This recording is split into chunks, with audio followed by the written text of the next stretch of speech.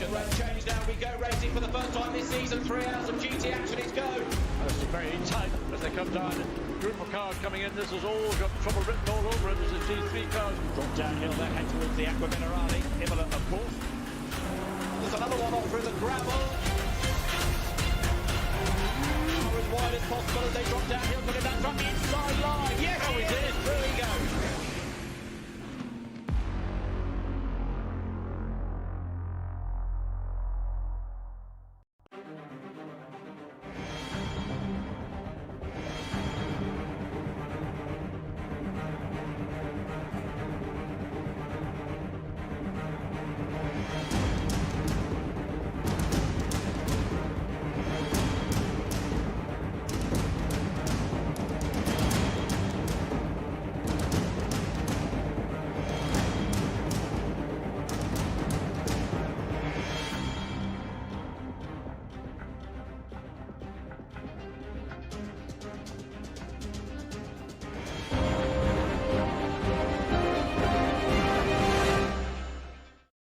Apex Online Racing is sponsored by Elgato, who created this lovely Stream Deck. For more information about the Stream Deck, the link is in the description below.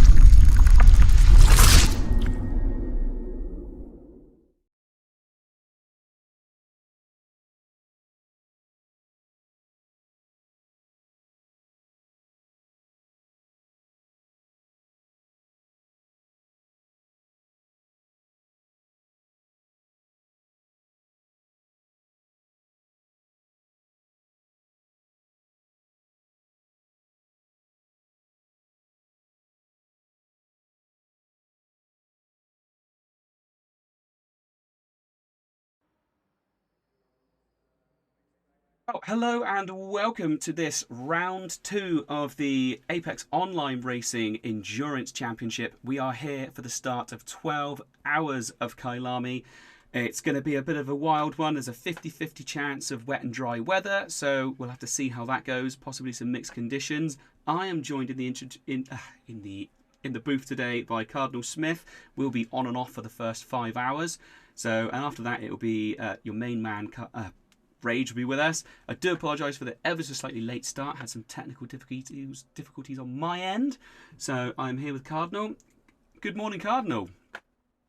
Good morning, Tim. How you doing? We're here at Kyalami. We've finally made it to the start here of the second round of the AOR Endurance League Championship.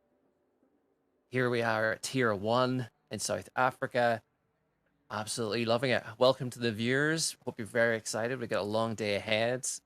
Beautiful weather for the start of this race, but as you mentioned, things may change. It's a little overcast out on track, but we've had our qualifying, we've had our super pole, thanks to Tim and Chinson for covering that, and I'm really looking forward to the start of this race. Yeah, fingers crossed it goes a little bit better than the previous race. we obviously saw some issues there last time on the opening lap at where was that to? That was Barcelona, wasn't it? There was a couple of issues, I think. Coming down. That's right. The start of the first ever endurance league race was a catastrophic one, certainly in Tier 1 for sure. Hopefully it's a clear start, but with the first stretch of corners in Kyalami, I'm not going to rule out anything just yet. As the cars will come down into the hard left-hand turn, and a few little weaves before we get onto our next straight, so it's going to be a hectic phase, that first few laps at least. We had to do a server restart here just for a few technical issues, as Tim mentioned, but we are all ready to go. We're 40 seconds off this outlap getting underway, and rubber on the track. Excited for the big long day ahead, Tim?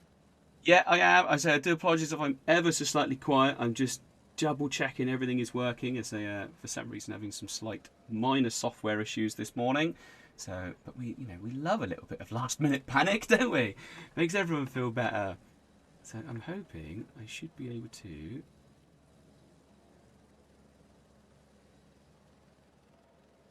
Should be able to get this up and running. So about to start their warm-up lap. So let's have a quick run through the grid if we can. So we've got Black Gold Saw on pole. Obviously we saw him putting in a really dominant time yesterday.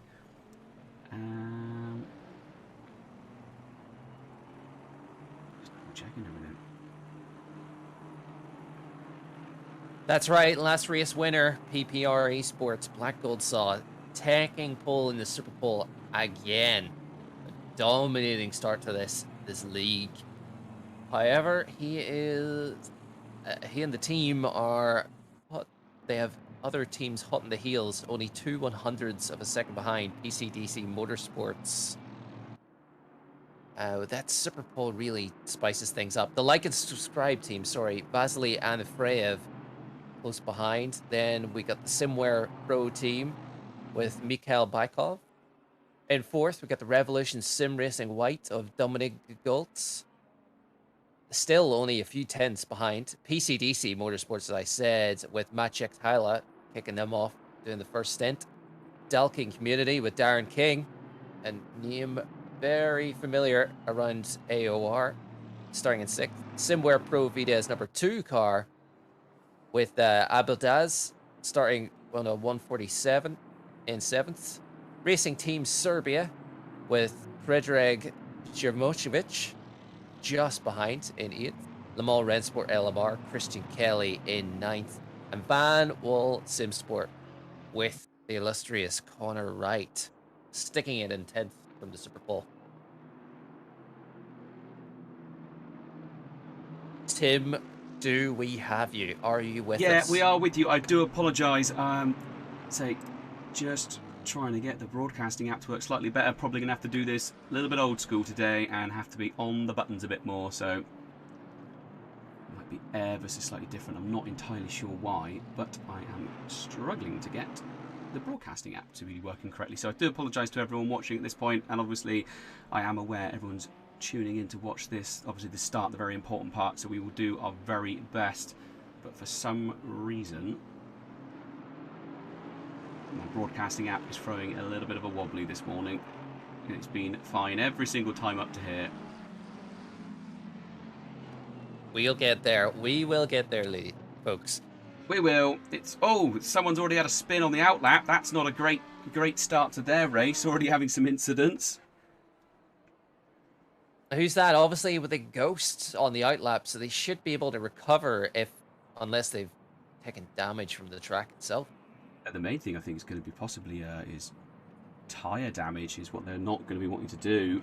Obviously if they've spun already, may have caused themselves some issues.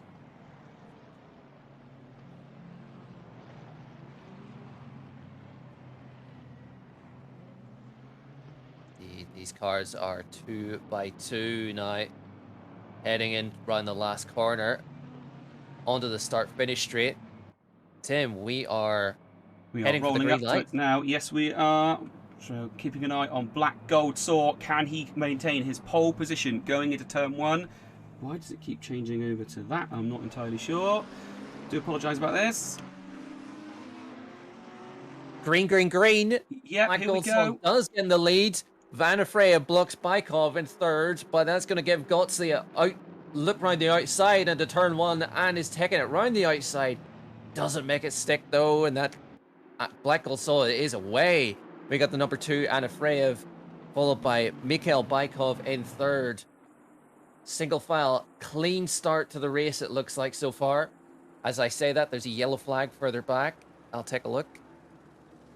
Yes, a Black Gold Saw really dominating it straight away, isn't he? He is well out in front already. We spoke about this with him in his post-Super Pole interview. His plan was to just get going full speed. We would say, unfortunately, we've had a few incidents further at the back.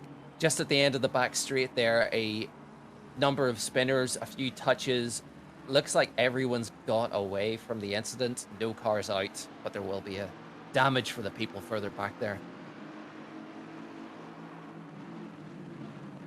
So just Didn't having quite catch the names of everyone caught up in that. It all happened pretty quickly. So we're having a little look on board at the moment, looking over the top of Vorman, racing for PCDC Motorsports, side by side. This is the battle for 13th place. Oh, a little bit of contact there. Little touch, and just ahead of that, we got, I guess, in 12th. Familiar name, and is that Born in 13th? Just with that, there's that famous Lamborghini livery just up ahead, and Linder. Oh, excellent run up here down into turn 1, showing the inside.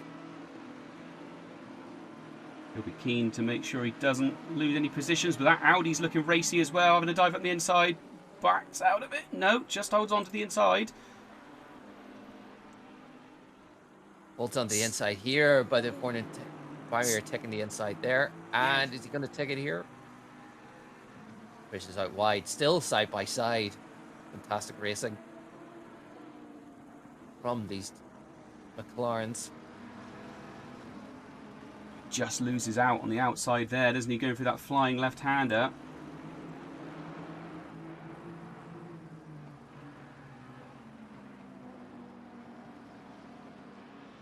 So looking at where we are, just a lap in.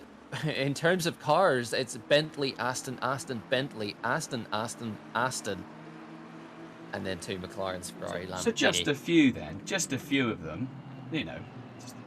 The big boy cars are out there and doing well, dominating the top 7 or 8. Just quickly jumping on board with our leader again, Black Goldsaw, who is pulling away like he said he wanted to. And then back down into second. So this is Ufrey. Sorry, Anafrey, I do apologise. And he is managing to hold on to second place, but being mobbed by Bykov. It looks like he gets a slightly better run there. Absolutely. You mentioned Black Goldsaw was building a lead. 2.2 seconds it's showing for me. And if that's a strategy, it's playing out perfectly. I guess Black Goldsaw has been, we proved to be the deciding factor at the last race, and it was those kind of distances that Black Gold could provide that gave a leeway during the pit stops and the strategies that allowed the other drivers in the team to just keep and hold of that positions. As you say, Anna Frey, with little train behind for second place, Bykov and Erbrich only 3/10 behind each other. Darren King on the tail end of that in the Aston, looking racy, looking to make up positions early while the opportunity's there. Just trying to have a quick look around the rest of the grid. What we are going to do is just a quick settings change. There we go. Right, so I'm going to have to keep a little bit of eye on the live timing to see how people's gaps are looking. If you can keep an eye on them as well, and we'll try and do our very best. Seeing a couple of people in the chat saying that custom liveries aren't working, but pretty sure they are. We've got the Meat Snacks car online at the moment. I mean, on screen, and that's definitely a not an in-game car. So as far as Tim, I have to step in. There are definitely custom liveries, but the Meat Snacks is actually an in-game optional choice. Is that an you in-game can choose optional to choice? race with your King's Meat Snacks. I genuinely did not know that, so there you go. I sound ridiculous. That was me saying it's all good. Let's have a little bit further down the field. Who are we going to look at? Let's jump on board with... Who's at the back of this pack? We got a tournament 2, Vinanovic in 13th. Just been overtaken by Valentin Barrier, or Valentin Barrier hanging on. Same battle we were looking at before, but it just back and forth between these racers. Sam Smeet's just behind it as well in the Audi. Still trying to look for a way past. I'm looking at it, and it looks like sorry, I'm trying to Why has it just changed to that? I do apologise. Let's go back to it. Like I said, having some technical issues on us for some reason today. 100% my fault. Feel free to throw the abuse my way. It has nothing to do with Apex Online Racing. It is something going on my end. Unless you have coded the issues, then I don't think you're to blame. Just you saying yourself, Tim, we got a long day ahead. Oh, we do have a long old day ahead, so fingers crossed it all goes well. I was trying to quickly say about it is Vidanonik, he's climbing his way up through the battle. He's in 14th at the moment, but he made his way, I'm sure he's made his way quite significantly up through, or he may have dropped back. But he definitely wasn't in this pack last time we jumped in with them. So going helicopter cam. Oh, there we go. A little bit of a dive up the inside there by Navarro. Doesn't quite make it work. He's a few cars back. In fact, we will jump back with him. We got a spinner. I was just following car 20 or position 22, Robert Vojoris, and coming out of the last bend, tapped on the rear end by Tom Vinny, now in 21st in the Ferrari. That'll probably have to go to the stewards. Tapped and spun, I'm afraid. It was Ukert. I mean, the only upside is they're going to have plenty of time to try and recover from this. But it's not what you want at this early stage. You're not going to be wanting to jump into the pits and be changing drivers or anything at this point, or even having to waste time on changing just any settings, changing tyres this early in the race. You're coming out mid-pack, you can be out of sequence. It can make it quite difficult. You could possibly be under blue flag orders for most of the race at that point, until the pits start rolling through. And I don't imagine we're going to see any pits until we're at least an hour into this race. So just jumped on board with 4th place, which is Urbish. Again, the PCDC Motorsport Bentley. It's got to be said, look at the timing screen. Black Gold Saw, 3 seconds ahead already. I mean, great effort. Can he maintain it for the full... Well, he's not racing the full 12 hours, but can the team maintain pole position? It'd be a pretty mean feat if, while they're on the lead lap, obviously pits are going to affect it ever so slightly, but if they can maintain dominance and be in first place pretty much the whole way, this could be pretty insane. Look, I mean, last time out we had 7 hours of Barcelona, 8 hours.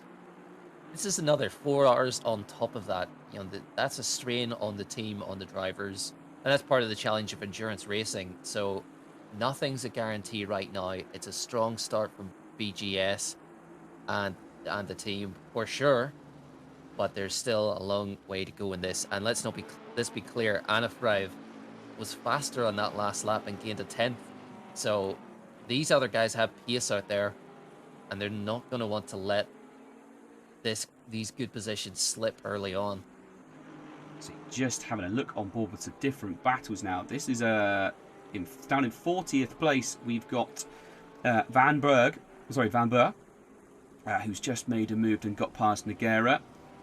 On Hotelalight, he is now actually up into 39th place. He just got past Theobald. So slowly making his way up through. According to the timing board, he's in 39th. But I'm not sure that's quite right, because there's a Bentley behind him. But it's not showing a Bentley behind him on the screen. Yes, it is. Do apologise. It definitely is showing a Bentley on the screen. I'm just blind, apparently. Oh, dearie me. It's going to be a long old day, isn't it? It's going to be a long day today, Cardinal. I can feel it in my bones. Feel it in my bones. Well, I tell you what, you're touching on some of the other drivers and the other races out there. We've got different classes racing today, obviously. As we will see, Sam Speets in 15th is leading the silver class. It's an Audi 1-2 right now, with Alvaras Mikas in 2nd place in the Beaver Grease Racing Audi team. What a fantastic team name, it has to be said. And Konstantin Volkov, 18th on track, 3rd in class in the Crazy Pile Racing team. So all top 3 pretty snug together with on the silver class, which would be good to see. Elsewhere in silver, from 4th place onwards and further down is 25th, and that is Oscar Saristo in the Chimp Racing 69 car. Nice. Nice. With Nice. 3 Porsches following up. Report Heiko and Sorkin. 5th, 6th, and 7th in the silver class. Lovely stuff. So just keeping a little bit of an eye there on that. As you said, Sam Smeets in 15th, our leading silver class driver. Someone who is in front of all the silver class drivers is T. Norman. And he is an AM driver and currently in 13th place. But he is the first non-pro driver on track at the moment. He's up there and he's not letting go at the back of these guys. No, and that's... Needless to say, for the AM driver to be up on 13th position on merit is unexpected and in no way unjustified, because they are all over the back of Valentin Barrier, who has had plenty of battles already we've seen so far in this race. I've just noticed Brandes Caracas just ahead of them though, following down the order just a little. Last time I checked wasn't 10th, certainly started higher than 10th. And Brian Linder has got past in that Nyan Cat Lamborghini. Yeah, it's definitely a distinctive car. You're not going to miss that. And I'm going to come out and say it. That's definitely a custom livery. If you tell me that's in-game, I will eat my shoe. I would love... Nobody needs a shoey this early on. No, not this early in the day. Maybe eating a shoe's a little bit too much to do. Just having a quick look at the YouTube chat for us. Where are we looking? I bet the last sausage curb is fun. Yes, that penultimate turn. I think towards the end of the race, especially when people are starting to get a bit tired, or towards the end of the stints. Oh, actually, Linda looks like he's about to lose a position. Caracas looking like he was trying to go up the inside, not quite able to make a move at the top of the hill there, though. Yeah, wouldn't be surprised if we see a couple of guys go spinning off there on that penultimate turn. Very easy to just turn in a little bit early. Once your tyres are warmed up, maybe the car just a bit low on fuel, turns in quicker than you expect. Super easy to overcook it, take too much inside curb, and you will just get spat out into the gravel on the outside. Have another look down through here. Car 29 didn't know if they brought enough drivers for this race, so I think it only had to be teams of 2, or is it 3? I can't remember off the top of my head. Oh, who is this into the pits? Black Old Saw. Black Old Saw in the pits. In the pits this early on? I mean, I'm not sure if something happened there, why he's in the pits, but yeah, Black Gold Saw already into the pits for some reason. I very much doubt that was a planned decision. I imagine something's gone on there. Perhaps You know what? Let me check the replays. Fantastic. I'll go take a look, just in case it is strategy. Just to also let you know that pit wall doesn't seem to be quite working.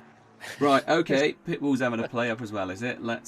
I can have a look at that at the same time. Not to worry.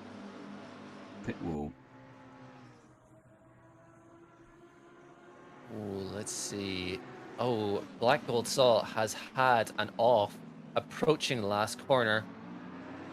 Hit the grass on the outside of the curb and smashed into the wall. But kept it going, but suffered quite substantial damage.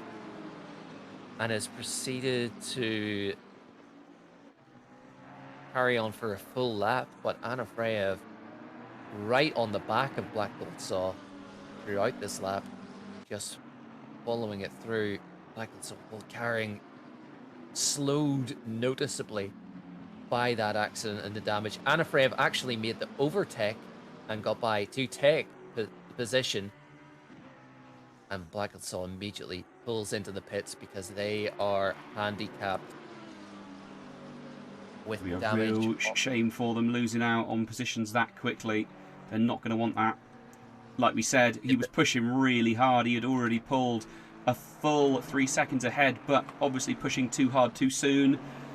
And that's a real shame. it's a real shame to see one. Obviously, the guy that came in, the team dominated the Super Pole last night with an absolutely fantastic. It was in the 140s, low 140s yesterday. Well, in fact, pretty much all of the Tier 2 drivers were, and Tier 1 drivers, sorry. Yeah, it was some pretty daunting stuff to watch, to be fair.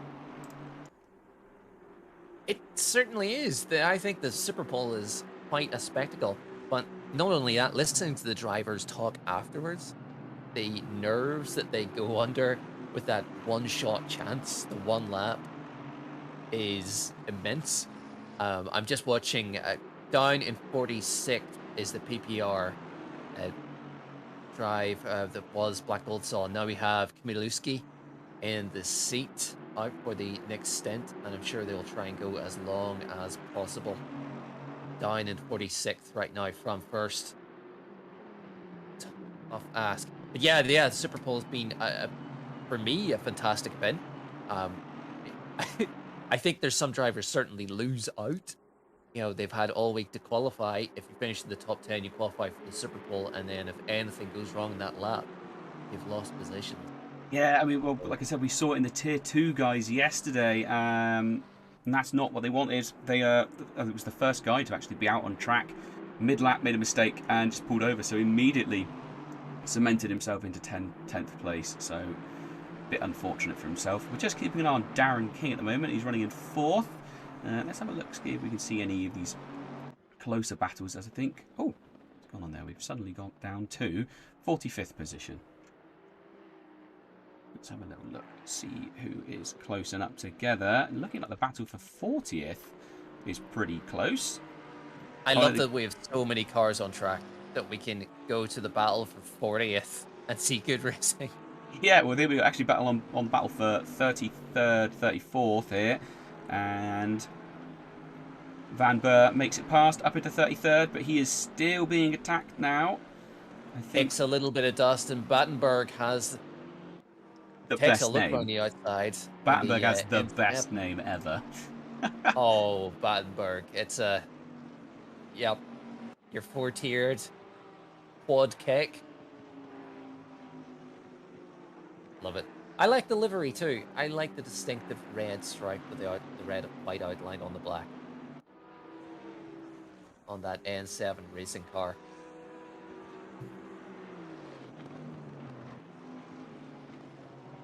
Battenberg also teammates with Robin Moe, who is a very fast driver. So the N7 team have a lot of pace about them. They'll be looking to make it up the silver class ranks. And certainly if the Van Burra, I guess, as that sort of pro class right now, out of position down at 33rd. And looking to make up a few more positions, as well as they're right on the back of car number 55, Igor 55. There is a driver who absolutely wanted to guarantee that number for themselves. They've committed to the 55 brand, the Carlos Sainz, the Jimmy Chadwick.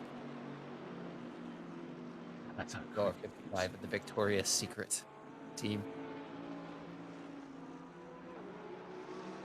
What position are they running in, Cardinal? Let's grab them up on the screen.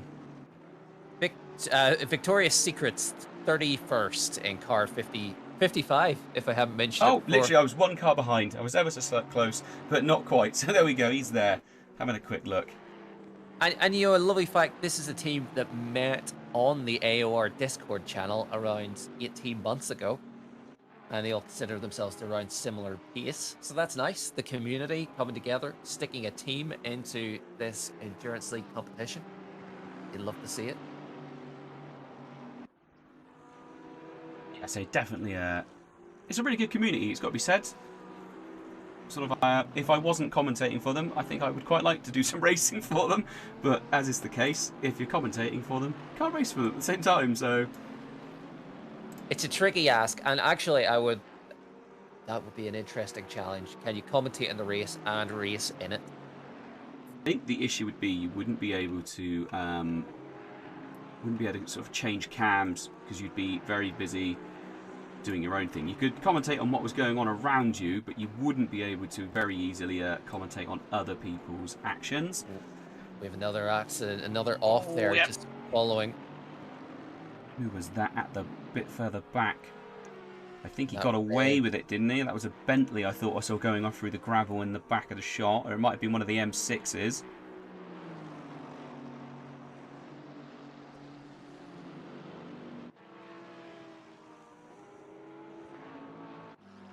I'm not too sure. There we go. So just for a quick one, jumped on board with Matthias Bogers for the Tempesto Motorsport. And I think he's in our only, oh no, about to say one of the only BMWs. I think it's one of 2 BMWs. So nice to still see the BMWs out on track.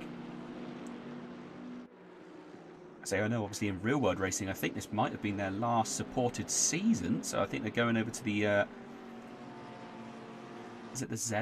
Well, I say the Z4, but it was the new 2-seater. Oh, and who was that in front of him? That one of the that GTR getting a bit squirrely. I think he's running out of order. Oh, and someone off as well. Yellow flags in the S's. Not sure who that was. Oh, there's the N7 car, the Rennie Battenberg. Just off the track too. Losing out in a couple of positions, but just holding into 35th right now.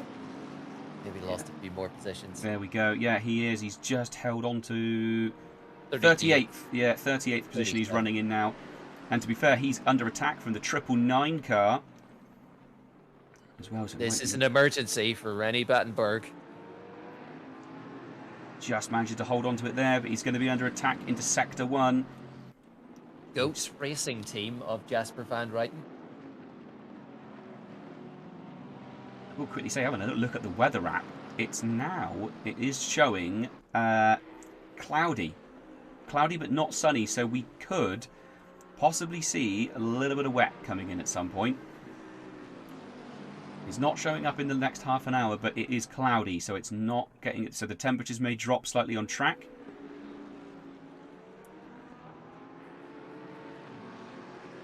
Just looking at chat, we have Jay. We are at number 29. Want a good result this time. We were P12 in Barca with 4 minutes to go, and we had a disconnect and finished P29. Wow, that's a real affinity for the number 29. I'm hoping you break the 29 curse, Jay, and we can see the team rise further up today. Certainly, more people starting to have a few accidents. I wonder, Tim, you mentioned the clouds, the temperature, our conditions starting to change out there from the pretty good conditions we started with. But yeah, there is the possibility that obviously that as it gets colder, depending on, I mean, it's 11:30 a.m. in game, so I mean, you would think that because of the time of day, it should keep warming up. But as we said, no sun, so there's a high possibility that this could go slightly wrong. Who is that? So Jay, he's in P11 now, apparently. So let's have a quick jump on board with them. Oh, P11? That's a jump. Let's go. That's a big old jump up the order. So let's jump on board with them. Teal Vornum in the PCDC Motorsports. Oh, yes, it was. Okay, yeah, we were having a little look to get them earlier on. It's got to be said, quite like the car in front of them as well. The who is that? Is Barrier, who is driving in front of them. They've got a big spooky ghost on the side of the car. Very fitting for this time of year. Someone's probably going to tell me it's not a spooky ghost and it's something else, but as far as I'm concerned, that looks like a big spooky ghost. Lovely design there on that car. I think you're right that the whole Valentine Barrier's car. Sorry, I looked at the team name and tried to speak at the same time. Desperate Measures Armamentario. Car 678. Currently running in P10, but Vornum. I'm glad you said that last word last, because to be honest, I read it as Amaretto, but it definitely isn't Amaretto. It is Armamentario. So I'm glad someone has said it out loud, so I feel slightly more confident when I say it. Desperate Measures doing well in P10, huh? Yeah, I think it'll probably be that towards the end of the race. It will be just desperate measures. I do apologise. I've obviously, like I said, we had some technical issues about 25 minutes into the race. For some reason, the broadcast app and pit wall or pit link, for some reason, will not communicate.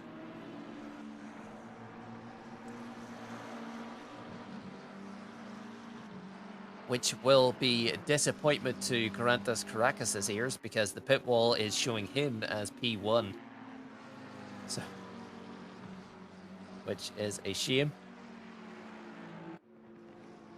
I say so. I do obviously apologise if the quality is not quite as normal. So not sure what's gone on here. It was something during the server reset has messed up some settings on my end, possibly, but obviously I'd have to take the stream down to mess with everything. So battling on for now. So I do apologise if it's a little bit more clunky than normal. Rage will be here after 5 o'clock, and he will show you all how it's done.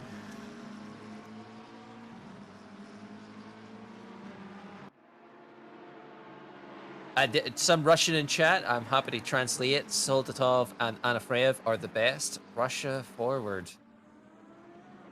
Some Russian fans in chat. Good to see.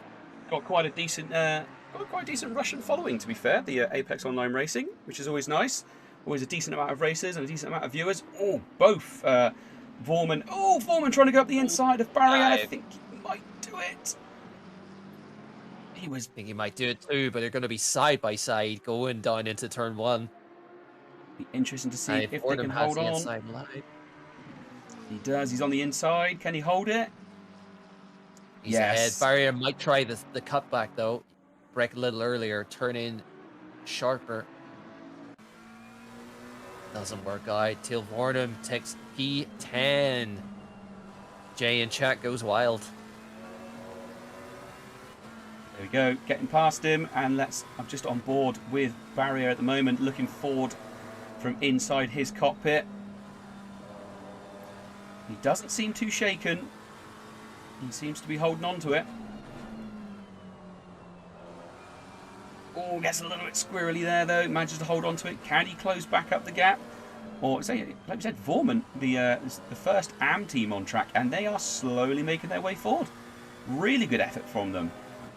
Nearly half an hour of the race gone so far, and only one, I think, I've only seen one person retreat to the pit, and sadly that was our man on pole, Black Gold Saw, so I imagine the Black Gold Saw fans were in despair at that time. Yeah, perhaps we'll hear from the PDCT, or PDR Motorsports team throughout this, and we'll learn about what happened, unfortunately, but there's a long way to go, and I don't believe there's any chance that this entire 12-hour race will go smoothly for every single car. No, the likelihood of that is pretty slim, it's got to be said.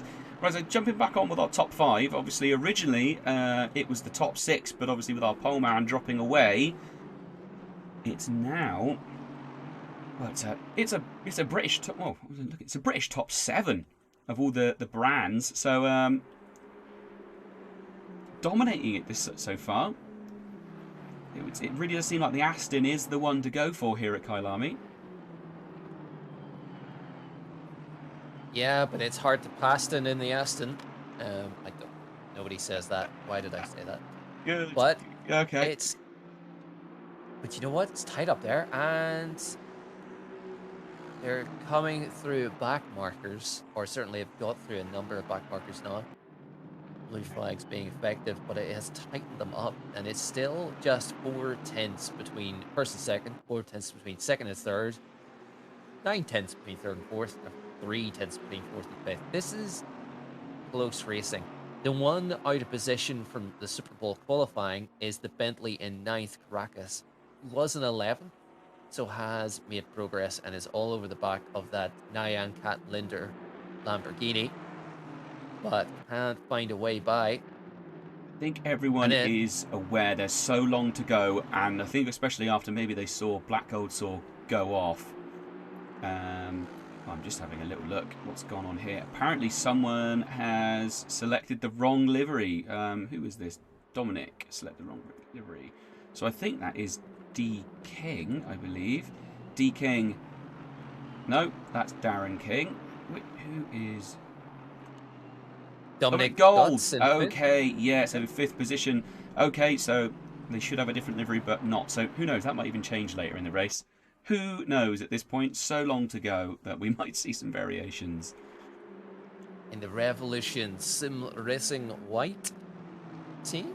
At least it's the right colour. It is white still, so that's a bonus. Indeed, indeed. Not by course. Okay, overall, but and still in 5th, so a great race so far. Yeah, as you say, at least it's white. Yeah. The Revolution Racing White team, so Just symmetrically it adds up. having a quick look on track now, on board with Bastian Linder in the Pace Hub, as in Nyan Cat Lamborghini, and they look like they're coming up on a back marker. They've got a GTR in front of them, and Caracas will be looking to probably try and take advantage of that as he is on the back of Linder. And it looks like they're reeling that GTR in reasonably quickly.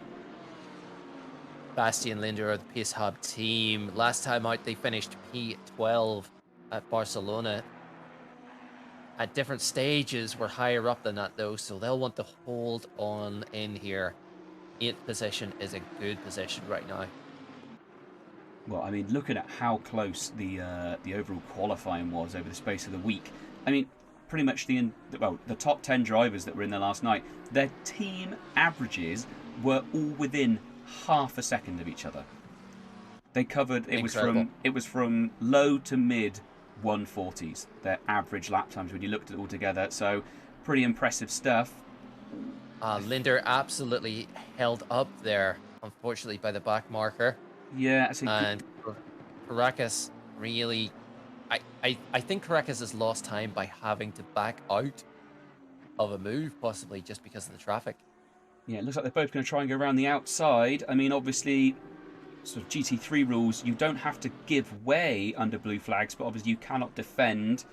I think Caracas looked like he was a little bit annoyed about that, didn't he? You could tell he was probably thinking to himself, come on, I'm battling for position here, I'm in the top 10. But nothing wrong with what was happening really there. I mean, so down in Turn 1, not a massive amount of places you can go without completely dropping off the racing line and slowing down to let someone pass. So I kind of feel like that was reasonably sensible. But yeah, it has it's given Linder a little bit of breathing room, hasn't it? Just a tad. Sure has. We have, just looking at what was our previous race leader, 43rd, the #1 car, PPR Esports. Certainly has gained another position past Bilchinski in 44th, the AM driver, but 9 seconds off Nagura in 42nd.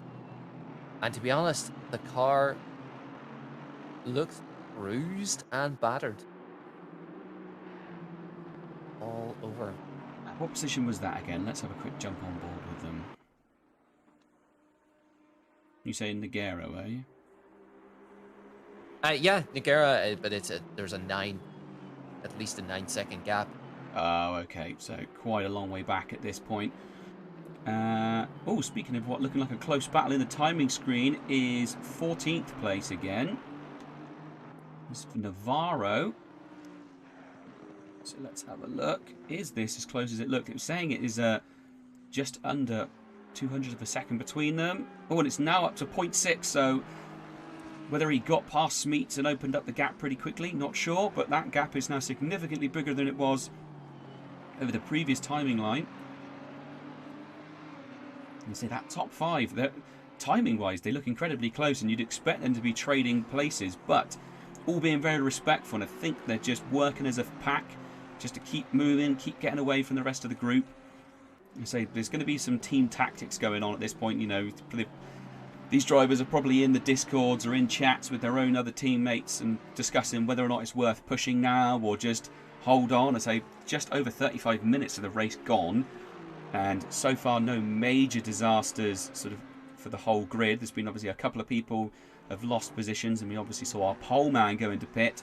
But so far, so good for the overall race.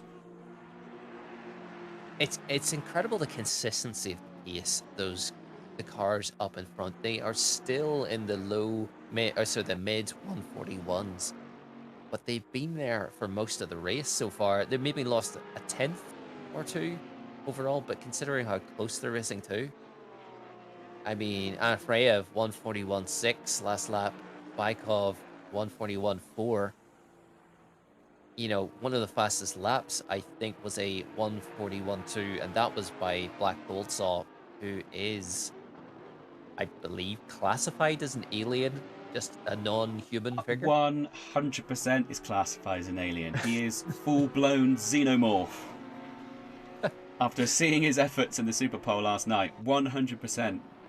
Whether you want to say xenomorph, predator, one of the weird aliens from Mars Attacks, whatever you want, one of those. He definitely is. On the battle now for, this is about for 30th place. So this is Wirtz versus, I want to say, Majoras. And he's lost the position. The Audi goes through. And it'll be interesting to see if he can catch up with the back of Dyer, who is up in front. I think these two have made their way through quite quickly. Minton Racing, where is BGS? Has he given himself a handicap? No, he hadn't. He's had an incident. He went off. So he had to go into the pits. So he was doing really well, about 3.5 seconds in front of everyone. He started on pole, but yeah, obviously he made a mistake at some point quite early in the race. So actually, what position is he running in now? I presume he's probably pretty close to the back of the pack still after having to pit. Yeah, 43rd right now. Right. 43rd. Adam Chulinski doing what they can from back there, setting, you know, consistent times. 141.4 is consistent with the race leaders, so there's no doubt about it. They, you know, in the last couple of laps, they've gained 6 seconds on 40 seconds, so out of position and way faster than quite a lot of the cars in front. It'd be good to see the fight though over the 12 hours. Just having a drive through the field. The battle for 26th place. So this is Van Ber versus Ellis. Ellis really putting some pressure on, looking over the rear wing now of Van Berg's Bentley. Great big Shazoo written across it. Yes, Shazoo. Team Shazoo Endurance. Shazoo Endurance team. And looks like he's slightly pulling away from him in Sector 1. I said they were very, very close through Sector 3 just a moment ago. Went a little bit wide there from Ellis in the background, but keeps it together. I see the Bentley very good at eating curbs. Shazoo Endurance Racing Team were doing very well at Barcelona last time out, but unfortunately DNF. So any result here is going to be positive. Yeah, got a bit further to go, but oh, quite for sure. Quite significantly further to go, but down through on Sorokin in that Porsche. Done. That's a good quality move, and Ellis behind will look to emulate that exact move in the other Bentley. And it'd be done. That Porsche though is trying to find a gap where it can squeeze back through. Not sure it's going to be able to. I mean, it got monstered at the top of the hill just a moment ago.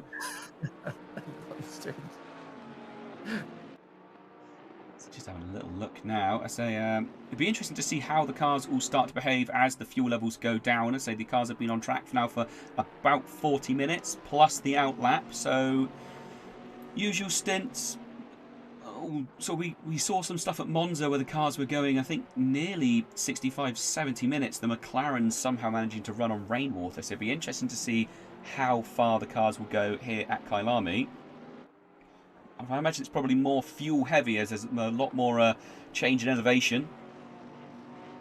That was interesting. I recall that Monza race completely flooded out, and the McLarens just looked like they were recycling the water from the track into the engine and just powering on with that. But you're right. No, go ahead. No, I say it's hybrid technology. It's just it's slightly different than everyone expected. No one expected them to run on rainwater. Yeah, and just a point as we look at Vanbrugh, who's got past Sorkin here. Next up the field is Heiko, who is a prominent member of the AOR racing community and doing well in 24th, all over the back of Jubil, silver on Pro Racing. It'd be interesting to see how Debrille's tyres last, because he was the car that we saw spinning during the outlap. So I think just got a little bit too much on it. Sort of, The Forza Italia.pl. Mm. And the most Italian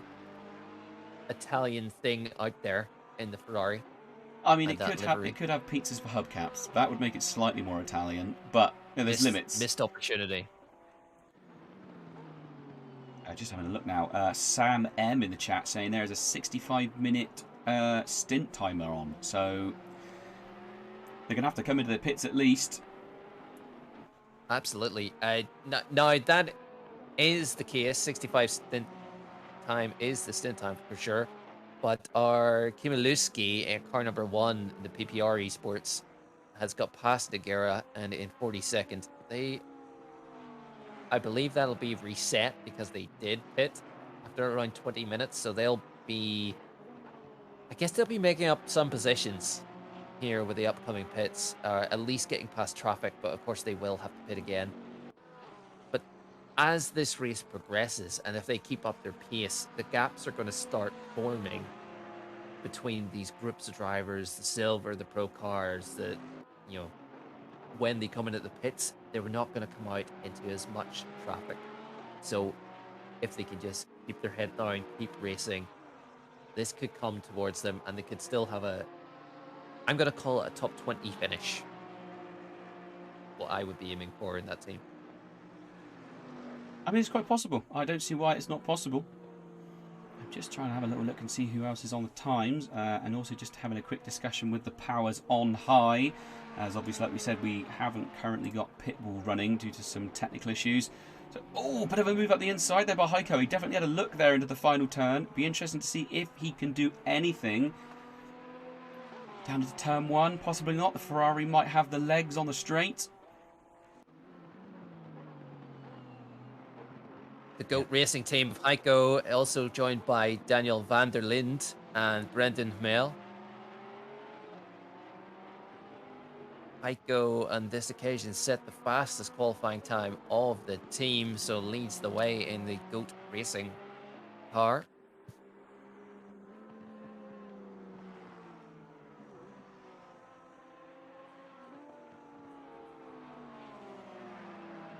They decided to race the Porsche as their choice, as Fitzsimon, one of the other commentators from the from the Formula One, messaged the other drivers saying we are driving the Porsche, and everyone agreed.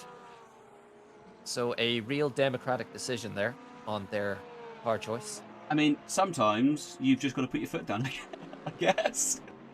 I mean, if that's what he wants to drive, I mean, fair enough. I mean, I'd like to finish a race, so that's why I don't use the Porsche personally, as I am nowhere near skilled enough to be able to put that together. Well, but working out for them, the GOAT Racing team 18th last time out, GOAT Racing number 3, but they didn't have Heiko on board. It was just Hmel and van der Linde by themselves for the 8Rs. One more driver to cover those extra 4, huh?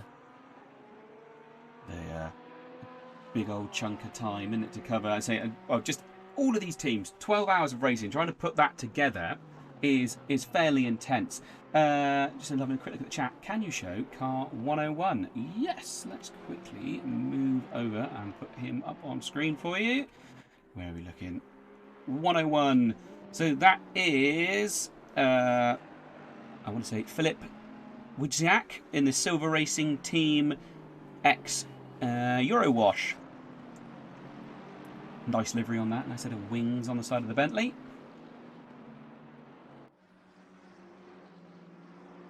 Lovely stuff.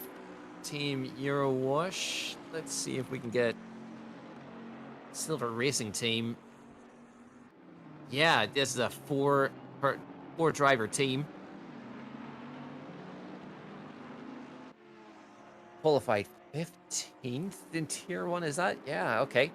So we got Philip here, nickname F1FI or something like that. Yeah. I think most of the teams from Poland, and they are an experienced AOR racing community member, racing in Season 7 of the GT3 League. And actually had a second place finish during that league. And that was at Barcelona, so... Oh, it looks like sorry, can't say the word out loud. Witzak is under attack now, though, from Saristo. Certainly are down in turn 1. Saristo. That almost looked like a look up the inside then, didn't it? Again, looking over that rear wing. Risto and the Chimp Racing team.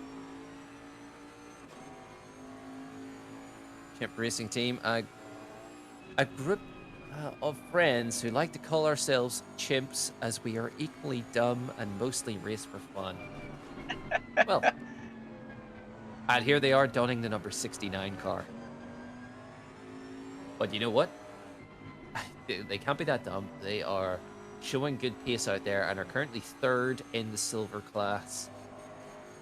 And putting a lot of heat on Witzak here for 19th place. What I'm going to say is, they may be describing themselves as like silly monkeys, but as we saw in one of those space films, monkeys took over the world in a different timeline. So technically still aliens. I'm going to come out and say it, still aliens. Absolutely. Are they like me and you? I can't remember what film that was. Oh no, they are much better than me. Are you talking about Planet of the Apes? That's the one. Something with time and different universes and such. You knew what I meant. Well, that's the important thing, is you knew what I meant, even if it didn't sound very obvious. Excellent, excellent. They chose the Bentley as they did not know how to drive any of the cars fast, as we are equally slow in many ways.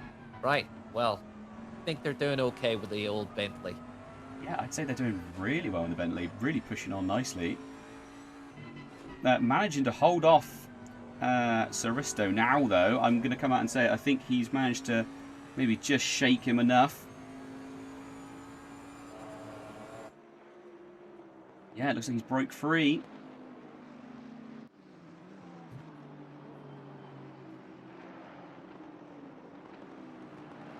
Chip Games, hello, how you doing?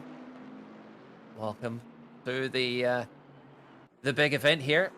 And speaking of big event, we are 10 minutes off our first hour into the race of many, of 12. And that will, of course, mean these teams will all be looking at their tire pressures, their fuel, and what they need to do for the pit stops. So, because in 15 minutes' time is the deadline for pitting. They'll want to go as late as possible, I'm sure, for strategy, because the later you leave it, the less chance you're going to have to make an extra pit stop and get an advantage of the cars around you. But at the same time, it could be a busy pit lane, right? It could be... I was about to say, yeah, sometimes it's almost better to maybe come in slightly earlier. I mean, come in slightly earlier, and then at least you don't have a busy pit lane. It can be very difficult spotting your pit box if your pit box is surrounded by other cars. Plus, you're going to be coming out around more cars on cold tyres, much higher chance of having an incident. There's almost, do you go in a little bit early and hope to possibly be able to cut past?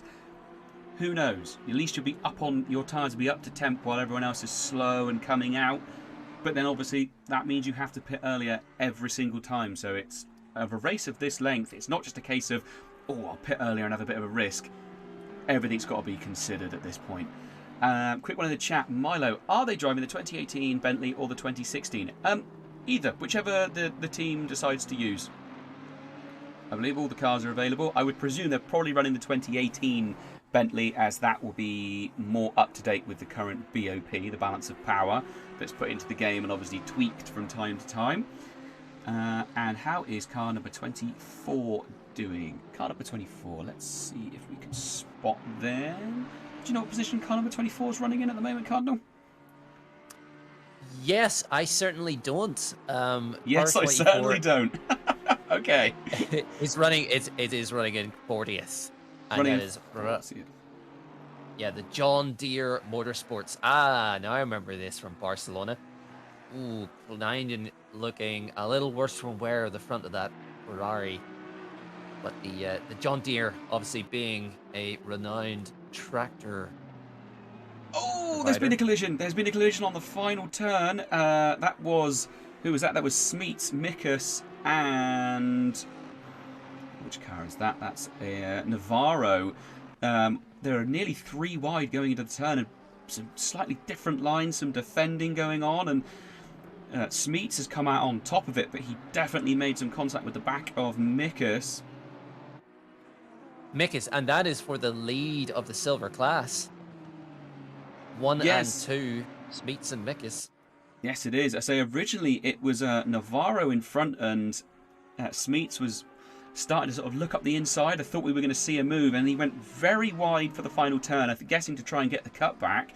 While that was happening, Mikus dived up the inside on the brakes, got past Smeets, but as they then obviously swung back across for the apex, there was a little bit of collision. They all managed to get out of it reasonably unscathed, but Smeets has definitely come out on top with that one.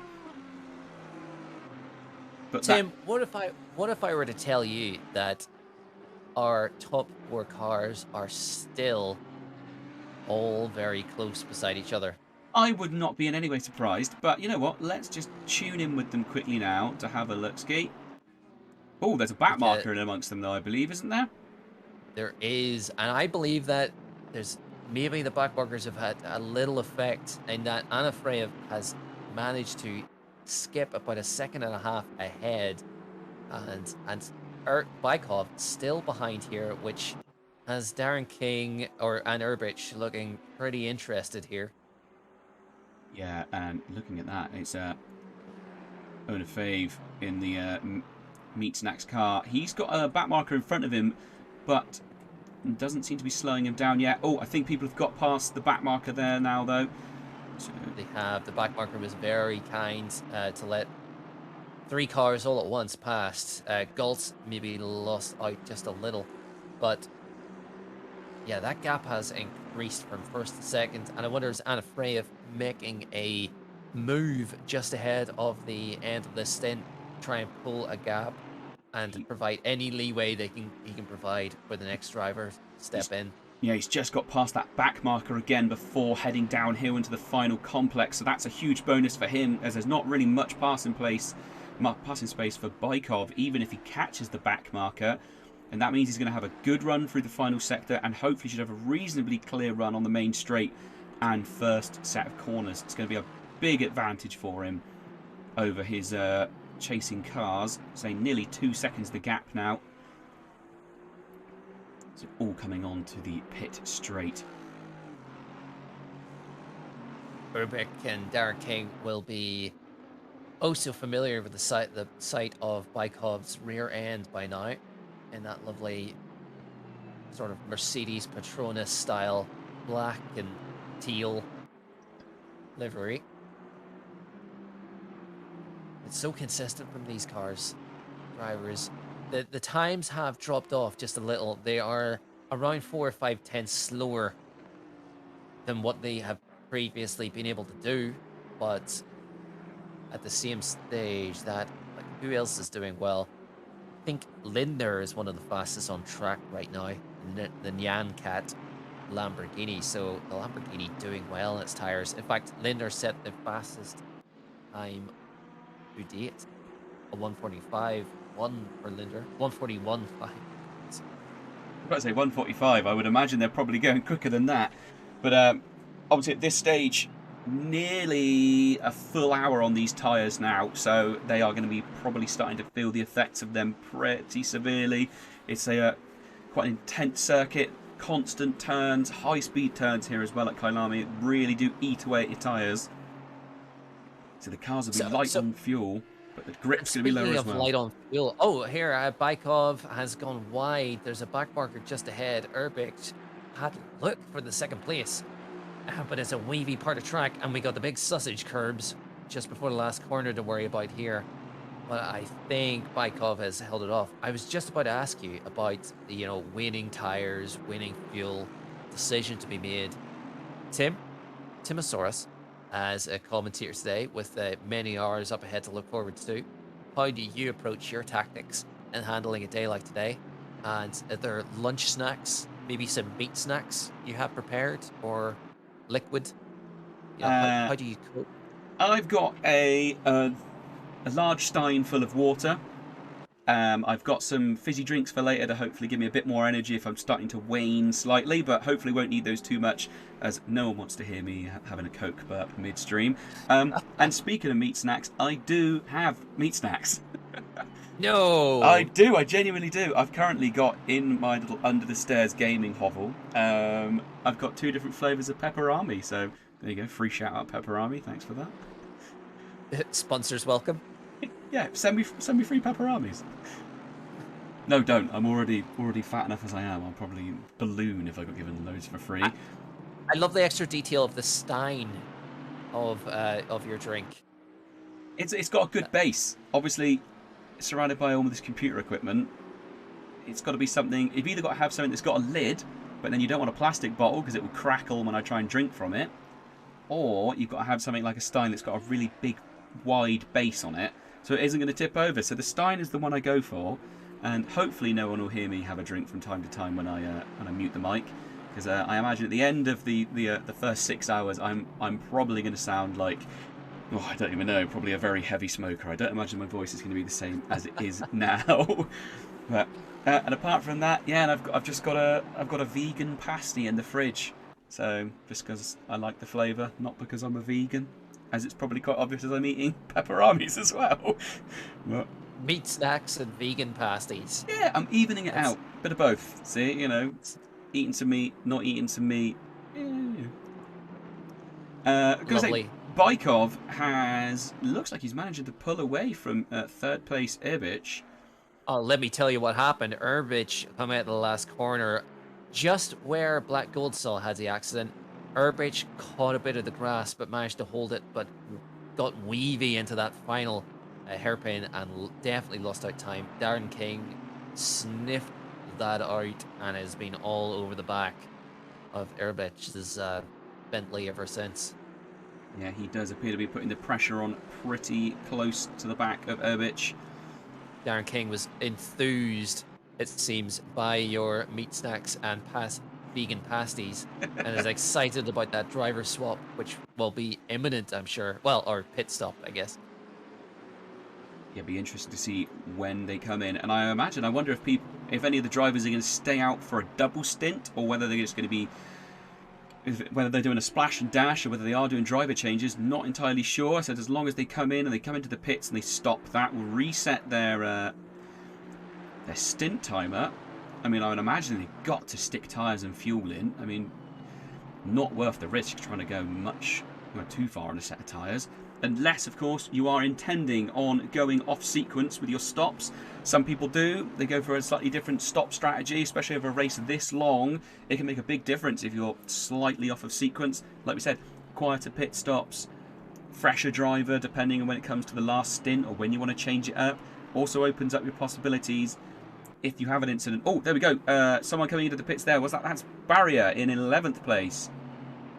He's into the pits. Yeah, So, we might start seeing a bit of an exodus off the track and into the pit lane now. and again, yeah, who is this? That is 13th place. Vidanik was in as well. Sorry, Vidanonik. I do apologise. Reading some of the names as they move around on the timing screen can sometimes be a little bit of a challenge. Halfway through reading a word and suddenly it changes. But those guys, the first to come into the pits on what I'm presuming is a planned stop. Absolutely. Let me Looking just... like Vorman is really close to someone. Who have we got there? So this is Till Vorman in the PDC, so PCDC Motorsport. Still there with Caracas running in 10th. The time board was showing 0.1 between them. I think it's maybe opened up ever so slightly. I think some back markers up the road as well. Our race leader, Anna Frev, opting to stay out for another lap or two, but at least 3 back markers ahead. So, Vasily, the M2 competition car, could lose some time out of this track, but at the same time, 2.5 seconds out.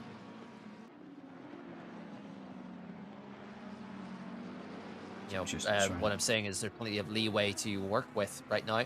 We got our first pit, Urbich. Okay, so he is into the pits. He was right up there at the front, wasn't he, for a little while. So let's see how this works. And look, there we go. We've got first couple of drivers coming out the pits as well. So now we're going to really start seeing a mix of cars coming out on cold tyres, mixing in with guys that are got possibly worn tyres, but they are fully up to speed. Oh yeah, we got a little bit of... I wonder if Urbich pitting now is going to trigger the pitting of the rest of the top 5. Quite possibly.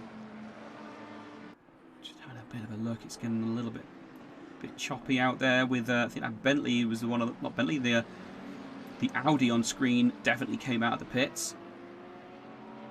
And you can see already that obviously the cold tyres just not able to compete with these cars that are fully up to speed, you know, low fuel warmed tyres, even though they are obviously worn tyres, but they are up to temp. That's the big issue, because you can't push too hard on cold tyres, otherwise one, you'll crash, and two, you'll set them into a graining phase pretty early, and that's not what you want towards the end of your stint.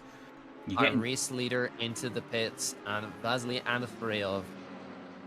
Oh, sorry, and cut you off. King as well. Yeah, no worries. We thought it might happen. Urbich has gone a lap earlier and has triggered the pits. Is Urbich going to jump some guys? Is the undercut effective here? It's only 1 lap, full tires. But if it's a splash and dash, you know, it's worth it. Worth a try. Trying to see if we can see how far he goes back. Trying to get on board with Baikov and say, having to do the other style of scrolling through the numbers. It takes a little while to get to them sometimes. Come on. Car number 1 on pole. There it was. Baikov. Okay, so let's see how far he can get round. Currently running reasonably clean, but like I say, it looks like he might have some slower cars in front of him now. So if he was hanging on till late to pit, it might have backfired on him as he is coming up on back markers. That's the problem. Cold tires and back markers is not a great combination. Well, Baikov is, at least, so obviously he's still out on hots, so this is a mixture of pitted guys and non-pitted guys. But to be fair, most of the field in now, a massive chunk of people in the pits.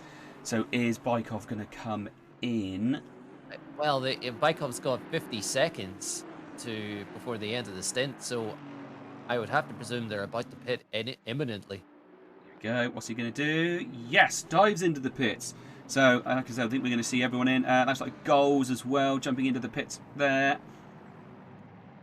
So, unsurprising to see so many people diving in at the last moment. I think that's impressive work by the Simware Pro team, by Videz team, just to time that just down to the last 20 seconds of how they're able to pit. Whereas most teams have already completed their pit. Let's see if it actually works out for them. What position they come out of. The number 126 car. I'm just trying to work out who is going to be our leading car. It's looking like it is... Well, of that leading pack, obviously we saw King come in slightly earlier on the pits, didn't we? Yeah, Zoltatov. Oh no, it's the driver change, isn't it? Oh, there's an accident. Oh yeah, final turn, accident there. It's the Meat Snacks car. 911 is coming past the pit, so I think he is going to maintain that position. They've had a driver change. That is now, Soldatov now on the driver's seat. So not going for a double stint straight away. Obviously deciding to let everyone have a little go in the car. But Soldatov in the Meat Snacks or the And M2. Bykov has come out as well. Just Soldatov was passing Bykov just as they were exiting the pit lane. So a 2.9 second gap is now 1 point. Sorry, no, there's gults in between. It's 3 seconds now. So, or 2.6. It's roughly the same. But Yeah. Darren King in third. So Urbich hitting early. Was that car 13? PCDC Motorsports. Seems to Or have... was that? Oh no, or was that car number 2? I've lost track. It was car Abeladze is maybe in that car right now. Down in 6th. What I'm trying to say here is the undercut, cold tires, back markers. Yeah, third to 6th. Yeah, hasn't quite worked out. Bit of a shame, but like I said, they've still got just under 11 hours to make up the difference. And now looking at in-game, it is 12:15. It is still looking like it's just cloudy for the foreseeable future.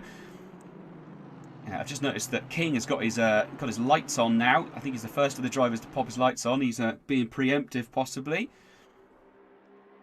Safety first. Always The safety Del first. King team. But Bykov hasn't lost any positions, but has definitely lost some on-track time. So he's probably going to be a little bit disappointed with how that's gone. For sure. And both Bykov and King opting to do another stint for their team. So strong starts. They'll be tired after this next hour and 5 minutes. Sure. I would say, unless they are going to try and go off strategy and they're only doing an extra half an hour possibly just to get themselves off the same line. You do see it sometimes, but going to be risky. It's going to be very risky.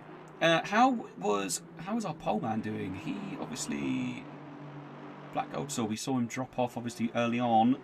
I'm not sure where he's running in the race now. I'm trying to remember his racing number off the top of my head. Which I should have somewhere here. Number 1. Was it? It was car number 1, was it? Yep. Down in 21st. Okay, so he's made some fairly decent positions there, because obviously at one point he was right at the back, wasn't he, from early on in the race. So he's obviously battling his way back up through.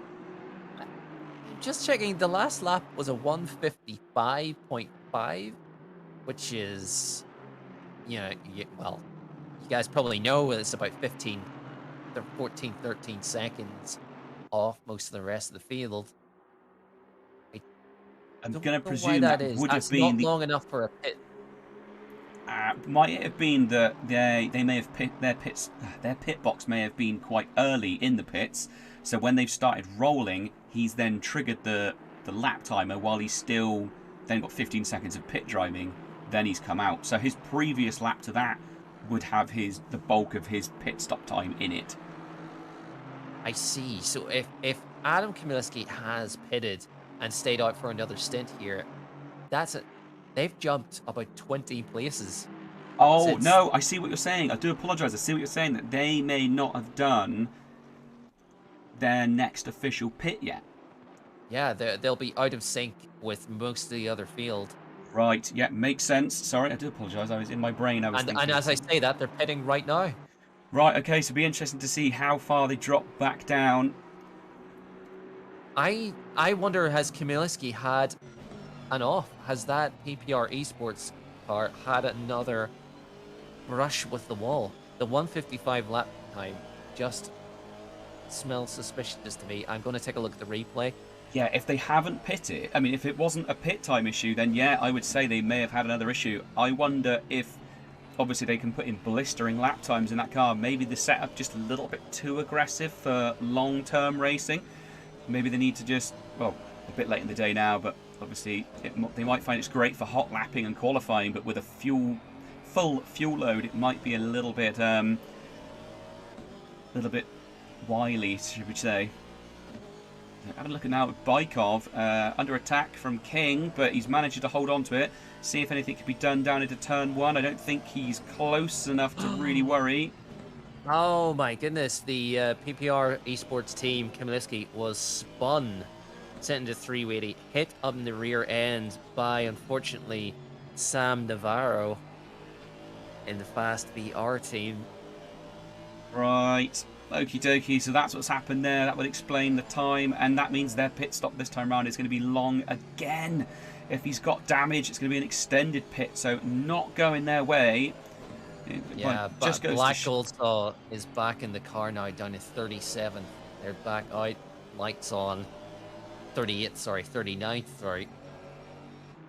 All to do all over again. That's such a shame. Like we said, we saw them doing really well earlier on in the Super Pole yesterday, so shame to see them dropping off. This battle for second place still heating up. It's I was about to say it's Aston versus Aston, but it is Aston versus Aston versus Aston versus Aston. There's quite a few of them. Goals still managing to hold on to 4th place at the moment.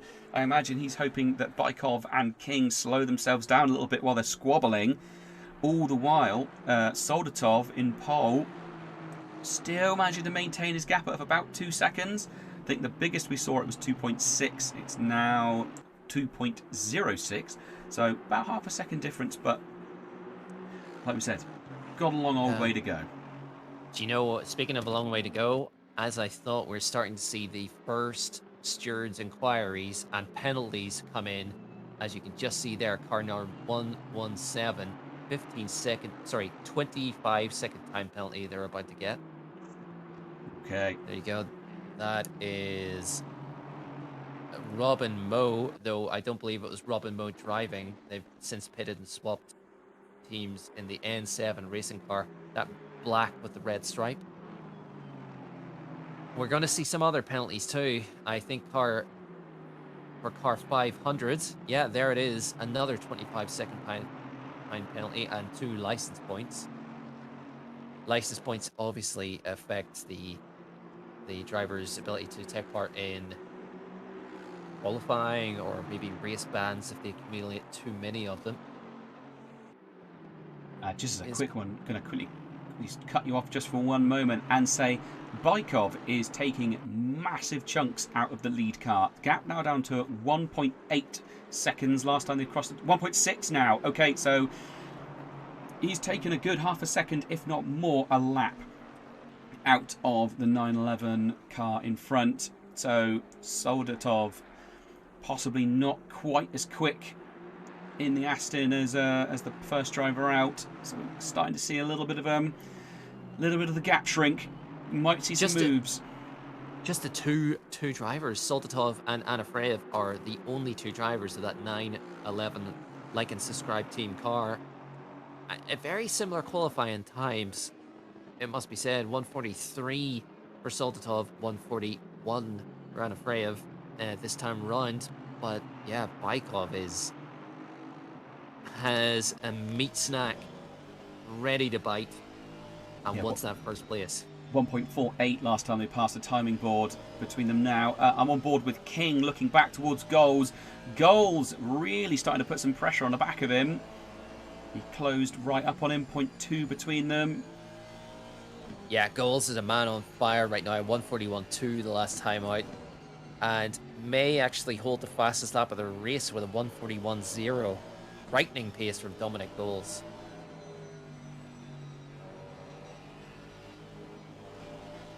And looks like we have our first car out of the competition as well today. 612, Mikael Rejga.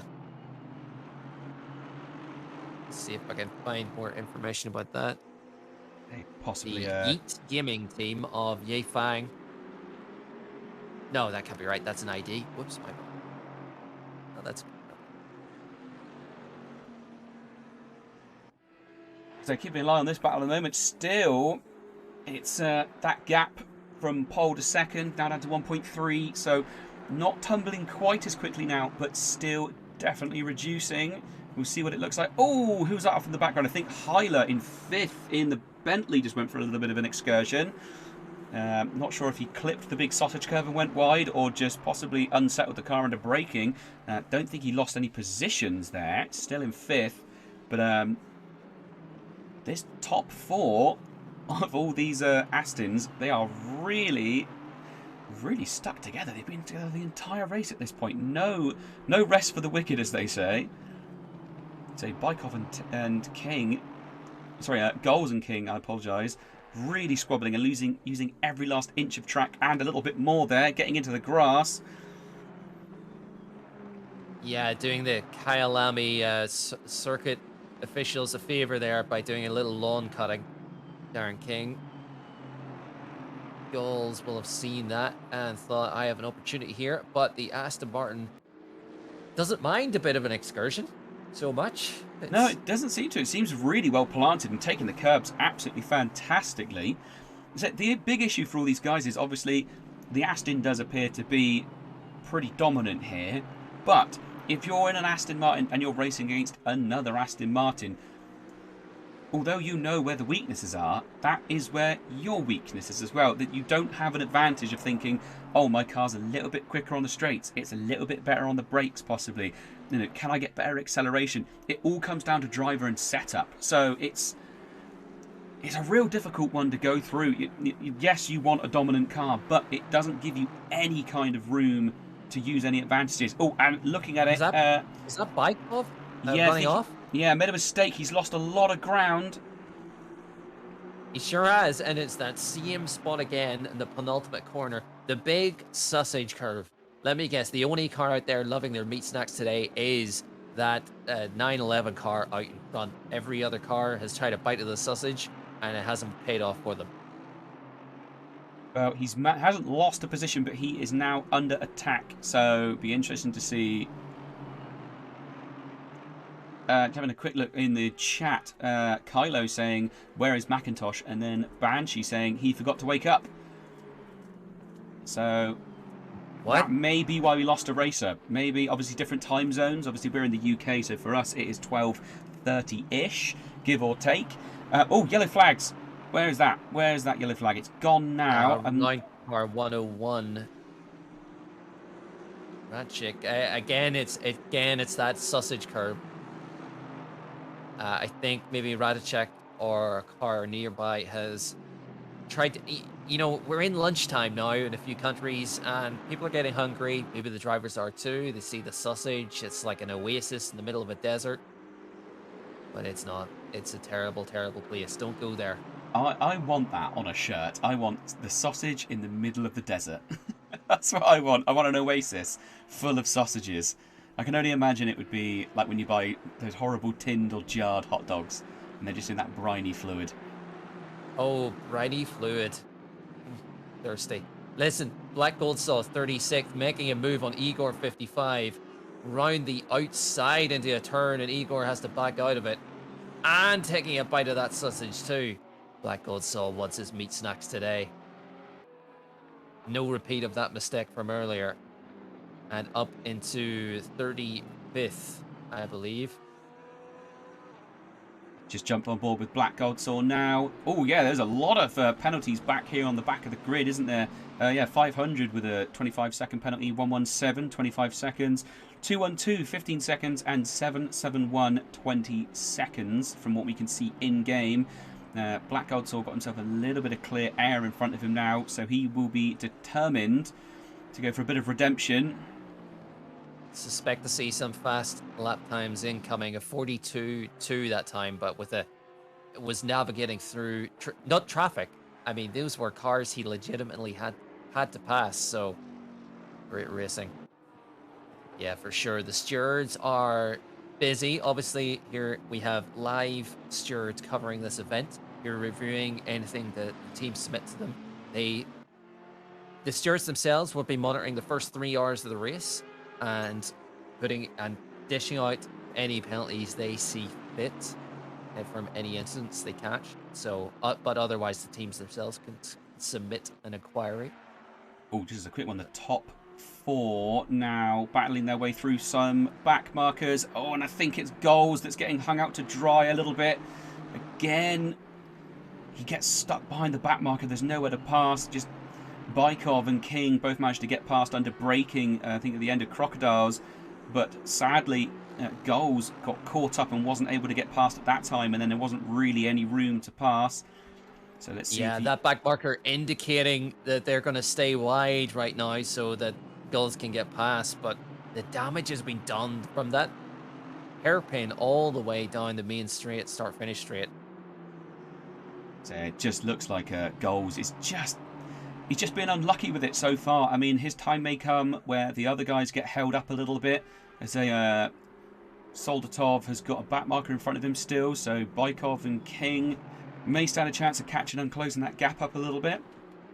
So down to 1.5, so the time is no longer reducing quite so much, so maybe it just took Soldatov a little bit longer to get used to the car. Obviously, he had guys that have been hammering these cars around the circuit in these conditions for a full hour, chasing him down, so it's always daunting getting in the car and having to be 100% on it straight away after a driver swap. I know I've done it before, where you jump in the car and you're all excited to do your first flying lap and you immediately make a mistake because you're just not used to it quite yet. Absolutely, and by some distance, Black Gold Saw is the fastest man on track, which I expect. Black Gold Saw is very fast, but the distance, the Soldatov, Bykov, all 142 zeros, which is quite some way off, and I wonder has the track changed a little. We have Hyla and Abadazi in 5th and 6th doing 141.7s, 3/10 faster than the leaders. This group could bunch back together again. I suspect if 5th and 6th are going faster, they are going to. It's going to be a bit of a train right now behind King, but yeah, King was right on the back of Bykov as well. It's going to be. This could be a fascinating stint. I think some of the driver changes mix things up again, and especially with the added pressure of traffic, as we're about to see Bykov approach and starting to flash one of the blue flag cars there. Who is that on track? Let me try and find out for us. Work out what car that is. It's kind of a 14, one of the GTRs. Yeah, there we go. Look, Goals managing to catch right back up with him. It's actually worked slightly in his favour. Although, is he going to be all right down through here? The S's. A Fang in the car number 27. Oh, Goals losing out again there. Such a shame. He keeps just falling on the back markers at the exact wrong time. And Goals, he was right on the back of King, and just the back marker had nowhere to go. Obviously, coming down through the S's, you know, couldn't stay off the racing line all the time, so had to go.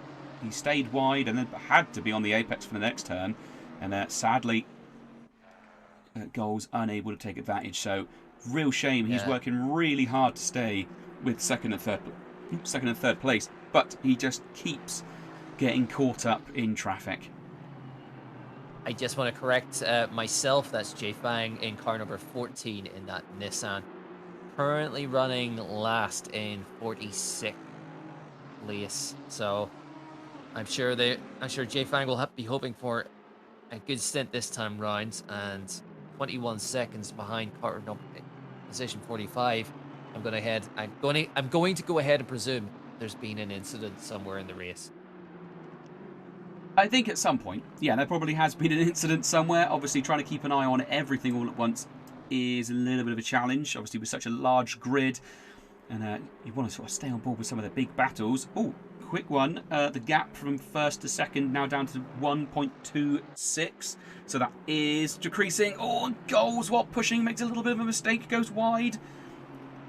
Covers. But yes, I think we are going from a battle for second and third is now going to be a battle for first in the next couple of laps. I cannot see there being much more time between these guys. So let's actually jump on board with Bykov, and we'll keep an eye on him and see if he can continue to close that gap. Just following the chat in YouTube. Thank you for joining us here. We're hearing all about Ryan McIntosh, and who hasn't been able to make it in for the Karen Bimba Motorsport Transatlantic Tea Party team. That is a mouthful and a half, but sorry your team couldn't make it today. Up at 4:30 a.m. My goodness me. I think Karimba Bimba Motorsport did really well. Oh, who was that? That looked like King made a mistake in the background there. Went off, hasn't lost a position to Goals, but Goals now all over the back of him. I'm afraid Karimba Bimba DNF the first race at Barcelona. So okay, I'm thinking of the Donington race a little while ago. I think that was the one that I remember them doing pretty well at. Yeah, raced with Rens Krozen, who you may remember from took a win in Tier 2 at Snetterton. We renamed one of the corners the Krozen Corner. Ah, yes, that was one of the Tier 2 races I wasn't available for at that time. Sort of personal emergency. I wasn't there for that one. That was, I think, the only one of the races I didn't cover in Tier 2. So, okay, the one time I mentioned something, that's the one time you weren't there. Apologies. Yeah, I'm sorry. It's my fault. Is it? Everything's you're blaming everything on yourself. It's always my fault. Just on Goals really. Yeah, sorry, now go for it. No, Goals. What's he doing? Saying Goals has finally managed to get on the back of Darren King after obviously that slight mistake from Darren. So it's going to be interesting to see if he can now make a move. This is the first time he's had some clear track, no back markers, and he is within sniffing distance. So I don't see why he couldn't possibly get this done.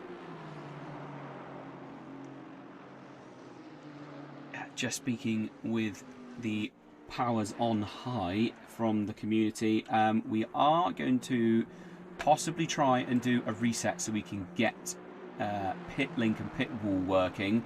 That is going to mean the stream will continue, but we'll have to take a little break from the track action just for a few moments while I do that. So we'll wait and see what happens with this battle, but at some point we are going to take just hopefully only a 5-minute break. But please do not go anywhere. We will be back, and I do apologise obviously that we've had the issues that we've been having today. So for some reason during the server reset, which is always something that happens every single race we cover, for some reason it made the software, 2 of the items, throw a bit of a wobbly, and they're no longer able to communicate with Assetto Corsa for some reason. So the stream will keep going, but we'll just have to have possibly 5 minutes of downtime in between. So consider it an ad break, right? Or, essentially, yes. I think that's what we'll have to do. I think for a moment, we'll keep a little bit of an eye on this. I say I don't want to pull away because that gap to first to second as well is now down to 0.6. So I know as soon as I go, something's going to happen. Absolutely, that's a spicy meat snack ready to happen. We got a battle for first and second, and a battle for third and fourth, right on each other. This battle for the lead, Soldatov will be seeing Baikal right in his rear mirrors. A 142.2 last lap out for Soldatov, a 141.6 for Baikal. And there is only a couple of corners away a big pack of back markers. I think I can see 4 back markers in a group in front of them. So if Soldatov can make it through cleanly, that's going to be his break for freedom. If he can't, then I imagine Baikov is going to be chomping at the bit. He is going to be desperate to get past and take away the lead for a little while. So we're just going to keep an eye on this for a bit longer, I think, this battle. Yeah, just in a touch, the Simware Pro team by VDES weren't able to take part in the last Barcelona event, but are well into the schedule and available here today. They're running 2 teams, and they're making a big impact on this race.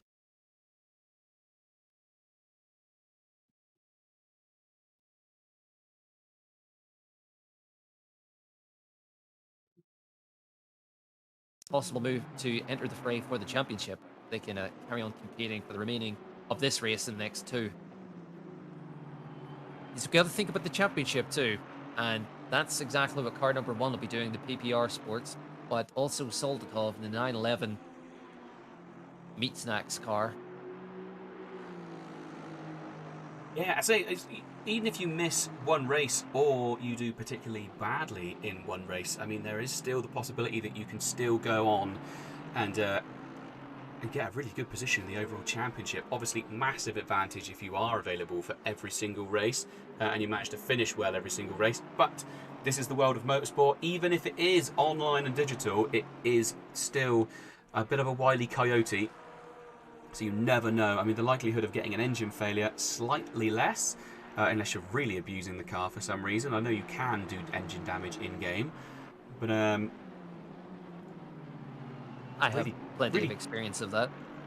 Okay, I haven't experienced that. I've run out of fuel plenty of times. Being terrible at maths has never been very helpful in sim racing. So this gap now, are we going to see a move in the next couple of laps? Looks like the back, like King is managing to shake off goals a little bit, but not very much. But there's a slightly bigger gap, whereas Bykov is continuing to nibble away at the back, down to half a second between them now. And Absolutely, and as you mentioned, we have Ellis and Ostrich. You know, back markers just up ahead, and not particularly far down the grid back markers either. Some fast cars who are fighting for position and won't want to give up any time. No, obviously it's sort of difficult, isn't it? Because you don't want to hold up the leaders, and obviously you will be under blue flag orders, but you're under your own battle as well. So as long as you're not defending, you're not really going to get in any trouble. So it's, like I said, you don't want to give up a position in your own race just to let someone through. And I imagine some of these guys that are having the battles further down the grid, they are hoping to a certain extent that they can sneak through with some of the guys pushing forward. And I think Bykov a little bit slower coming down through Crocodiles there. Slightly different line as they come up towards the sausage. Yeah, here we go. Is anyone going to... Oh, easy and out wide, taking a bit of grass on the outside. Bykov managing to hold it though, no accidents. Gulls in the back getting a little bit on the grass. It's a little squirrely, but 2 by 2 they go across the finish line, and we are 1.5 hours into this race today. It's when you think about laps. it, you say you're half an hour, it's 1.5 hours into the race, and normally, most races, you'd think, oh, that's quite a decent chunk. No. Still 10.5 hours left of this. So, they have barely scratched the surface. They have it's like barely at all. When you think about it, it is a colossal amount of time to maintain concentration for racing. Obviously, even when you're not on track and it's one of your teammates, you will struggle to switch off in the hour, maybe 2 hours that you get. If there's any issues, you've got to be available. You know, if someone has some sort of emergency, you may need to jump in for them, or if there's issues with setup, obviously driver 1 can do some tyre pressure changes, and I think they can adjust the I think it's only like ABS and traction control settings from within the pit. They can do a little bit of playing, but it's all those kind of things that you don't get to switch off for the full 12 hours. They will be on this completely. I mean, it gets to the end of the first 6 hours for me, and I can hang my hat up and say, all right, I can go and have a cup of tea and I can switch off and tune in and watch myself. But there's no stress after that. But these guys, 10.5 hours left. I can't even imagine it. I would be in tatters by the end of this. Easy. Without your pepperoni and stein of Coke, I don't know. Oh, no. It's not a stein of Coke. It's a stein of water. The Coke may come out later, just if I need a bit of a boost. So, but hopefully... Oh, a man thinking about his health. I just want to say you're absolutely right. And you know what? Unless these drivers have an engineer as part of their team, the other drivers who aren't sitting in the race are going to be, or aren't in the cockpit right now of the car, are going to be looking at the times, looking at the pit stops, checking around what the other drivers are doing, but also communicating tire pressures and timings and tactics throughout the whole day of the race, as you say. It's a big pressure, and I just want to say, Soldatov flashing the lights, Bykov right on him as they go past Ostrich, the back marker there, who was battling for position. Darren King goals are going to approach Ostrich as well now. I mean, these are the back markers coming into play now. We thought it was going to happen. And it looks like Spykov's lost a little time out of it as well, because it's such a weavy section of track.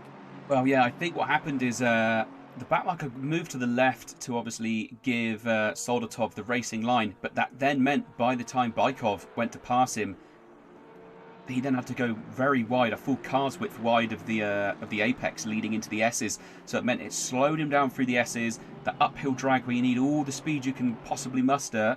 He didn't have a chance to do it, and yet you can see it's changed it now. The gap is, it was 4:44 last time, it is now 7:94, so nearly doubled the amount of time between them. And oh, looking like Goal in the background having a little bit of a tussle with the backmarker as well, again being a little bit unlucky. Oh, but they're offline now. Soldatov having to go round one of the backmarkers. Bykov desperately trying to scrabble past as well. Does it? Lots of dirt kicking up in the background. Has a little wheel spin out of the second corner.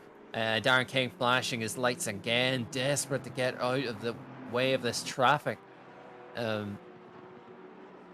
Yeah, Darren King almost seemed to have to dive into the last hairpin to get round the back marker there and onto the straight. Pretty desperate. But there goes King and Goals past their most recent back marker, and they are on top of each other, 2.8 tenths. Whereas, yeah, the gap is almost a second between our race leaders.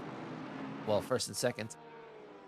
Another back marker coming though. All could change. Like we said, it's just a constant case of sort of managing yourself through the back markers. This is another thing that your other drivers that can be doing. What they can do is they can jump on board with drivers, and obviously they can use the in-game controls to change cameras, so they can get a bit of an idea. Obviously, most of these guys racing are either going to be cockpit, bonnet, or bumper view. I would presume most people tend to do that, but they're they can jump in a different view, and they can sort of say, yeah, up in front you've got these guys, or okay, this guy's coming up behind, he's squabbling.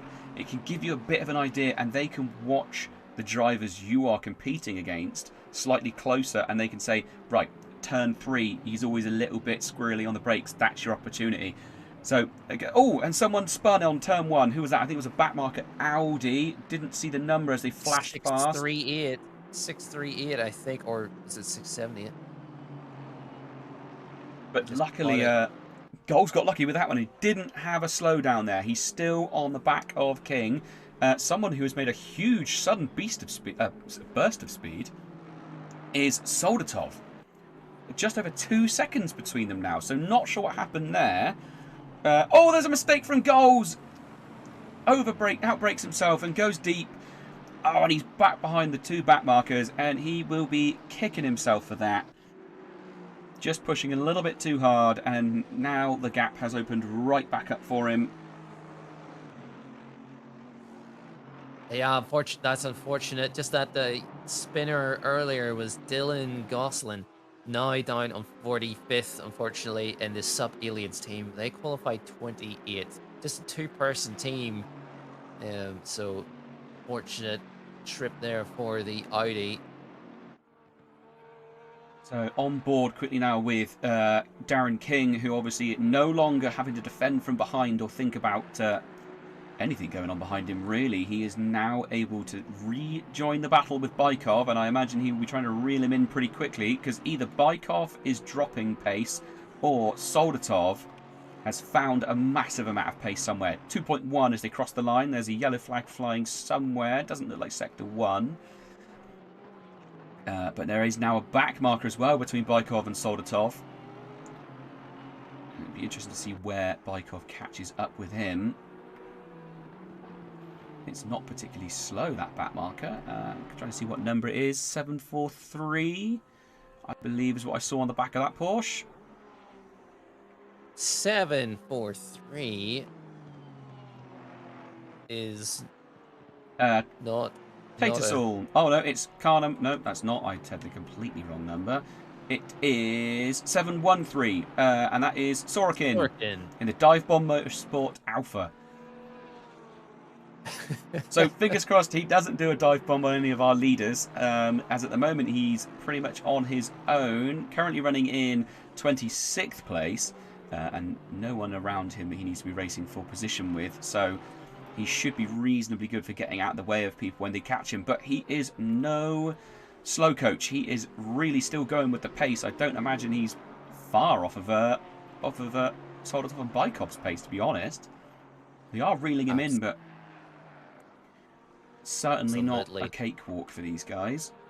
Just a talk about elsewhere in the track, we have a shout out for Hertkers, Pog for Sam Hertkers, currently in 18th, but importantly, second in the silver class. So just 1 second behind Sam Navarro. And Mikas seems to have a good advantage here in the silver class lead, currently 13th on track. As I look across the grid, I still see Dijkstra, the McLaren, the AM car, in 11th in the race. So an incredible race by the AM team there. But yeah, Herker's going well, 18th, second place, ahead of Salristo, but a good bit ahead as well, around about 3.5 seconds. You've managed to get on board with him now as well. So yeah, looking good. And the double 4-8. Oh God, Aston Martin. What about Audi? That's the one. Begins with an A. I was very close. One of those A numbers, and we start to see more penalties come in for car 180. And I wonder, I still wonder, are we going to see Navarro with a penalty for spinning the number 1 car? But this is Stephen Theobald in 37th, just feeling the effects and punishments of the moderators here. Theobald, with an opportunity actually about to be passed, but holds on to it. Car 212, Salafranca down in 38th, getting the penalties now as well. And car 999, the emergency, Jasper van Ruijten in the GOAT Racing number 1 car. Yeah, there is a lot of cars lower in the grid now with a lot of penalties. As a quick one, up at the front, Soldatov. He has now got 2.4 seconds between them, but Bykov back to King is just over half a second. So we wondered if it was Soldatov or Bykov having a speed variation, and it is definitely Bykov. Towards the end of this stint, say just about 15 to 20 minutes left of this stint, obviously starting to feel the effects. Looking up down the field, Tim, fastest man on track is Black Gold Saw in the PPR Esports car, up to 29th now and on a faster lap. Next fastest driver, Darren King in 3rd place. As you were just saying, so there we go. Darren King wants to get involved in this. Oh, and someone that has dropped right back now is Goals. Goals dropped all the way back. He's obviously, there's a back marker between him and Darren King, and like you say, King on an absolute flyer at the moment, but how is that gap? Look, yeah, it's just under 4.5 seconds King to Goals now. You know what? Goals and Hyla both, and Abidal's all doing faster laps than Bykov that last time around. So I just had to presume Goals, is just having an absolute mare with the back markers. But I think there was a he went. I think it was. Oh, trying to think of the name of the corner. Long flying right-hander just before you take the left-hander towards the S's. He outbraked himself and went deep into the gravel and obviously kept it off the wall, but it takes a little while to get back on. And plus he had back markers around him, so he couldn't just blindly rejoin the circuit. He had to be reasonably sensible about it. And lost a few positions. Band. That's the one. Let's say lost a lot of time there, so... He's got time to do it though. Still 10 hours, 15 minutes. Well, I will say, Goals is having an issue here. The Hyla is right behind him. Oh, hang on. Hyla's not a back marker at all. Sorry. No, Hyla is not a back marker. This is for position 4th and 5th with Hyla having a good stint here in the Bentley and making inroads into the Aston stronghold of the top 5. I wonder if significant tyre damage was sustained by Goals when he locked up and went off. Quite possibly. So especially on a lot of these flying corners, if you've got a flat spotted tyre, you're going to really start to feel it. can unsettle the car. Still, the Aston's dominating the top. Well, I say the top 5 and quite a significant chunk of the top 10, to be fair.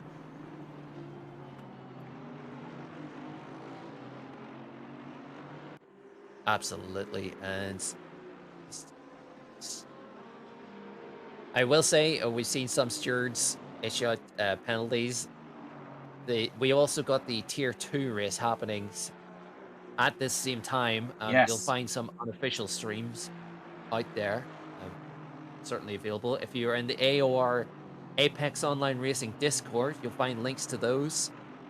And check them out. If you're sick of hearing from us, you can maybe hear from one of the teams. I'm sure some of these teams will be live streaming as well. So it could, yeah, it really is quite possible that there's probably a lot of point of view racing. So if there's someone out there you think, I like this guy, you could always jump on and have a little look-ski at them as well. I mean, not trying to push you away. Feel free to stay, but totally understandable. We are here until, oh God, it's 11 o'clock this evening we're here till, so... Well, the stream is. There's going to be a small break in the middle just while we change over. Rage is going to be taking over around the 5 o'clock mark, maybe slightly after, just depending on how we get everything up and running. So there will be a slight pause. And if you look on the Apex Online Racing YouTube, you will see that it's essentially the same race, but just marked up as part 2. So do feel free to join us there. We're going to do a bit of an overlap, so hopefully everyone that is watching can be kept up to speed.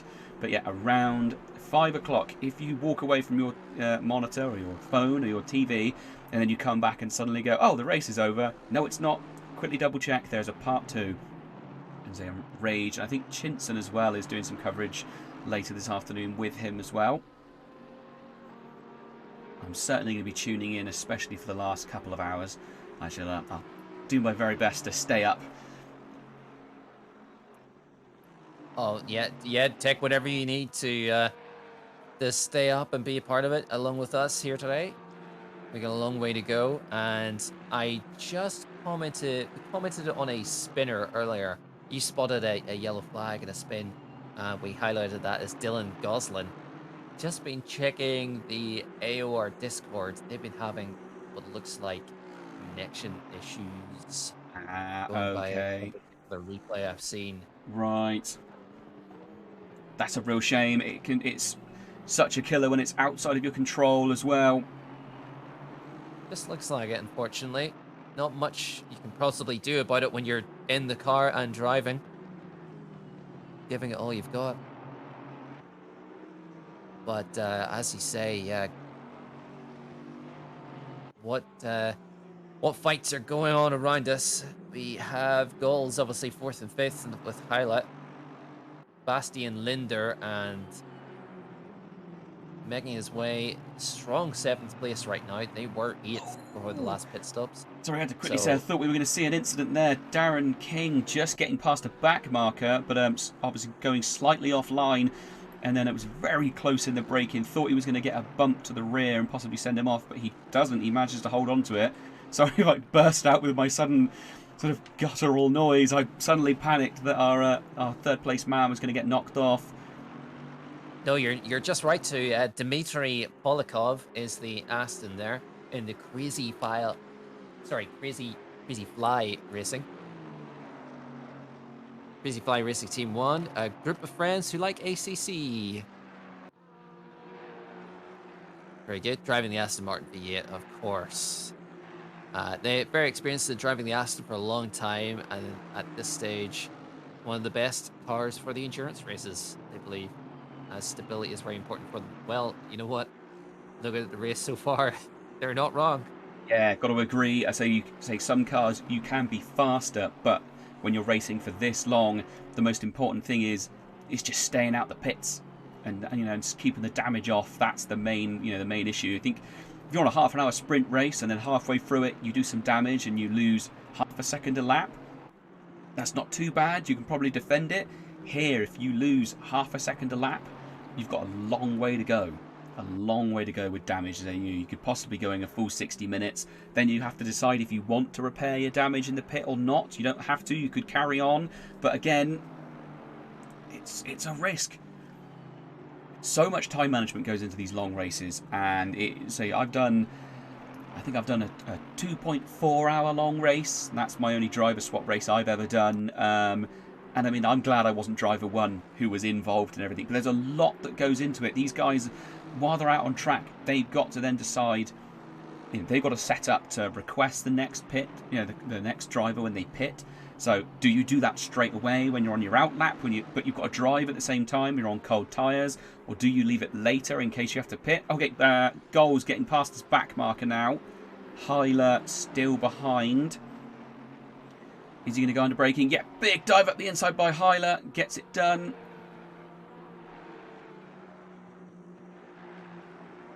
Oh, and there's a yellow flag. Ooh, that's Sector 1 though, so a little bit out of the way. It should be okay. I'm hearing reports that our Tier 2 friends are expecting rain. Okay, right. We are not quite expecting it yet. Looks like the next 30 minutes are going to be cloudy, the same as this. But it could be coming. Very similar conditions, right? It's very similar conditions we've had for the last hour or so. The wind is almost non-existent. Track temperature 33 degrees, but as you say, those clouds have hung on, and it almost, like, what time of day is it here with those clouds? It's hard to tell. Well, 1 p.m. Yeah, 1 p.m. in game time, just after 1 o'clock on our current time here in the UK. Absolutely. Everything appears to have cooled down ever so slightly. So, as we discussed earlier on, we are going to try and do a very quick little reset. So, the stream is not going to stop. That's still going to be going. It'll just be sort of essentially just going to be on the one fixed screen for a moment. Though our voices will still be here. So, please don't go anywhere. We will be right back with you. But hopefully we can get it done before the next big chunk of pit stops happen. Just obviously, like we said earlier on, for some reason having some issues where some of the software not talking to each other. So we're going to have a little play with that now. So we are just going to do... Right, so yeah, hold on with us. 5 minutes and we should be right back into it again. See you after the break, folks. So we are still here, just a couple of moments to sort these issues out.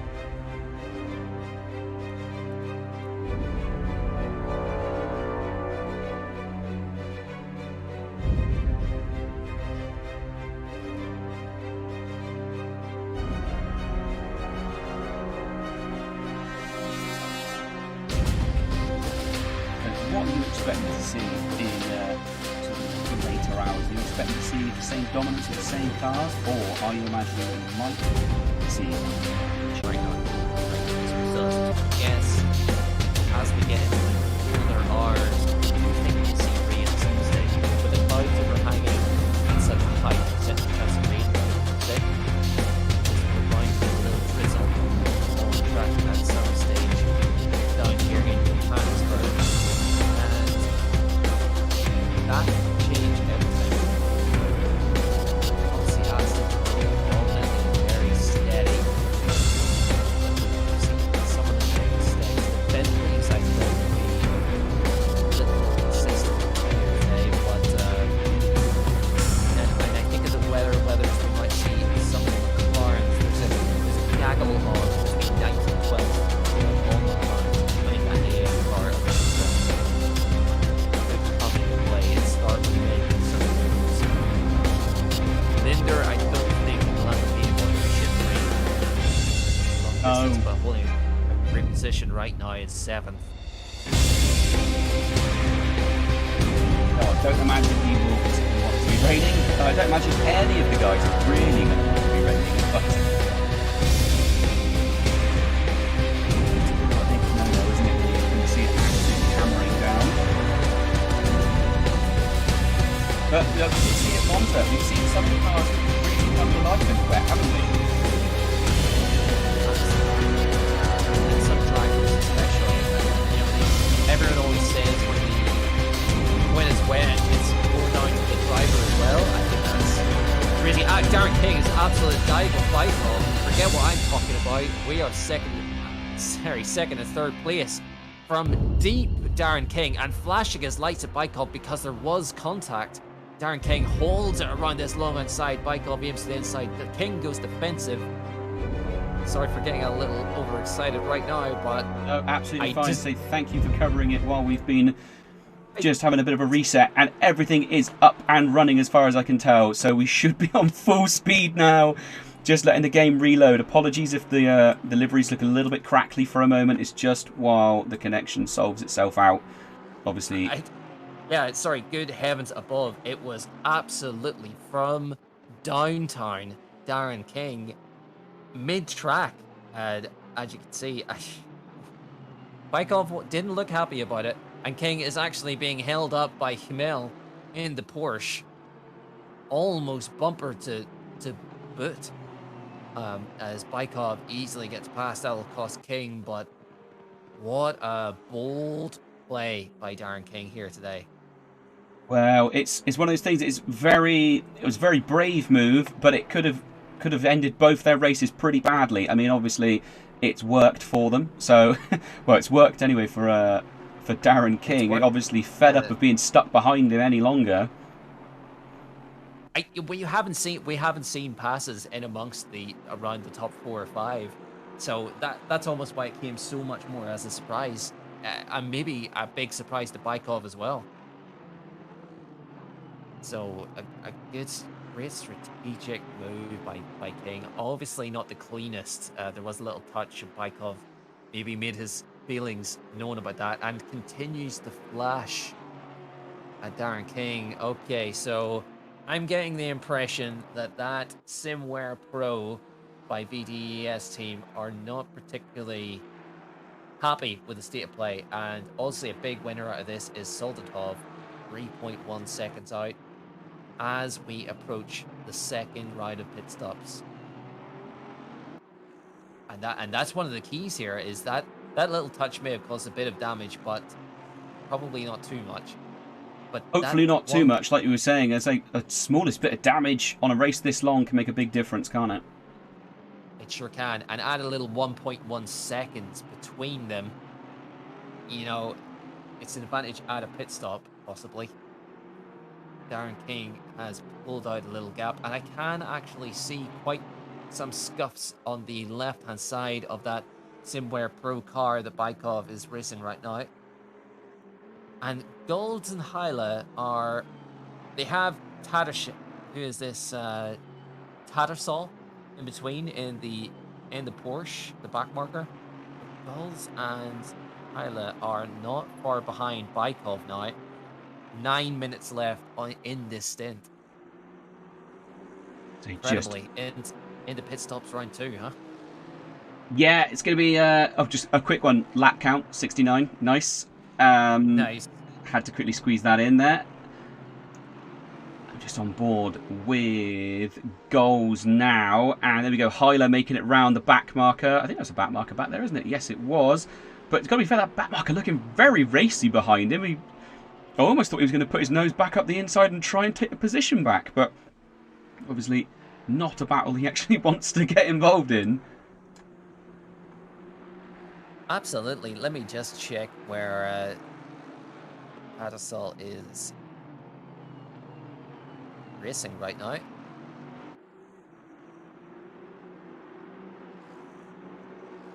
See them at all. Reese Tattersall in CSC Racing qualified 38th. I thought I saw him down near the 40s earlier, but that may be wrong.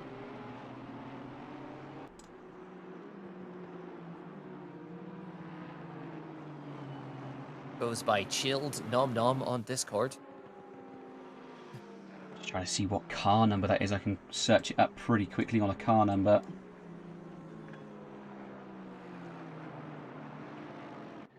Can't see it on the side of that Porsche.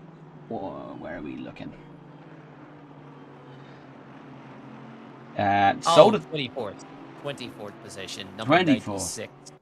There we go. Well, you know, they are going to have a friend soon, because Black Gold Saw is still in the 1 minute 41s and has just got past Rodion Sorokin, who we saw the leaders past earlier. Oh, a drive-through for track limits 174. Jay Watson, that is. He's currently Oh. running in 37th place, so that's not going to help. I mean, and they haven't got many laps to do it. Not only they've got to get their actual pit stop done for stints. Live timing should be up now. Or through Pitlink. Yeah, as far as I can tell, Pitlink is up and working now. So obviously we had some issues earlier on. Or if you want about the live timing on the stream, only issue is if we go over to that, then quite often we struggle to see the gap timings. But we are up on Pitlink, so pit wall, so you should be able to see it all there.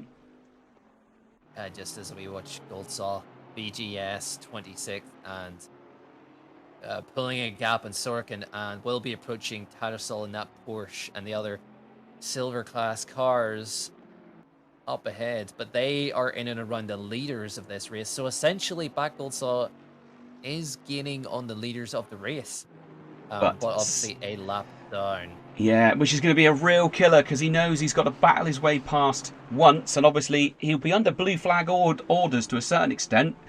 Even if he outpaces those lead cars, if he gets past, he's then got to sort of dial it back, possibly, if he's blocking them.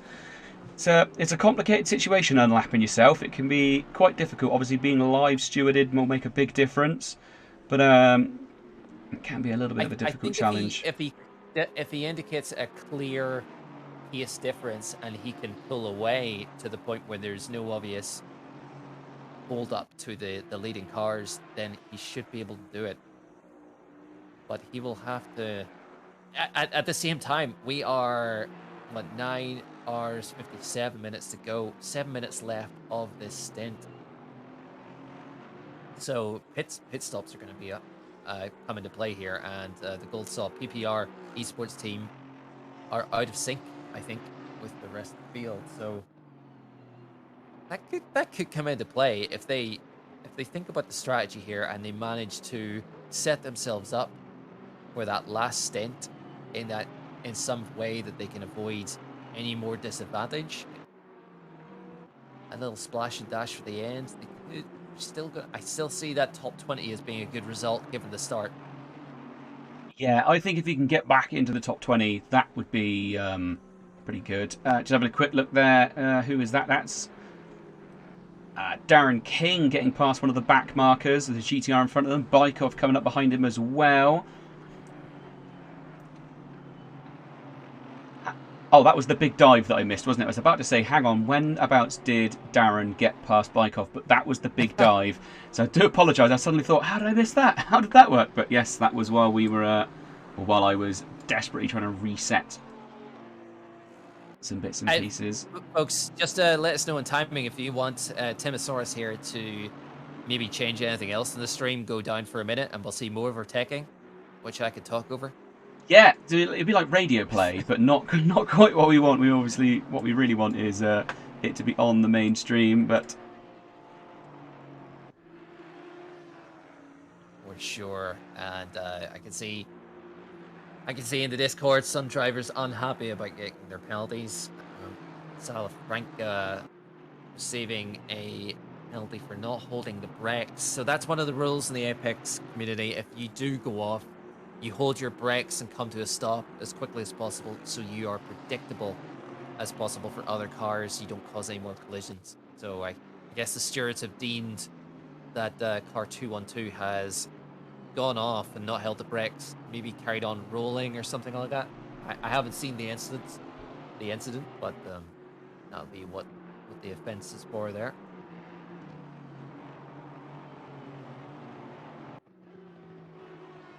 yeah, it's always a bit of a sticky one, isn't it? Because some people will argue, well, I didn't hold the brakes because I was rolling off the circuit, or or they're saying I was trying to recover. But the issue obviously can be, or they might say I was stopped in the middle of the circuit, I had to get out the way. But you're almost sometimes better off just sitting still and just waiting for just a moment or two, just to let people sort of rejiggle themselves and sort themselves out. That's the main thing. It can be, you've just got to sit still sometimes and just wait it out. And it can be a killer because you can watch your positions go tumbling down as you just sat there. Oh, who's that? It's Burrier into the pits. So currently running in 15th place. He's just come into the pits. Like we said, we're probably starting to see that kind of time. You're absolutely right. 3 minutes 50 seconds we have left in this stint. Now that'll be different for different teams, given that we have a 65-minute. But I guess 3 minutes 40 is sort of the maximum, I would estimate. And what's happening at the out on front with, yeah, Soldatov in the pits. Our race leader, and Hyla in the pits too, coming in from 4th or 5th, I think. 5th place he was in at that time. So I wonder will the race leaders, Soldatov, only themselves and Anafreev, will they go for another driver swap? Will Soldatov stay out?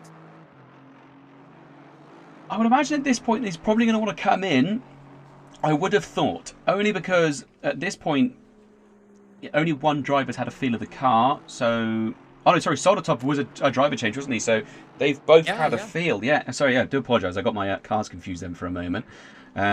So I would personally say they're probably going to. Oh, God, I think this is a big lap for Darren King. Yeah, I'm on board with him now, so to see where he can come out essentially.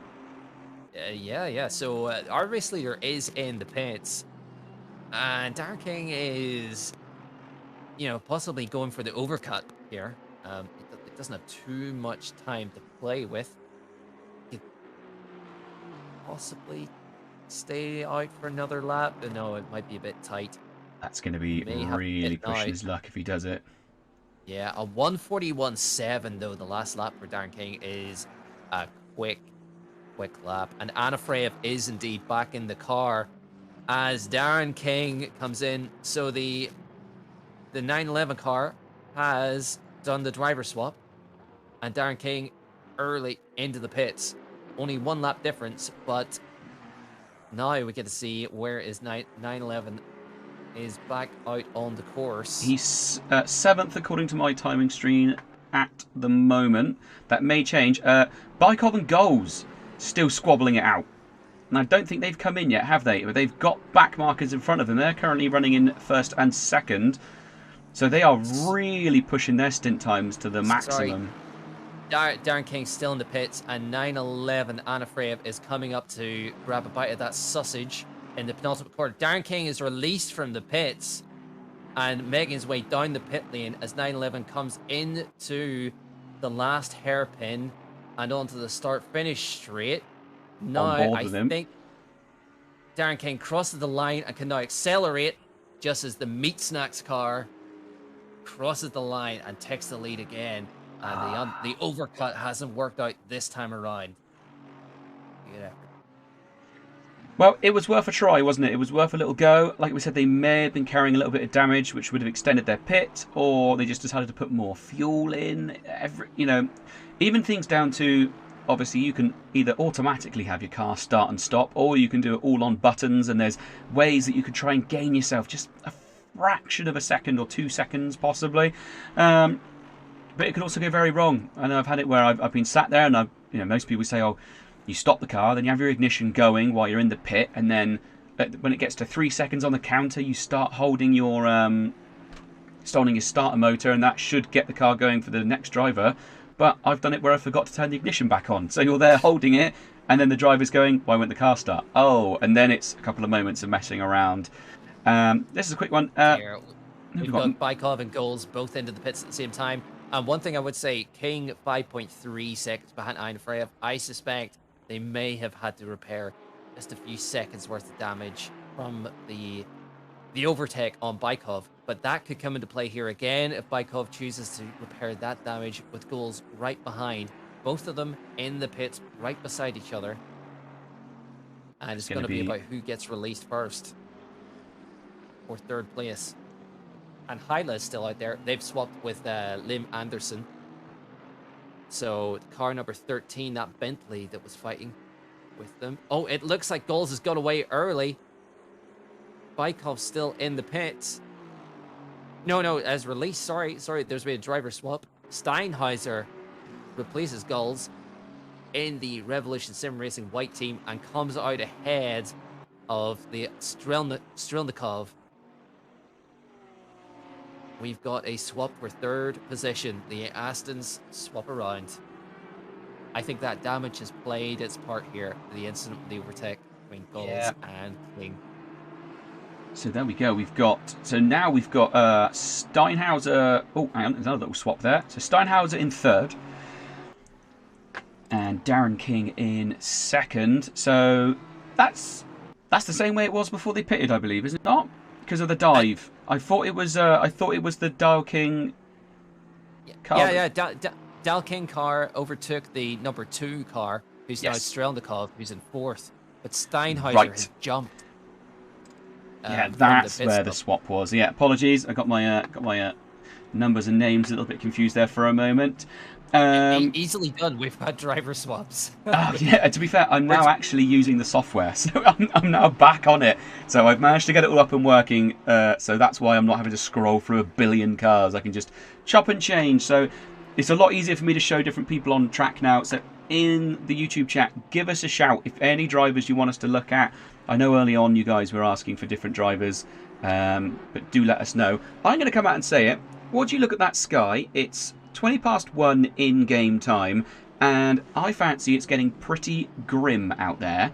So my weather report is saying that it is still just cloudy with no sun, but I fancy it does look ever so slightly darker than it did earlier. So I think we could be in for some wet weather in the first 6 hours of this race.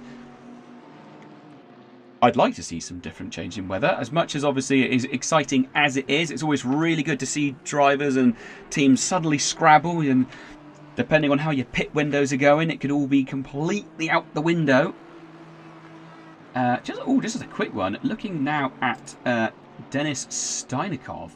I was about to say he's 5 seconds up on this lap, but that's because he's previous. I guess this is his first flying lap, his full flyer. So I do apologise. I got all excited thinking, oh my goodness, we've got someone absolutely annihilating the top scores, but not quite.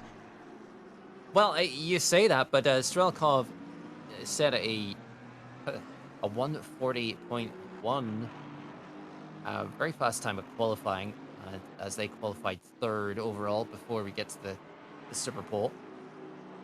Certainly a fast chap. Oh, there we go. Right, so getting a shout out. So they want to see car number 13 and 29. So number 13 is... yes, this is with the new driver Anderson behind the wheel for the PCDC Motorsports in the Bentley.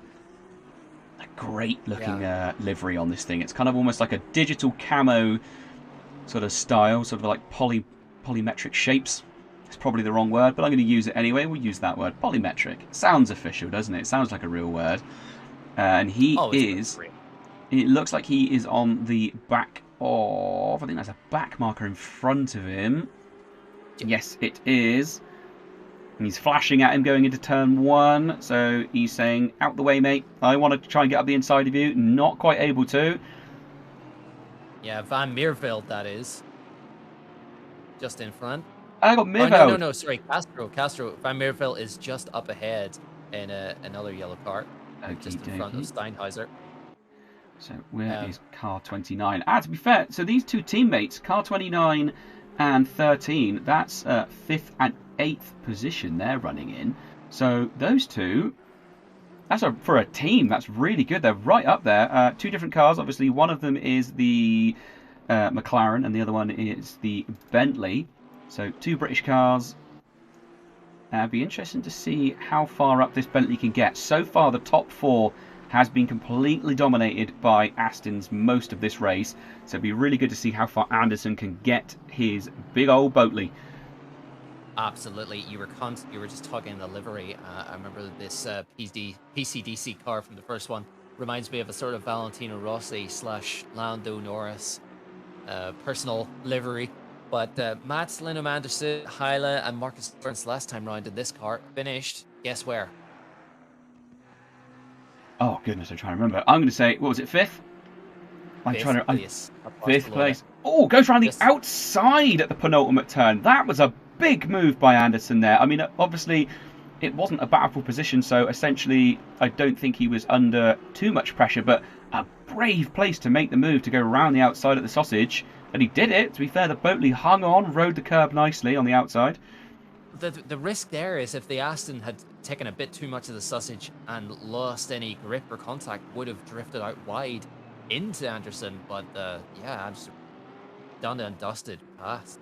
Yeah, as obviously it's even when you're not getting past someone that's in a battle for position, it's still a big risk. Like we said, someone's going a little bit slow. They get out the way slightly. They run a different line. They get their braking points wrong. I find most of the time, if I crash, it's when I'm trying not to rush. Yeah, and that's fair. And thankfully, car 13 here, nothing went wrong for them. It was a risky manoeuvre, but obviously otherwise it would have been the pit straight, maybe turn 1. They would have got their opportunity to get a pass, and that's a decent old distance away. Just having a look at the chat. How is car number 25 getting on? Let's find car number 25. Scrolling down through. Tobias Snell in the Revolution Sim Racing black car. What position is he running in? Because I think I may have just scrolled past his number. 17th. 17th, yeah, I did just scroll past the number. Apologies. Yeah, right there in front of my face. There it is, and it's another Bentley. Boatley's out in a strong showing so far. So this is 3rd place in the silver class for Cobus Snell in the Sim Racing black team. That's a nice looking livery on that car as well, isn't it? There's a really good looking livery. Looks very sort of, well, dare I say, realistic. Very having his own little race at the moment, though, isn't he? So his next guy in front of him is for position, but that's about 3 seconds between them. So have to see how the paces differ. Look at these current laps. There's quite a bit of time difference. 16th place, his last lap was a 41.9, and Nell ran a 42.5 last lap. So not gaining at the moment. And who is the next guy? 12th position is the 1st place in the silver class. Where are we looking? Yeah, so they Dan Bruskis in what are they running? 52.2 was his previous lap. So again, 42.2. Yeah, sorry, 42.2 was his previous lap. So not quite as fast, but all the numbers around him are all fairly similar. Everyone is in the mid sort of 42s at the moment, and just a couple of 41s sneaking in this mid pack. Do you know what? We had 2 Audis leading 1-2 in the silver class, and now that second Audi with Van Mervelde, fan favourite from Tier 2, Van Mervelde, is down in 20th in 5th place in the silver class. So I wonder, did they pick up a bit of damage, or have to take a longer pit stop? I don't know. But it's just yeah. So apologies. I was having a quick drink, so apologies about that. I couldn't speak. Unforgivable. I had a mouthful of water. I muted my mic so no one had to hear it, and then you called me out anyway, and I got caught. I wanted to hear the full gargling, watery swallow. Ooh, but you know what? We all lost out. Yeah, I'm sorry about that. Yeah, so quickly jumping on board now with Mervelde, as you were just talking about him. Fan favourite Mervelde. Yeah, fan favourite Mervelde. If you come and watch the Tier 2 season, or if you watch any of Season 8 of the Tier 2 stuff, you would know that fan favourite Mervelde always got a lot of shout-outs in the chat. So driving the Banan racing car in yellow as well, as you... it seems like the appropriate colour to run, really, doesn't it? I don't think he could have got away with having that car any other colour. Maybe it had some brown spots on it, sticking with the banana theme. Yeah. Maybe that's not what it counts for. Maybe that is not what the banana is all about. Maybe it means something totally different. But as far as I'm concerned, that's just short for banana. Well, you know what? I mean, it could mean something in Dutch. Let's be honest. But I would disagree. That's the Banana Racing team, and they're doing a good job. I'm just looking. So some of the drivers submit, you know, a few questions and answers during or before the races. They chose the Audi because we didn't really test much, and they just wanted to drive the Audi. So YOLO, go for it, guys. And this is actually the track they are most looking forward to. So 20th place right now, but I think they're capable of higher, and they're certainly mixing it up with other pro class cars. Van Meerveld having a look at Steinhauser, who is it's third or fourth? He is running in third place. Yeah, I was trying to have a little look because there's a massive pack of cars here, and they all look quite like they're squabbling for positions. But yeah, obviously Steinhauser technically not under attack, but like we said earlier on, if you're trying to unlap yourself, you technically are allowed. It's just it's quite complicated because obviously you're kind of half battling for position, but not. But Steinhauser trying to follow him. Sorry, not Steinhauser. Meerveld trying to follow Steinhauser through, and goes up the inside. As they do, nice clean there. But they're just to say the Banana Racing team. Their position aim is top 5, so hey, keep it up, guys. And just had some information come through from the chat. This is from Milo in the YouTube chat. I am Dutch, but he's pretty sure banan just means banana in Dutch. Thank you, Milo. I am sorry I don't know very much Dutch, so I wasn't too sure, but I appreciate you keeping us right. I can barely speak English, so anyone that has multiple languages under their belt, fair play to them. I blame the fact that I was in the countryside most of my childhood, so I can speak farmer, and I can speak old weird people that talk to you, but that's about all I've got.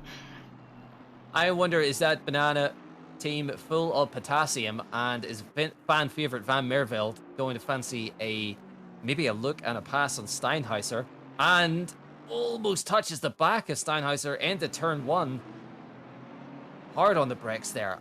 Van Meerveld is looking past our third place driver here. And are we seeing a change? I guess we obviously have a change of drivers across the field, but a change in the cars, the conditions, the tires. With Steinhauser's team had a quicker pit stop to jump from 4th to 5th, or sorry, from 4th to 3rd. Did they sacrifice changing tires or something? Was it just a real whatever we can do to get past, and now they're maybe losing time where they got this silver class 5th place car looking past Gates to the N7 racing car just ahead of Steinhauser now, so yeah, there's a bit of traffic, isn't there? Just having a quick look in the chat again. Is the Audi OP? No, not in the slightest. Oh goodness, no. It's just powered by bananas. It is just powered by bananas. Powered by bananas. I got all my B's and my P's mixed up then. No, it's certainly not. It's the balance of power in this game is pretty good, to be honest. I mean, if anything any car we've seen that's been the most dominant this over the last sort of 6 months of casting and watching, I'd say the McLarens have been pretty dominant, but not everywhere. Every track is slightly different. All comes down to the drivers. And then just someone putting in, this is Twisty in the chat, saying the Meat Snacks boys are going to have a bit of a problem later when it gets dark, since that livery doesn't have the endurance lights. No. Does it not? Meat Snacks doesn't have endurance. Doesn't have endurance Now, lights. Just for context, they didn't run this livery at the last race. They had a custom livery, and for whatever reason, this time round, they were just using their base livery, which they've chosen. But if I'm right, they don't have the proper lights on that livery. They may. Will they get a penalty?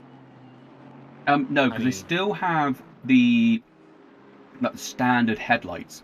I just don't think they have the ability to go up to like full beam. So it would be like they're driving on dip beam the whole time. So it's not necessarily that their car's going to be disqualified. It will just mean that their visibility in front of them is going to be massively reduced. I mean, yeah. Kyalami is not particularly lit up like a night Singapore Grand Prix. It's a dark old circuit, and if it's wet here at Kyalami, it is incredibly wet. I've only ever seen it really be a case of it's either bone dry and lovely or absolutely flooded. So it'd be interesting to see. It's a very good point there from Twisty. How the night affects it. Obviously, was it 20-2 now? Well, sorry, 1/2 in game. I was looking at my own watch rather than the in-game one. Apologies about that. It's always habit when you go to look at the time. You always look at your watch. So let's jump on board with Steinhauser, who is still under attack from Mirveld. and this is keeping. Yeah, Anderson is still caught up in this as well at 2.8 seconds further back, but just with all the traffic they're making their way through, these are not slow cars. That N7 racing car ahead of Anderson is maybe in 26th, but Alex Gates is, still a fast driver. Yeah, you're right. Fan favorite Merveld all over the back of Steinhauser.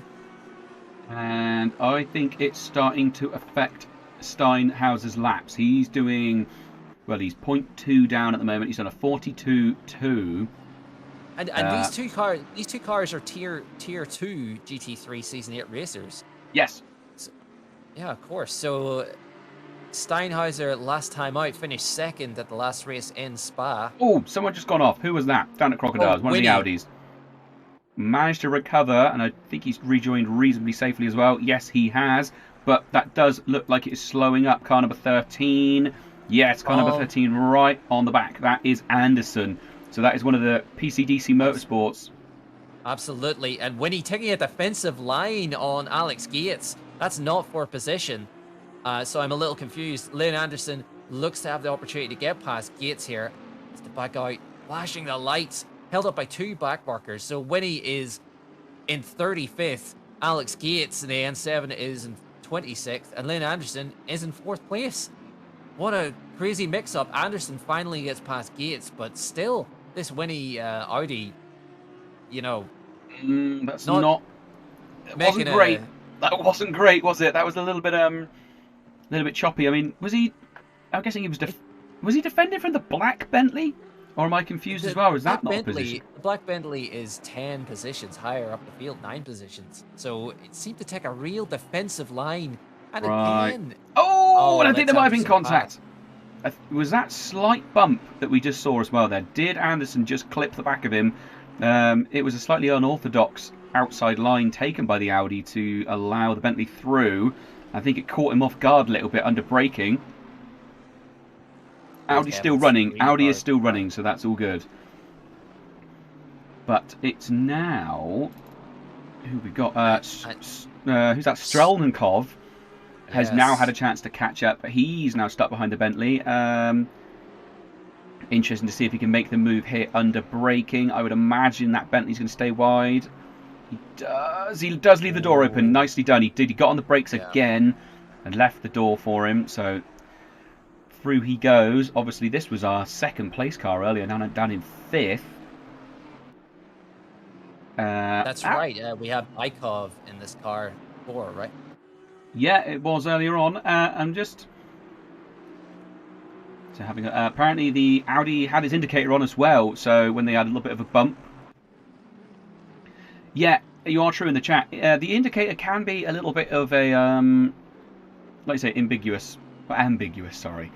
Because you never know whether, has someone put it on by accident? Are they saying pass on the left, or are they saying I'm moving to the left? It can be a bit confusing. Sometimes this is why they do say in the standard rules, don't deviate from your line, stay on your racing line, but don't defend. Or if you're on a straight, you can stay on the racing line on the straight and maybe just back off the throttle ever so slightly, let someone through. But if you're in a close battle for position, it does change things. It's very difficult to just back off and give someone space to get through.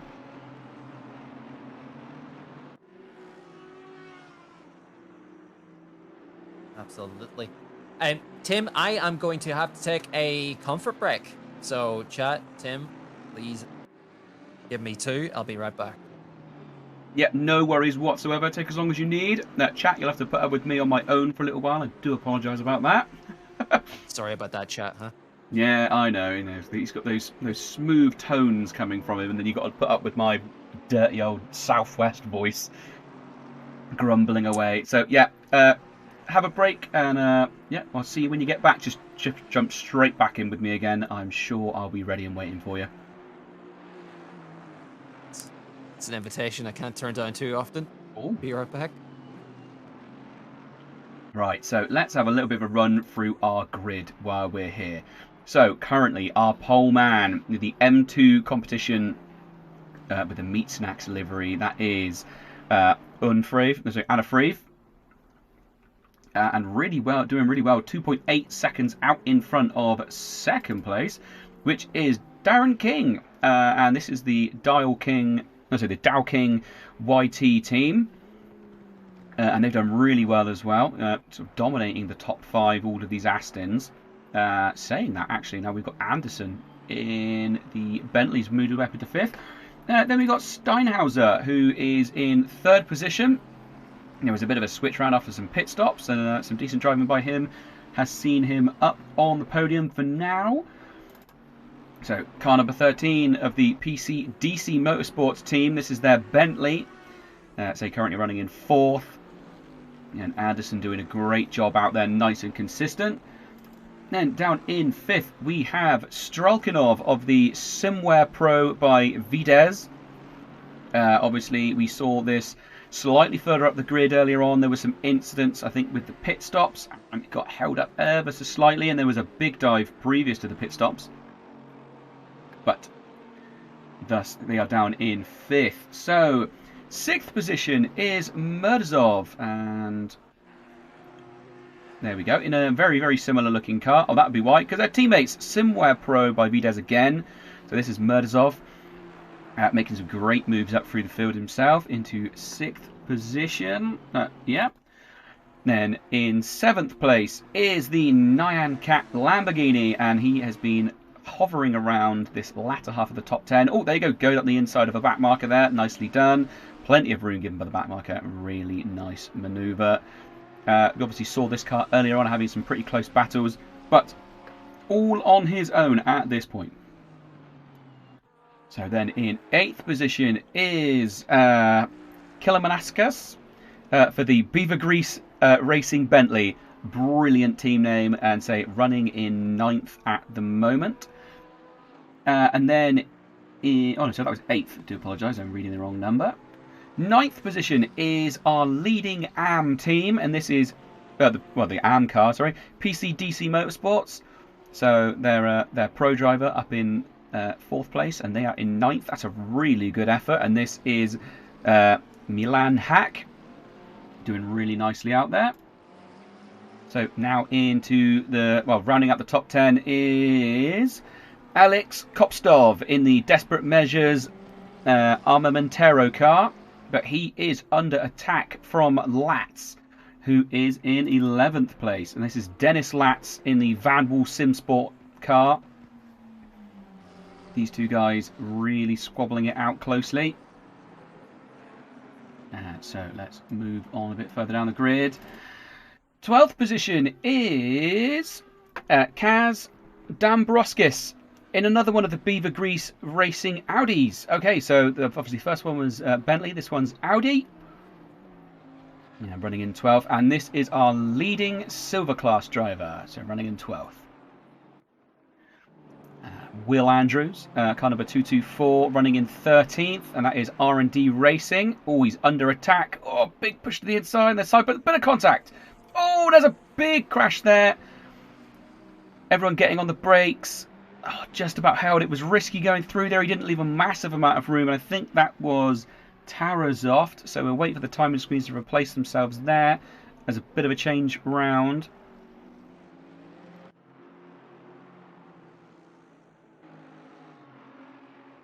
Right, so now Will Andrews is he still running a 13th? I think he might be. I think Yeah, still running in 13th place. Then we've got Philip Witsyak in the Silver Racing Team X Eurowash, running in 14th place, car 101. So now we've got, it is in 15th is Sergey Daniluk in the Crazy File Racing Team, in another one of the Aston Martins, and he is 2nd place in the Silver Cup. Then we've got Anton Tarasov in the AKKO Racing Team car. This is one of the cars we saw gut together earlier on with Andrews, trying to get the inside into the S's. Didn't quite go. They were side by side, so we might see some steward inquiry on that. It would not surprise me in the slightest. And who else do we have? We go down a little bit further. So running in 17th place is Nell. Cobus Nell for the Revolution Sim Racing Black. And that's in one of the Bentleys. And now in 18th place in the bright pink and sort of yellowy lime Bentley. This is car number 69. Nice. And this is Felix Chef in the Chimp Racing car. So now back in 19th place in the 444 car is Hamand Quizy. And this is Le Mans Red Sport. Le Mans, God, why have I ever said it like that? Le Mans Red Sport car, doing really nicely there as well. And then Mirveld in the Banan Racing Audi. He is running in 20th place. So there you go, chat. It all came together at the end. We've got you there as well. Mirveld doing a very nice gap into 20th. Obviously, we saw having a little battle earlier on with Steinhauser, didn't we? So, although he was a back marker, so that would explain what's going on there. But Steinhauser's a bit further up on the track. It looks like he's managed to break away from him slightly. So, and then in 21st place is Mantas Paviliatis in the PPR Esports Bentley. And he's currently having a little bit of a squabble. I think that's passing a back marker around the inside. Yeah, and I think he should get that done before they get to the big sausage. Oh no, the Audi. Oh, Audi having a bit of a fight back there. I'm surprised. Gives up the position in the end. Eric Castro for the Fast VR team running in 22nd position. In that bright yellow, black and red Aston Martin. Lovely livery on that car. So, where have we got to now? Matthew Haley, or Halley, in the CSC Racing Porsche.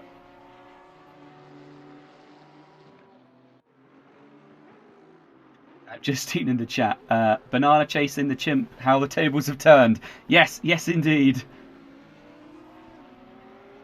How the tables have turned indeed. Hello. How you doing? Welcome back. Sorry, I was away. No, that's all right. No worries. Lovely Lion bar, and I've got myself a large carton of pressed apple juice. Ooh. There you go. Yeah. Ooh. You inspired me where you're talking of the Southwest. Oh, I'm glad I did. Right, I'm going to carry on just getting through the grid for now. So, 24th position is Alex Gates in the RevSport CSC International UWU. And that is a Porsche, and that's car number 48. Quite a cool livery on the back of that car, sort of like a weird purple livery going on. Looks pretty snazzy, and then obviously at the front you've got that silver front end. I can't quite see what the imagery is in amongst the purple, but maybe we'll have a jump on him with a little bit later and see if we can get a closer shot. So 25th position is Brendan Himmel in the Goat Racing number 3 car. Obviously we saw this earlier on being driven by Heiko. So down in 25th at the moment, and there's a big block of the silver class racers here. So now we have Yang Gang, and he is in the H7K Racing Bentley, right on the back of these two Porsches. And that was running in 26th. 27th position is Rodion Yuzamanov in the Dive Bomb Motorsport Alpha car. Another distinctive looking car there. 28th place, possibly the most distinctive car on the grid, car number NT8, Diego Zamora, TBB Purple Endurance. I can't actually see any purple on that car. I might be completely wrong, but there's every other colour. But Yeah, the rainbow is covered, but I can't see any purple. Maybe there's a tiny square on it somewhere, just to show. So 29th position is Barnabas Concoli, and that sorry is to in. interrupt. It's a Refreshers branded car, Diego Zamora, which I just have to appreciate, given it. Please carry on. Oh, it is Refreshers, and I knew it stuck out somewhere. Sorry, I had to cut away. So this is the Victoria's Secret. A little bit of a play on words there. Very nice looking car again. So that's 29th. And so rounding out the top 30 is the Forza Italia Racing. And this is Mateusz Kajzek. And that is car number 500. That very Italian looking Ferrari. So all it's missing is pizzas for hubcaps. And that would totally finish it off. So 31st position, and this is our second place AM team, and this is Adrian and Antomashi in the I'm trying to see the name Redline Zach ST, and so he's 31st. Then we've got Bartosz Zajtek in the Tempesto Motorsport BMW. He is our third place AM driver. Good to see some BWs taking part, just as Darren King goes around the lap. Yeah, it is really good to see the BMWs taking part. No Hondas here today, I've noticed. I think there's one or two Lexus, but no Hondas. A really unloved car now, the Honda. Sort of dropped off on the BOP quite a lot, I think. Where are we looking? We've got Ersk, who is usually the main man in the chair behind the scenes and puts together a lot of this kind of stuff and wrangles all of us commentators and makes sure we're all about. He is in the GOAT Racing 1 McLaren, currently running in 33rd place. Jason Gates in 34th in the N7 Racing Bentley. Tom Winnie in the Beer Racing Lamborghini. That's the wrong word. I'm trying to say the word Audi. Simon Speth in the Sean Clark Racing GTR. Currently running in 36th position. Got someone in the pits here. Oh, wait, no, I can't select that person, so they may have left. 37th place is Ada Wilspin, and this is Yeet Gaming in their red GTR. 38th position, Sergey Mace in the Crazy File Racing Aston Martin.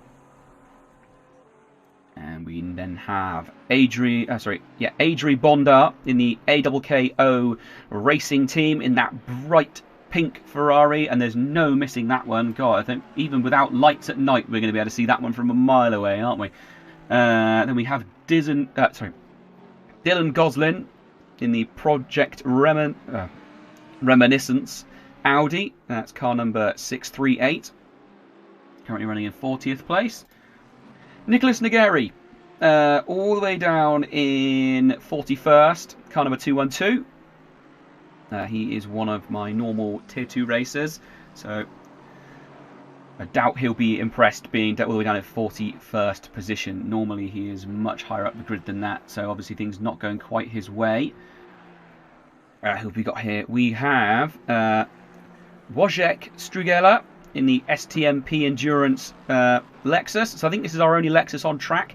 Great to see at least one of them out there. And he's running in 42nd place. 43rd position is Brandon Klejen in the John Deere Motorsport. Yeah, that makes sense with that colour scheme. Car number 24. And rounding out the grid is JJ Wirtz in the EC174WB Racing Porsche at the back. But he's not that far off the back of the pack, I don't think. Very cool livery on that car. Yeah, and a real shame to see, obviously, this far back down. So I am going to jump us back up towards the front of the grid. Let's try and find a decently close battle for us to watch. I think it's going to be... Oh, well, 4th place is... Who have we got? I'm going to have to run off for a very quick comfort break myself in a moment, if you are still about. I'm afraid so. Okie dokie. Who do you want me to leave you with to view for a little moment? I've just got to quickly run off and quickly shut a door and stuff some food into my face. Give us Van Meerveld, because he's just right behind Liam Anderson in 4th.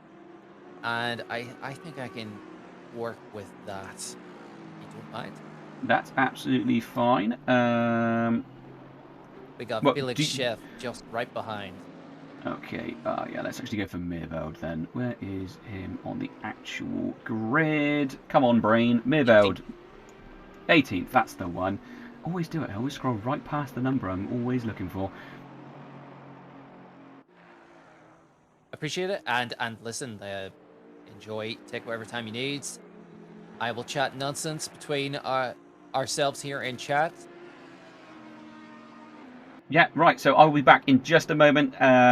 Be kind to Cardinal, as he won't be able to change the cameras. So if something happens, you'll have to wait for me to be back to change the cameras. But obviously, once again, just blame it all on me. Just blame it on me. Right, I'll be back in a moment. See ya. Okay, folks, what chaos can we get up to right now? We have a limited time here where we are...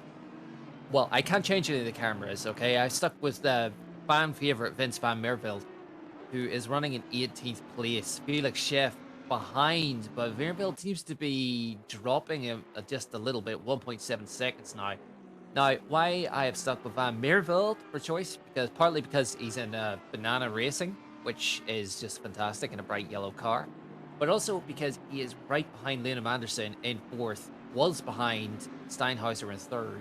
He's giving these guys a bit of a hassle, a bit of a problem to think about from a car that they are a lap ahead of, but appears to be on the same pace as them. So it's a tricky position to challenge. Now, what else would I think? Now, Black Gold Saw, our number 1 car, whereabouts are they? Because they were fast, but a little out of sorts with the pit stop strategies because they pit at a different time.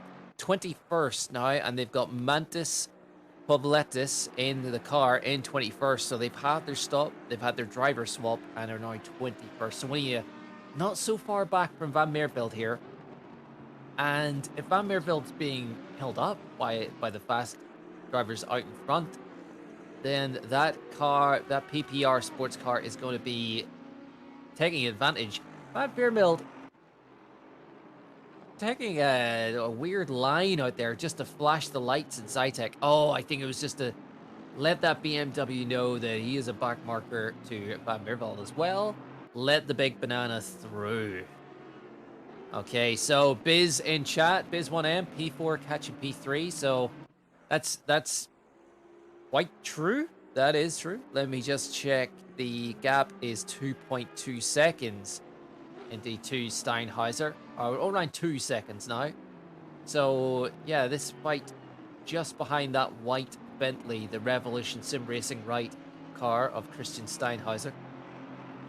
The gap from there on up, though, 7.5 seconds up to Darren King, who has been aggressively working his way through the back markers.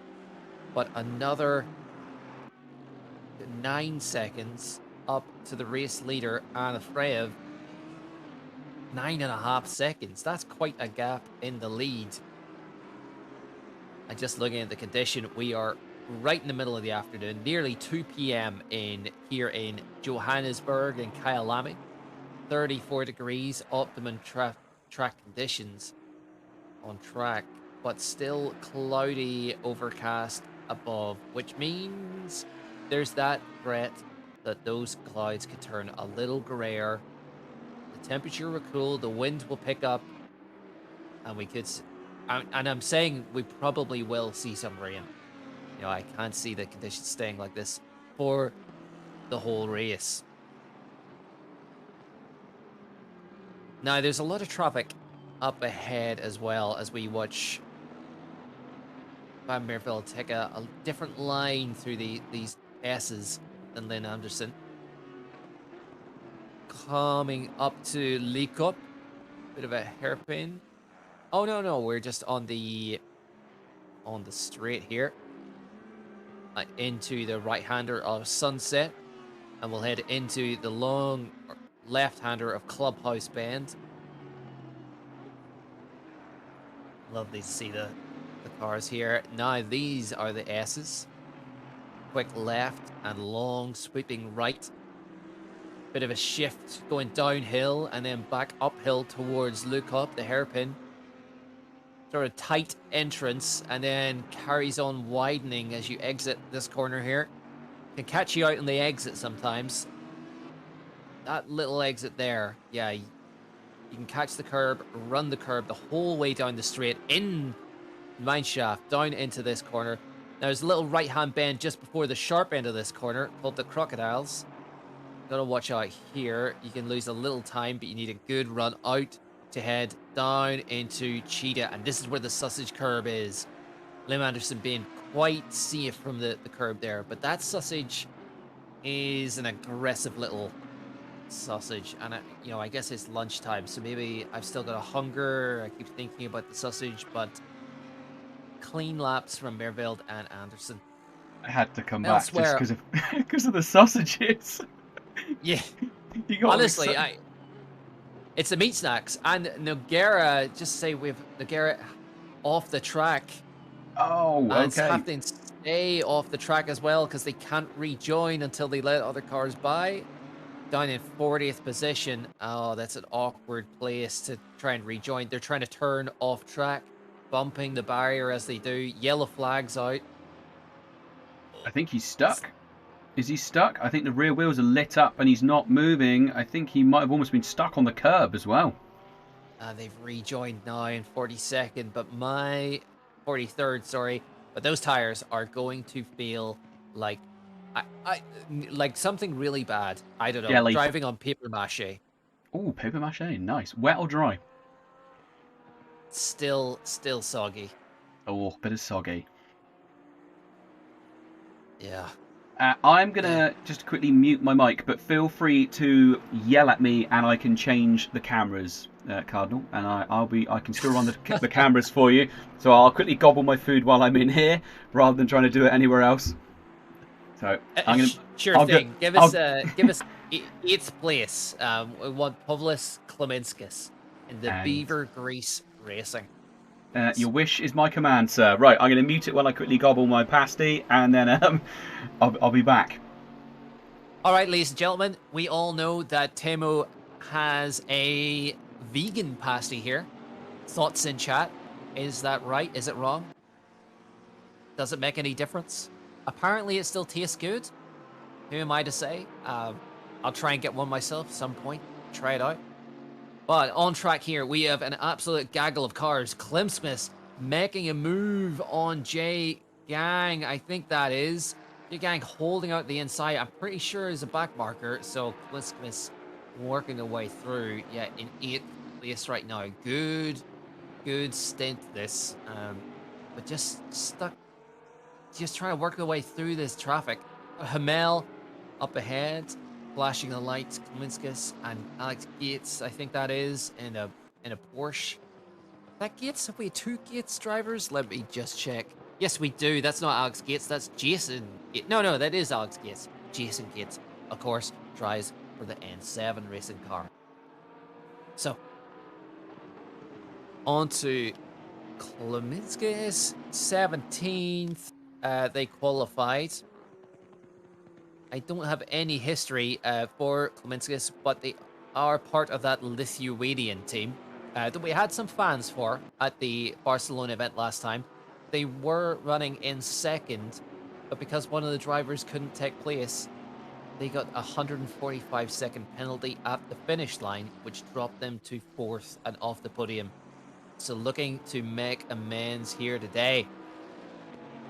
Povilas racing alongside Grantas Karakis, Thomas Savokis, and Gedimines Christobalatis. Apologies, Lithuanian followers. I gave it my best shot, but hoping for a really good result here from the Beaver Grease Racing Bentley team today. just Hamel. They're past Alex Gates here, and just Hamel go. Where is Hamel on the timing screens? I am searching 24th, so not too far down. I'm currently doing a 1:43.5 as opposed to 1:43.0 on Povolis. Now, who is a threat to this car? We have Hack, right? Milan Hack is the car behind Klemenskis. Don't see them close by on track, about 5.8 seconds back. But Matthias Fell up front in the Lamborghini. We've seen that Lamborghini before, the Nyancat bright blue meme car. The Ace Hub team, they call themselves. Currently just got ahead of traffic. Okay, so they're ahead of Zirkable, our one of our stewards and race organizers, or maybe not steward, but that will certainly explain why Zirkable didn't respond to my message about an hour ago. So it's selfish of them not to reply while racing. Real almost lack of respect there from Zirkable. We'll have to have words after. I kept referring to him as the man in the chair. Behind everything. The man in the chair. The man in the chair. He is behind everything. He organizes so much of Apex Online Racing and the community. And even to the extent of agreeing for the tier winners of the recent GT3 Season 8. The championship winners all received SIMSOKs, a pair of SIMSOKs each, which is fantastic. And I believe there was a trophy, championship winners. I'd love to see a picture of said trophies. Yeah, I know you get, sorry. I think for the championship winners as well, it was, I think a pair of SIMSOKs as well, I believe. Yeah, you may have been mid-pasty. I did mention SIMSOKs. Ah, hey, I do apologise. One of our sponsors there. So check out the SIMSOKs. You'll see the logo in the bottom right. Probably links underneath. So check them out if you want to make the next step up in your sim racing lifestyle. Yeah, so in the description on the YouTube channel, you should be able to find links to all of our sponsors. So there's obviously Elgato, and they've been a long-time sponsor. Obviously offering their Stream Deck can be quite a useful thing if you're doing streaming yourself, especially if you're racing and streaming. Just having some buttons you can quickly tap makes a huge difference. Driver 61 is quite a new sponsor for us, and obviously they do racing coaching and things like that. So I think if you go through us, I think there is a bit of a deal to be had by going through Apex Online Racing to them as well. And then obviously, as you said before, the my brain's just gone completely numb. SIMSOK. The SIMSOK, that was it. I literally was thinking of a sock, but I couldn't think of the word before it. While watching sim racing, I couldn't think of the word. Oh, dearie me. It's alright, it's not like there's still another 3 hours of this to go. Oh, there's a lot longer of this to go, but not for us, I guess. Not for us, yeah. In 3 hours' time, obviously Rage will be taking over, and as I said before, just trying to make sure everyone is aware of it. There will have to be a very slight break between. I'll have to close my stream down, and Rage will have to start his up. So it's already there on the site. It's marked up as part 2. So do just click across and join that live stream. We're hoping to have as minimal downtime between those two stops as possible. And hopefully he won't have the same issues I had. Well, indeed. Indeed. Timasorus, do you have any novelty socks that you, A, either like to use for sim racing, or B, just enjoy? Normally, every day, I normally just wear really boring, kind of work boot socks, because I wear boots all the time for work. And to be fair, they're the same ones I use for racing. I've tried using grippy socks, but I find I like to pivot on my heels, and so I can't slide my feet on the pedals if I'm wearing grippy socks, as I did try a set of trampoline park socks once. But currently, I am wearing just regular socks. Well, I say regular thickness socks, but they're bright green, and they've got a great big Gogeta on them. So I'm wearing Dragon Ball Z socks today, big bright ones. I was wearing a different set earlier on, but I have a dog that decided it would wee in the kitchen, and I stood in it. so I couldn't wear my Vegeta socks. I had to take those off. Vegeta socks for the win. Yeah. Fantastic. So yeah, I've now got Gogeta rather than Vegeta. Socks in chat, please. Any novelty socks you own or use? Interesting you took about the trampoline park socks. They have a lot of grip. I know exactly what you mean, and they've got like grippy pads all over. A little bit like, yeah, the kind of socks you might get. I mean, obviously when I was growing up, it was, you know, heating wasn't so great, and so you got given a big set of socks with grippy bottoms, so you could run around the house still without falling over. Oh, who's that that's just gone off? The yellow... Castro. Yeah, the yellow Aston Martin just went off. E Castro in 22nd, car 111. Nice. Luke Whitehead, eSports. I'm wearing Muppet socks, wearing Kermit socks currently. Very good choice. Very good choice indeed, sir. Fantastic. And I bet they probably find you 2/10 a lap, those socks. Easy. You can feel it in your bones. 2.5. 2.5, goodness. I'm just having a little look at the timings at the front. Our top three, sorry, have really opened a bit of a gap up for themselves, haven't they? So, what is it now? It's... just waiting for it to reset. There's over 10 seconds I thought I saw between... Anfave and... yeah, 12 seconds between first and second. And then I think it was around the 10-second mark for Steinhauser. We'll wait and see. These guys have really broken free, obviously really found their groove. Yeah, 9.8 seconds from second to third. No way. Sorry, look, Whitehead. I won the Muppet socks while winning the AOR Tier 1 Mazzato race. Round of applause. Yeah, it's got to be said. Clearly a great sock. Absolutely. It's that unspoken little advantage of that kind of thing that can make a difference in sim racing. I think when you can look down at your toes and there's a little pair of frog eyes staring back at you, then you just think, yeah, we got this. As a quick one, on board with Steinhauser, who is being viciously mobbed by Anderson in the PCDC Motorsports Bentley. All over him. He is like a seagull at the beach going after fish and chips. He is absolutely mercilessly mobbing. Are we going to see another Darren King dive? What from Lynn Anderson on Steinhauser? With Van Meerveld still hanging on there in that big bright banana.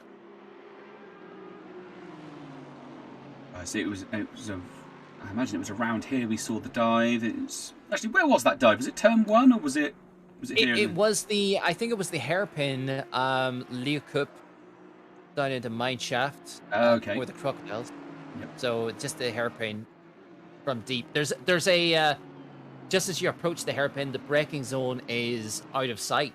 And the tight left-hander just appears because there's a little hill and a dip. Suddenly it comes into play. But not only was the hairpin approaching our good friend who was overtaken, was that Galtz?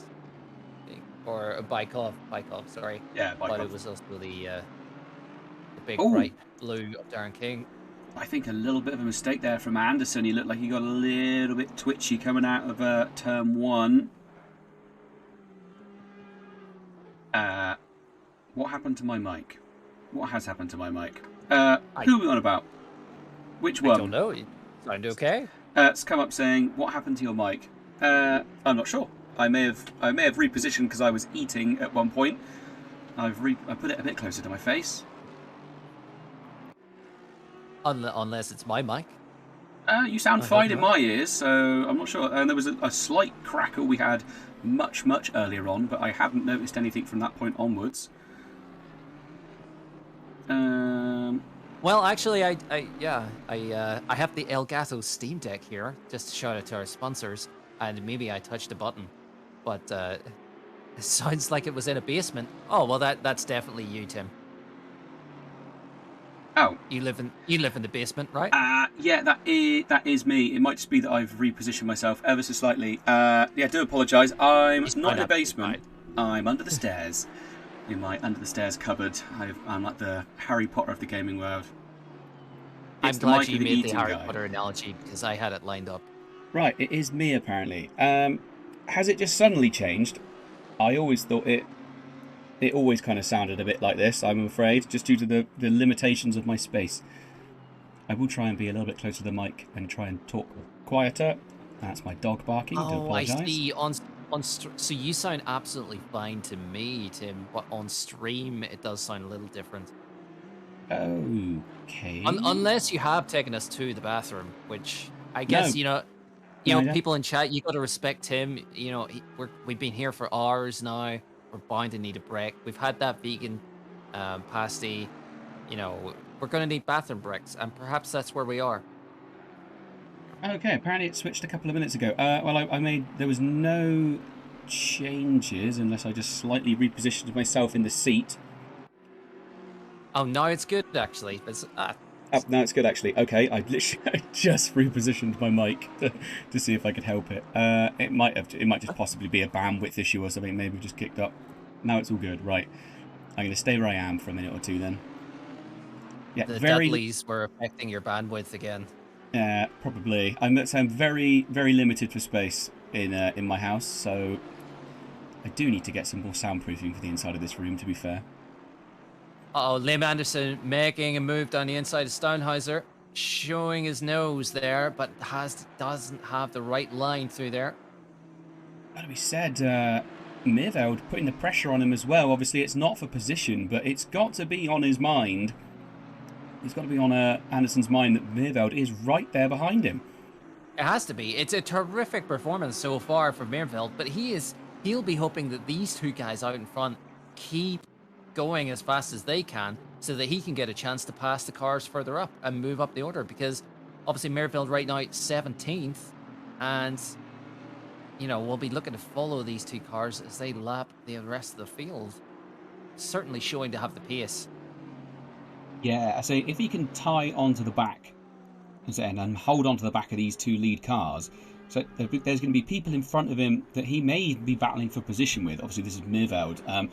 If there's someone he's battling for position and they're getting out the way of Steinhauser and Anderson, then if he can hold tight, he might better squeeze through as well.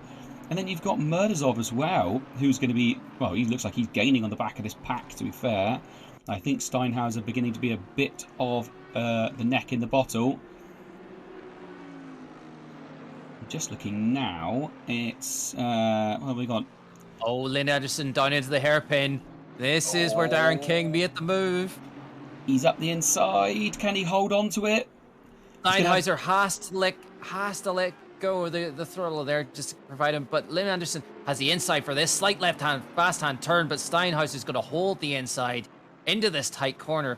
Go defensive. Lynham Anderson, however, round the outside. What a move. That was some seriously brave stuff going on there. Absolutely fantastic effort. Oh, big dirt kick up in front of them. I was right, it's just one of the back markers getting a bit of dirt, and luckily there was no incident. But yeah, really good move there by Anderson to make the move on the inside at the top of the hill and then all the way down. Held his line and managed to just outpace Steinhauser round the outside. Really surprised he got onto it. Murdasov in 5th is right into this now. That car that we've seen before has come up and caught this fight and is back past fan favourite Vince van Mirveld and onto Steinhauser now as well. So Yes, the Astons coming to join the party at the front. There was a shout out earlier in chat for Go Team Lithuania. That is P8 Klemenskis. That's who we were following while you were out. And just another shout of my own to car number 1. They've done their driver swap. Black Gold Saw and the other guys, they've swapped over to Povolitis, apologies, 19th, and right on the back of Nell in 18th, 2 Bentleys.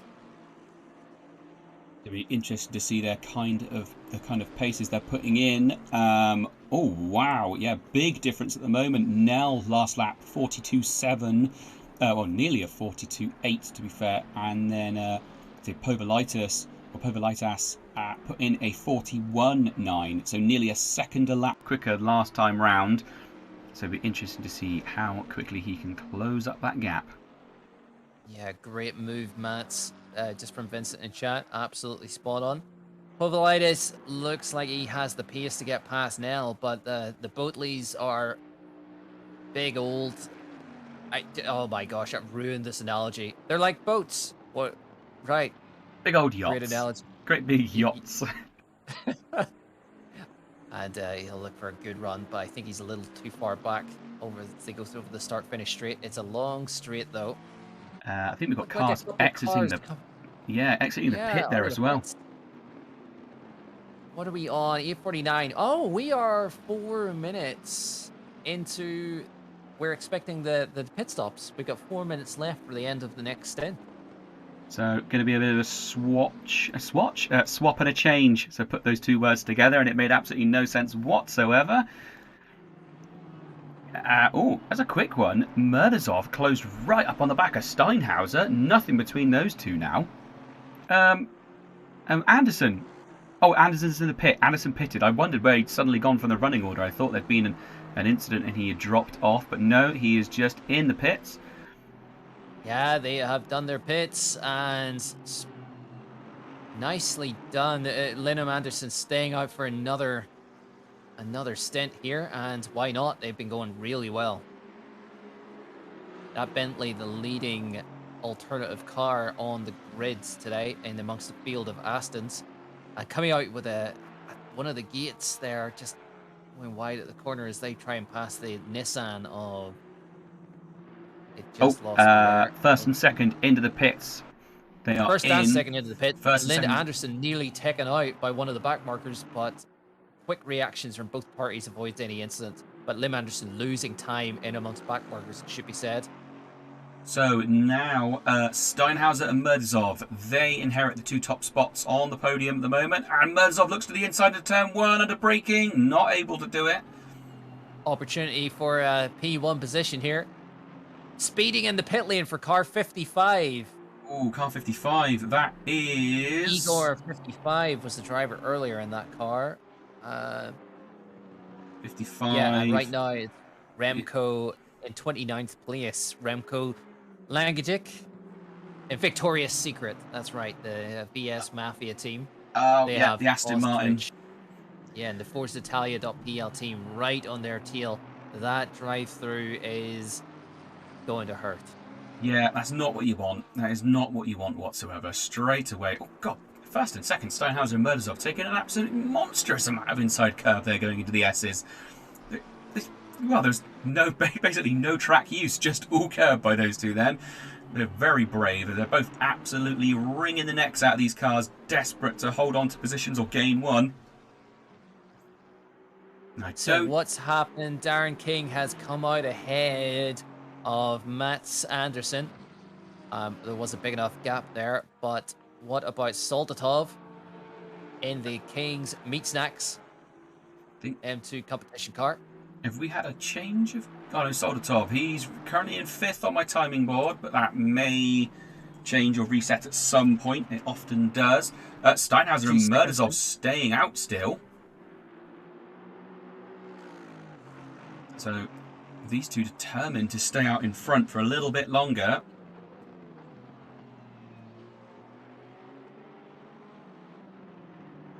Just having a little look now. So 3rd place. Oh, that's the second of the Simware Pro Aston Martins. Currently running in 3rd. I don't think they have pitted either.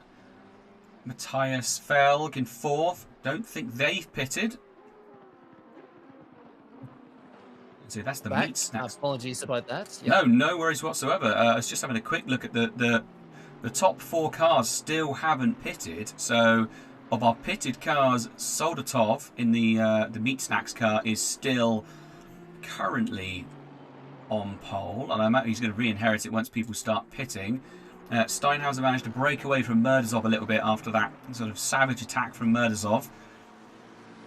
And they've just calmed down a little bit. Looking at the lap times, Soldatov is slower right now than Steinhauser and Murdazov. Obviously, cold tyres coming out of the pits will have a part to play there. I think there was quite a bit of traffic around him as well, so he wouldn't have been able to really push and get the tyres warmed up quickly. For sure, yeah. Matthias Felg's doing well in the Lamborghini. Yeah, I'm not sure he's pitted either, though. He's in fourth No. currently. Oh, there we go. First and second, Steinhauser and Murdersov into the pit, and they were absolutely toe-to-toe coming in. There was nothing between them. And also, Denis Strelkanov, who was in third, is into the pits. So I think... Well, they're at the absolute cusp of requiring the pit stop. And look at that, Strelnikov and Murdersov in those two SimWare Pro cars. That team doing really, really well today. I'm just having a little look now. So, on board with Soldatov. And currently, well, he's re-inherited the lead already. So those guys barely came into the pit and he was there to pounce immediately. Yeah, Darren King, I guess, is just crossing the start-finish line and inherits second place. Who is behind Darren King? Matt Anderson. It is Anderson. So that's a position gain for him, is it not? Well, depending on what happens... He's just come out ahead of one of those cars into traffic, but I think he's into position. No, wait, hang on. He's currently showing 6th on the in-game timing screen, so we might have to wait and see what happens. As obviously, as cars are leaving the pit, it can have a little bit of a wobble. 4th place. He's now running in 4th, apparently. 4th place. He's behind Steinhauser again. Yeah. Matt Anderson has it all to do when the overtake again, but he is on hotter tires. Steinhauser is just out of the pits. Lim Anderson taking a look, and they are going to come through these S's and climb up the course into that hairpin again, where the move happened before. What's Steinhauser going to do? He's going to go more defensive. No, Anderson sticks it down the inside. And it's a much quicker move this time round from Anderson, who retakes that last podium slot. Another great overtaking maneuver. Yeah, fantastic move. So he knew he was going to be able to do it. He had hotter tyres. He had a full lap in the car. As he just knew he'd be able to outbrake Steinhauser there. And to Steinhauser's credit, he didn't go over defensive. He did leave enough room on the inside for him so he could just sneak on through. Nicely done. I say they've still got 8 hours and 41 minutes left of this race to battle it out. So there's no point over squabbling and possibly having an incident. Obviously, we saw what happens when you go off here with Black Gold Saw. And speaking of Black Gold Saw, how is he doing? Well, that team doing now. Mel Lusky has pitted and swapped out, so they are in 21st. So still on that cusp of a top 20. I thought it would take them a lot longer to get into that kind of position, to be fair. So I wonder what their aim is right now as a team. And you know what? Thinking about that, I think I'd love to hear from any of the drivers or the teams who want to step into the commentary box and have a little interview and tell us how their race is going. So, Tim, how does this work? I guess if anyone wants to join, hop into Discord. There's a ready for interview channel, and we will drag you in and ask you lots of questions. We can drag people in as and when they are available. Just make sure I'm hovering over the right bit on the Discord so I can see if anyone does try and join us. Typically, I'm pressing all the wrong buttons on the Discord and it keeps trying to go full screen, and I don't want you to do that, Mr. Discord. Right, so yeah, if anyone wants to join us for an interview, any of the drivers, feel free to jump in with us. I mean, at this point, if you've just come off track, you're probably having a breather, having a drink and mopping the sweat off your foreheads. But yeah, feel free to come and jump in the ready for interview slots and we will drag you in. So just having a quick look now, obviously that gap is 16 seconds from Soldatov to King, so that's a big old gap for those two. And then how far back is Anderson? Anderson is 10 seconds behind King. So these two guys sort of really out on their own races at the minute. They just need to stay clean and try and hold on to it as best they can. You mentioned what the other drivers are doing who aren't racing right now. And let me tell you, there's stewards inquiries being posted into the stewards, and they are working through those the steward's actually refusing a number. I don't know if you remember, but the number 1 driver car of Black Gold Saw and the team were punted and spun around by Navarro, I think it was. So that Yes. inquiry is still ongoing. Okay. And an incident involving 383 and 126 would be best as well. So all going on behind the scenes here still. Yeah, most certainly. Anderson, now past Steinhauser, is making a break for it. He's really started to pull away. Quite a decent gap growing behind them now. Yellow flag, car number 29. That's Sebastian Erdmann in 11th. I think Erdmann in the PCDC Motorsports McLaren car has had a fight with the sausage. Oh dear, that's not what you want to see. Sausage fights are never good. They are never good. Who have we got here? So this is car number 126. This is Murdazov. So one of the Simware Pro Aston Martins. Currently running in 5th position. Absolutely, Murdazov has been driving a good stint, and I'm not surprised that they've decided to stay out for another go. Igor Murdazov, part of a 3-person team with Baikov and Viktor Romanchuk, who I suspect we will see at some point. A tier 2 driver, Igor Murdazov, didn't get to take part in as many races as I suspect he would have liked in tier 2, but all the same, fast driver. Yeah, always that thing, isn't it? So, sadly, sometimes real-world stuff gets in the way of sim racing from time to time. I'm just having a little bit of a look around across the grid. See, everyone fairly split up at the moment. Steinhauser... And is that Steinhauser? What have we got? Bertzi won 1990. Good luck to all those remaining. Indeed, yeah, we've seen a couple of cars drop out. We still have an incredible amount of cars in the field. Car number 88 drive through track limits. Oh, I'm trying to work out where that would be, to be fair. Maybe Exeter Crocodiles? Diego Zamora.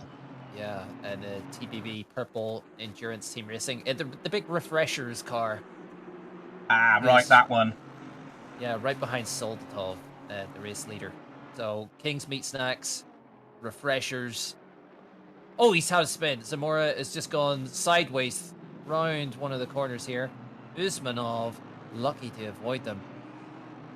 I'm going to quickly come in and say that Steinhauser, currently doing 142.3s, has got Murdazov behind him doing 141.6s. So it's pretty apparent on screen and on the timing board that Murdazov is coming after Steinhauser, and he is not holding any prisoners. He is going flat out at him. Well, where is that banana car? That is, I think it's still on the track pretty close. Yeah, he's having a battle with, there's a bright pink Aston Martin having a battle with him. I can see it on screen, but I can't tell you what position that is. I'm just trying to remember. I presume Van Meerveld has swapped out. Sam Smeets, is it? Oh, yes, could very easily be Smeets. So that is 15th place. Nope, just changed. Yeah, 15th. Oh, so still behind Murdasov. Okay. There's Yeah, just that mighty fight, 2 wide, maybe 3 behind him. Yeah, there was a big old battle. Oh, who is that trying to come past? Strelnikov and the other sim racing in 6th place, sorry, is really struggling through those backmarkers who were both side by side into the corner. Fascinating. Now we have car number 1, Kimielski, 3/10 right on the back of Borchers, as Noguera has had a spin and has just bounced wall to wall off the sausage. The sausage claims another victim today. That's Nicholas Nagara down in 41st, unfortunately, and I'm sure. Oh, that's going to be damaged. Oh, he's off. Yeah, he's off the racing line there, isn't he? Oh, I think so. He's on the grass now. So whether this is going to be a return to pit, I would presume so. Yeah, he has returned to pit. So whether or not he's going to repair and then rejoin, we'll have to wait and see. I think if we check in with Kimiliski in 21st, we're going to see an overtaking on 12hrs. So 12hrs currently, I think, maybe 5th in the silver class. But Kimiliski, the fastest team from qualifying, ready to make a move. He's come through the S's and down into this hairpin, where I suspect that's where the move is going to happen. Possibly. Thunder's up the hill. 2 big Bentleys. Not quite close enough to make a move there. I wonder if they just made a narrower exit from that hairpin, though, to give themselves a run down into the crocodiles.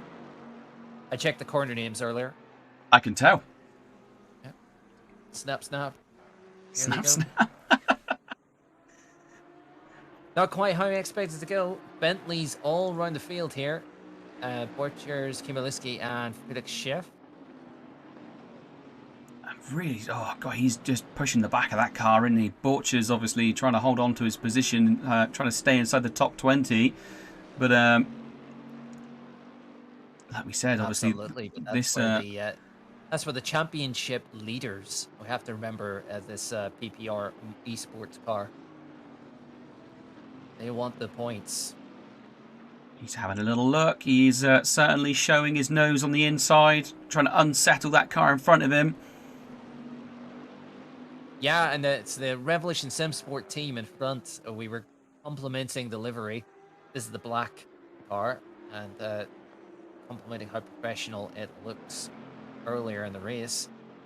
They're doing a good job. Ooh, could see a move here. Yeah, under brakes, tries to get the inside. Ooh, just enough room given. They squeezed through. That was very, very tight. Very tight indeed. How did he find the? How did they find the room? I mean, Kimiliski was all over the curb, so had a wee bump, but kept it under control. And Borchers, there wasn't even much of a gap to go for, so. No, really wasn't much of a gap at all. But just enough, and obviously Borchers just obviously thought, all right, that guy's coming up quickly, and gave him the space. And he might be able to get in the toe now and possibly regain a position if they can get past, who's that, Zeph in front of them, or Chef? Yeah, and there it is, top 20. As I thought would be a good aim for the end of the race. Achieved 3.5 hours in from the disastrous start. So it's going to be what happens with their pit stops again, isn't it? Because that was the thing. Last time we were really impressed with how far they'd suddenly got up through the grid, and then they had to pit again because they're totally off kilter at the moment, aren't they? And obviously they don't want to do an extra pit if they don't have to. Sort of predictions for later on in the race. Do you think they're going to get inside the top 15, maybe top 10? I think looking at the pace of some of the cars in front, it's getting more difficult now. The faster drivers, the faster teams are up ahead. It's going to be trickier. I do think they'll be able to possibly get above all the silver class cars. And then we got our AM car, Erdman in 12th. So I think a top 10 is a big ask, but depending on how they use their secret weapon, Black Gold Saw, you know, and obviously the quick pit stops, anything's possible. But I mean, a top 15, top 10 is a big ask, I think. I think maybe top 15 is possible. I mean, I think he's about to take 19th place away. I'm going to say from... Is that 19th place in front of him? Yes, it is. That is. So this is. Yeah, this is a battle for position. Nice. Got to do it, haven't you? You just got to squeeze it in. Going to look over the rear wing. Is he going to go up the inside? He tries under braking. Yes. Oh, another curve again. Another massive curb drive, and he manages to pulls it off again. Obviously, very well set up that car, able to just dominate its way over the curbs. Oh yeah, the Kimilowski saw the chef in front, saw the sausage, and put 2 and 2 together. 69 is behind him, up into 19th. And I mean, Racing. he's already got a decent gap as well, hasn't he? So next man for the PPR esports car in front of him is going to be quite a long way ahead. That is the Le Mans Rennsport McLaren, and I mean he's already heading to the S's now, so that's a big old gap to try and fill. Trevor Wenham, the Le Mans Rennsport LML car, finished 13th last out, so they're having a good race this time around too. They qualified 8th overall. Yeah, they got an extra man this time. So Christian Kelly and Amada Erzquizzi, I am not familiar with, but was a tier 1 racer back in season 6 in AOR, so, and had plenty high finishes as well. So obviously a man that has got the pace then. As it's quite funny when you look at the time differences between like the tier 1 and tier 2, and then sort of like even when you get into like the latter tiers. It's always interesting to see that the pace isn't massively different. It's the consistency that really does define the difference between definitely tier 1, tier 2 drivers. Because a lot of the tier 2 drivers, they've got the same pace. They're within sort of, 0.2, maybe half a second. But then you see just how rhythmically these tier 1 drivers can just put in the same time over and over again. Even after, like we said, 3.5 hours of racing, these guys are still just churning these laps out. And I mean, there are a few of the season 8 tier 2 drivers in here, obviously getting stuck in, but that's what makes Aliens, I think, is just the fact that they can just robotically make the same lap over and over again. I mean, for me, every lap's slightly different. I'm braking slightly differently. I'm a bit, bit squirrely going through sort of corners. But these guys just seem to be able to just do it, just autopilot all the way through, and it is mightily impressive. Absolutely, and that's the only difference we can really see, race to race. We interviewed one of the drivers from tier 2, finished on the podium at the end of the last race in Spa not so long ago, if you remember. Mm-hmm. They were talking, I'm not sure if I can step up to tier 1 or if I have the pace. Their qualifying times was around like higher end of the tier 1 grids. They would have qualified 15th. But as you say, it's putting that in consistently lap after lap that the drivers in the tier 1 class have earned and done over a season or 2 already. It's almost unhuman-like behavior, to say the least. So I'm taking a look at the times across the board, and the fastest drivers out on course right now are, well, obviously Adam Chmielewski's done a 1:41.4 last time out in 19th, which is ridiculous. But up ahead, Trevor Wenham's done a 1:41.7, so not much slower at all. As we go further up, 11th place, Wojciech Ratajczak is 1:41.8, and so catching Alex Kopstov in 10th. Then we get Dennis Latz doing a 1:41.7 in 9th. Everyone doing 1:42s until Strelnikov in 6th. And further up, I guess the slowest driver last time out on the top 6 or 7 was Konstantin Soltanov in 1st place. Everyone catching at least a few tenths. Well, Soltanov has got a pair of backmarkers who are battling for their own positions coming up in front of him. I wonder if, to a certain extent, you say he's a little bit down on the pace at the moment. I wonder if he's just making the use of his ginormous gap that he's built, and he's just having a bit of a cruise, having a bit of a cool down. So it's again, it's like about halfway through this stint. So there is a possibility that he's just resetting his head, having a little breather, and trying to get back into it and just maintaining the gap rather than just push the whole time. If you don't need to try and get past anyone, sometimes going a little bit slower can almost do you a little favour. Absolutely. And you know, he's got a 14, 15-second gap, so there's out in front, which is huge. There's no real reason to put themselves under more pressure right now. Hold this out Oh, there we and go. keep it going. Consistent. He's now also just making his way through that pair of back markers. Car number 760, who we are on board with now. Washai, God, I can't even pronounce that. Sorry, Washai Strugala in the STMP Endurance Lexus moved out the way for him. And to be fair, he was in his own battle for position, so fair play for moving out the way, as he's now a long way back from the guy he was battling. Yeah, Mendes 30. He's 36th. Well, 6th. Well, he's just approaching. Good to see Strugala in the Lexus sporting a big South African flag on the back end of the car too.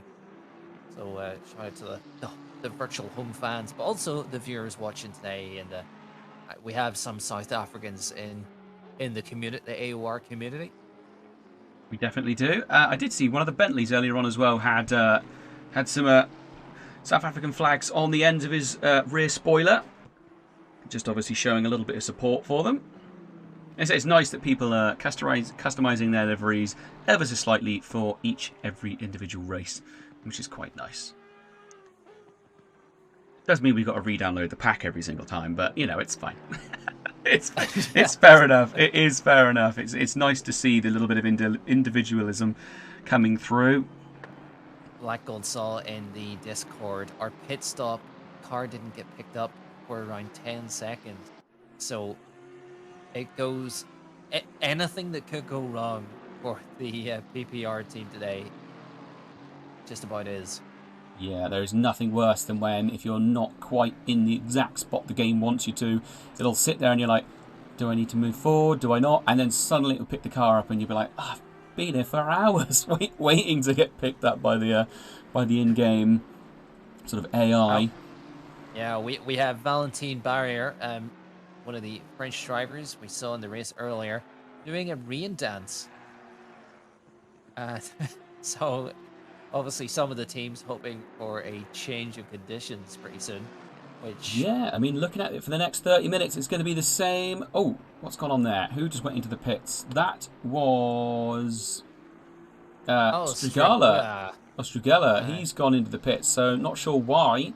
His pace seemed to be good, so whether there's a setup issue or something, I'm not sure. But yeah, he was in the battle with Mendes, and now Mendes home free, just having a nice Sunday drive at this point. Indeedio? Gotta quickly say the gap from first to second. Yeah, that has come down significantly. That is now just over 14.5 seconds. That was significantly higher earlier. We are seeing the other cars do faster times than Soltov out in front, as Ryan Gosselin just in front of Soltov gets squarely sideways out of one of the corners. But Soltov has the time to spare, and it's only a few tenths per lap that he's really losing out. So this has been a strong stint up to now. Maybe he has used more of the tires, but yeah, maybe it's a case of just looking after them for the time being right now. Quite possibly, or like I said earlier on, if you're hitting one of those like graining periods on the tires, sometimes you can sort of drive your way through it. You just got to take it steady, and then you can almost, I don't really know how it works, but you can almost recondition your tyres by driving slightly differently, sort of a bit more apologetically. To give you a bit more laps. On board with Darren King, our second place driver, coming up behind some of the back markers now. He's got a pair of Porsches in front of him. Darren King has been aggressive on back markers this race. Just if you've been watching any of the times, he has there's been a couple of dives in corners to get past and not lose too much time. And look, he tries to follow this train of a tow as much as possible, and I'm sure he's gonna. He's already flashing his lights and showing his intent. He's obviously saying, I'm going up the inside. And there we go. Go straight up the inside there. Ismanov knew it was happening. Yeah, no getting around Sensibly that. backed out. Oh, sorry, if Tim, anyone... I have been provided with a ham sandwich, a white bread ham sandwich with butter. Oh, very nice. Very nice indeed. Feel free to go and enjoy your delicious sandwich. I'll sit right here. I'll be on mute, munching. But there's Darren King past Van der Linde in the Yep. Go Racing Porsche. Oh, and to be fair, Van der Linde now, pretty close battle there. So, what position are you guys racing in? Let's have a scroll down through. Are these two battling out for position? Yes, it is. Okay, we'll I'm going to keep a little bit of an eye on these two. Oh, and he makes a mistake at the top of the hill. Goes a little bit wide, leaves the door open on the inside. Side by side still. Okay, coming down the hill through mineshaft. Who is going to hold it together? Still side by side. Oh, a little bit of a nudge, and he's on the grass. Can he control it? Can he get the car stopped? Yes, he can. And he's just had to give the place up, I think. Maybe not. Nope. Still side by side, still going, and he's going to have the inside for the curb. No, gives it up before the sausage. He thought better of it. Oh, and nearly outdrives himself and goes a little bit wide as well. Very, very close there. So there was that slight nudge at the top of the hill, but to Yumazov's credit, I mean, there was a mistake from Van der Linde. So he did go off on the dirt, and he went very deep. And they were reasonably clean, the pair of them, but it is always going to be a little bit scrappy trying to pass, especially through these twisty parts of Kyalami. So just having a little look around and see who is who. So just having a look. So our top three pro drivers are Soldatov, King, and Anderson. Those three really, really doing well and pushing hard all the time. And still putting in great lap times to their credit, sort of high 41s, low 42s. So that's just enough. That's what they need to do. And so then we've got the top three Silver Cup drivers is we've got in 13th place is Dan Borowskis in the car number 4. Then we have S. Smeets in the yellow Audi. That's 448, and then we have Orgodokonov in car number 149, that's 18th place. So those two still nice and close together, battling out for position. And then when it comes to the AM teams, we've got Erdmann in 12th. So one of the AM cars in front of all the silver class cars at the moment. That's a real stellar effort to do that. Obviously battling way above his classification. And that is in the PC-DC Motorsports McLaren. I always get the word mixed up. I can never say it out loud. I always have to pause first. So I'm just having a look to see where the next AM car is. So that is 29th place, which is Everink. And again, he's quite a way back, obviously, from the PC-DC Motorsport car. And he's got a decent gap back to his next competitor, which is in 35th place. And that is Bartosz Zitek in the Tempesto Motorsport BMW. And doing great out there, actually, the M6 today. It's a big old car. Everyone always says about the Bentley being a massive car, but that BMW is by no means any skinny winny. There's a huge, great beast. So really surprising to see one of the AM teams up so far in the order. I mean, obviously it's all done off of average lap times and obviously what your rating as a driver is as an overall team. But it's been really consistent. It isn't just that one driver on the team is gaining them loads of positions and then the other guys are losing them. They're all working really well together and holding on to this 12th spot. They are indeed. Erdmann and the team there have been a fantastic story of this race. And I just want to let you know what's happening. So Yannick Royf has taken over the car, that Nyan Cat Lamborghini, the Pace Hub team. Yep. And at a request from PPR Esports, Kimileski has been let by the team in 7th. So they may be in 19th, but they've asked the team, can they get by? Because they're on a faster pace right now. So yeah, I was about to say, it looks, I could see that the Nyan Lamborghini is now running behind the #1 PPR esports car. So, yeah, obviously that's been moved. I mean, that's fair enough. It's not a battle. Don't think that was even a battle for position, that one. So Not at all, not at all. Yannick Royf in 7th right now, having a fantastic race. So, I mean, obviously, long-term wise, it's probably more dangerous to try and defend from a driver than it is just to let them through. Having a quick in-game time check. It is currently 2:43 p.m. in-game. The weather for the next half an hour is looking to stay consistent as it is. Again, barely any wind whatsoever. Ambient temperature is 27 degrees and track temp is 34. So that has stayed pretty stable for most of this race. There's been no real sunshine, but there's also hasn't been even the slightest sign of any wet. 8 minutes, well, just under 8 minutes 14 left of this race now. 8 minutes? 8 hours. Sorry, 8 hours and 13.5 minutes left of this race now. Yeah, 8 minutes. That'd be a bit of a sudden sprint to the finish. I think a lot of drivers would go, hang on a second. Crikey. Yeah, so little way off the next set of pit stops, probably sort of 25 minutes, maybe half an hour till we start seeing people. Oh no, probably about 25 minutes till we start seeing people considering pitting. Yeah, just looking around for some action. We got a 31st Diego Zamora in the Refreshers car, just been passed by Remco Langejag, and Smeets trying to overtake there in the Banana Mobile. Yeah, I think that's what we just call it from now on, is the Banana Mobile. Was that a flash from Smeets as well then? Was that a big flash from Smeets behind that Victoria's Secret? Absolutely was. And he's way ahead, I think. Remco, the Victoria's Secret car is in 30th spot. So he'd appreciate a way by, and I think he's going to take the place, or well, yeah. It looks like he's trying to do it. Yeah, up the inside there. The problem is that Zamora behind is for position, so the Victoria's Secret car doesn't want to give up too much time to let Sam Smeets by. Smeets passed, so we will stick on that battle for 30th place.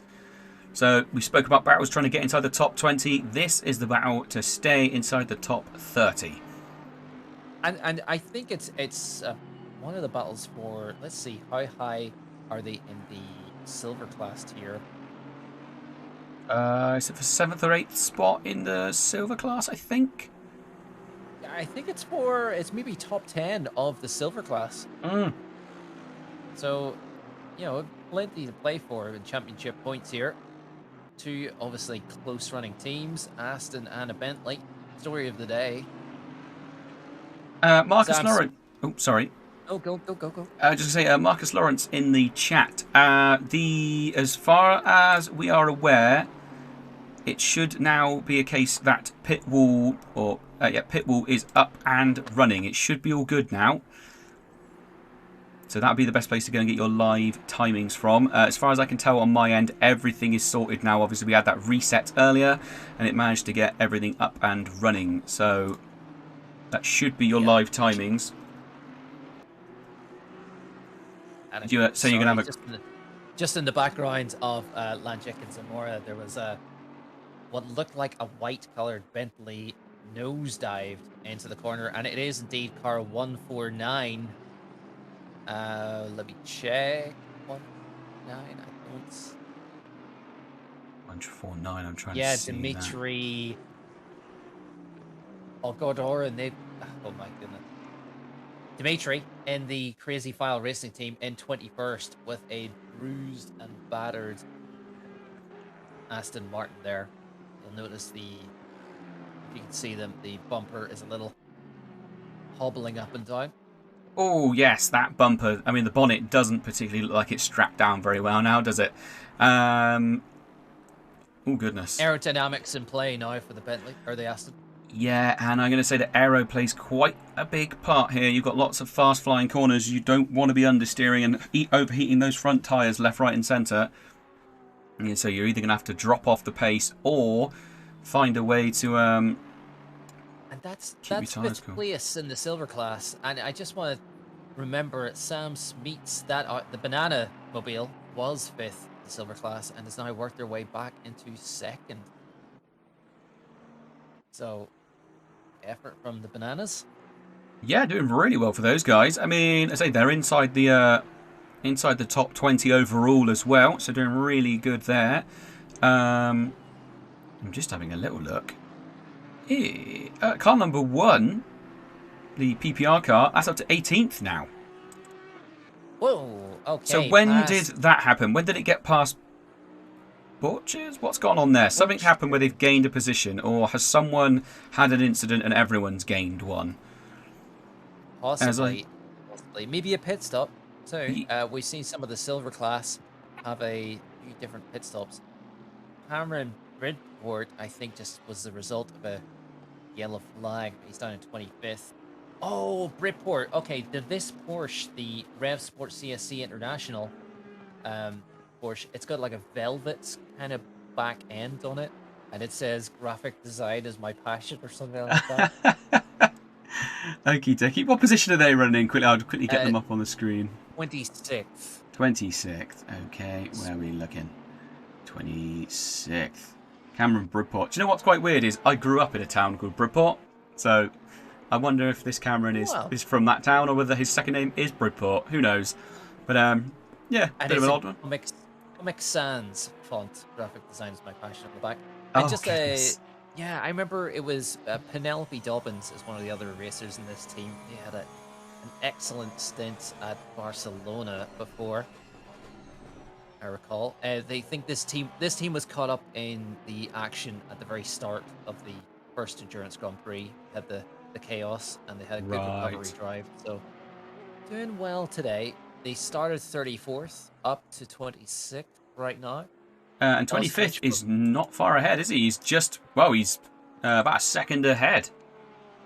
Absolutely, absolutely. They are within the top 10 of the silver class. Austrich is part of the pro class, so apparently they certainly do have the pace. They finished 26th, actually, at the last race. Cameron Bridport and Penelope Dobbins finished 26th last overall, so very consistent, but hopefully if they can carry up climbing up the field. Yeah, it'd be interesting to see if they can maintain this pace, or like I said, or go further. I'm just trying to see any close battles that we've got going on. Obviously, they've been racing for so long. Oh, I think Jay Fang and Zitek. Oh, and there we go. I was about to flick to them, and I think they've just changed positions themselves. That was the battle for 35th, I think. Oh, still going on, it looks like. Oh, lovely to see. We've got the Nissan on BMW action here. Jay Fang, one of the pro class, and Zitek in the AM. But still fighting it out on track for position for 35th. Jake Fang, one of the tier 2 racers. Zitek. I recognise the name, but not sure where from. He wasn't. I don't think he was a tier 2 racer last season. But I do recognise the name. Tier 4, okay. But I guess has taken part in the endurance competitions. So that's always the way. Is you look at all these racers' names and you think, I definitely recognise the name, but I can't quite place it. It's just where there's so many members of Apex Online Racing community that you sort of see all these names and you think, I'm sure I know that person, and then you realise, oh no, I just once got overtaken by them, or I've once commentated on them. But it's a nice community. All the tiers tend to sort of get together and they all talk in the general chats, and there's no snobbery, which is quite nice. I'm just trying to look ahead. Have we got anyone else that's having any close battles? Yeah, 31st. So that is Diego Zamora and... Is this Langedag again? Yes, I think it is. Yeah. And the refreshers. Yeah, they're about 0.2 between them. Yeah, these two have been hammer and tong for this top 10 position in the silver class. Yes, Mafia. I'm just looking for one of the other teams I remember who had a great race at Barcelona. Was the Van Wall Sim Sports. Let me just see where I'm trying to remember what car they're driving now. I should know off the top of my head, but I have forgotten. Connor Wright, Ooh. Andy Vanderbilt, and Dennis Latz. There was a bit of a look at the top of the hill there from Zamora. Not quite able to do it, but he's got quite a good run. A little bit squirrely coming down the hill now. Is he carrying enough speed to make a move? Not quite.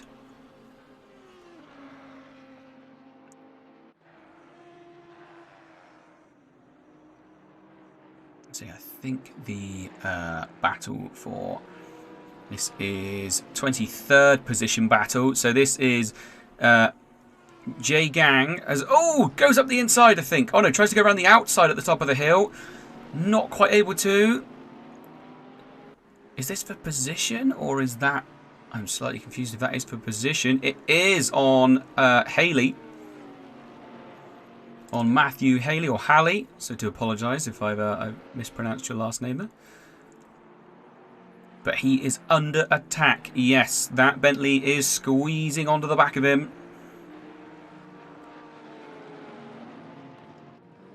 Another one of these Porsches with quite a lot of purple on them. Bentley trying to get the undercut there in that final turn, not quite able to. I think the Porsche gets a slightly better run. Oh, and we've got a pit. Car number 149, one of the Aston Martins, is into the pits. Just 49, one of the leaders, but yeah, okay, yeah, 24th. Dimitri, that was the broken bonnet. Right, okay, obviously decided to come in sooner than later. This is probably, well, 8:02, no, sorry, yeah. 8 hours, 2 minutes. Past. Yeah, 20 minutes time is the end of this stint. So maybe they're just deciding that they're losing too much time every lap, so they're coming in as early as they possibly can. So this is the thing, when you get some damage, obviously it can completely destroy your pit strategies. There's quite a train of cars coming up through here at the moment. I think this is all for position as well. If I'm not mistaken. Penalty for car number 12 for causing a collision. Oh, there's actually a back marker in amongst these guys. That black and red Bentley. Trying to see its number when it comes past. Is that the N7, the R7 car, Gates? Quite possibly. I haven't quite able to see the racing number. I want to say it was like 117, but I may be very wrong on that.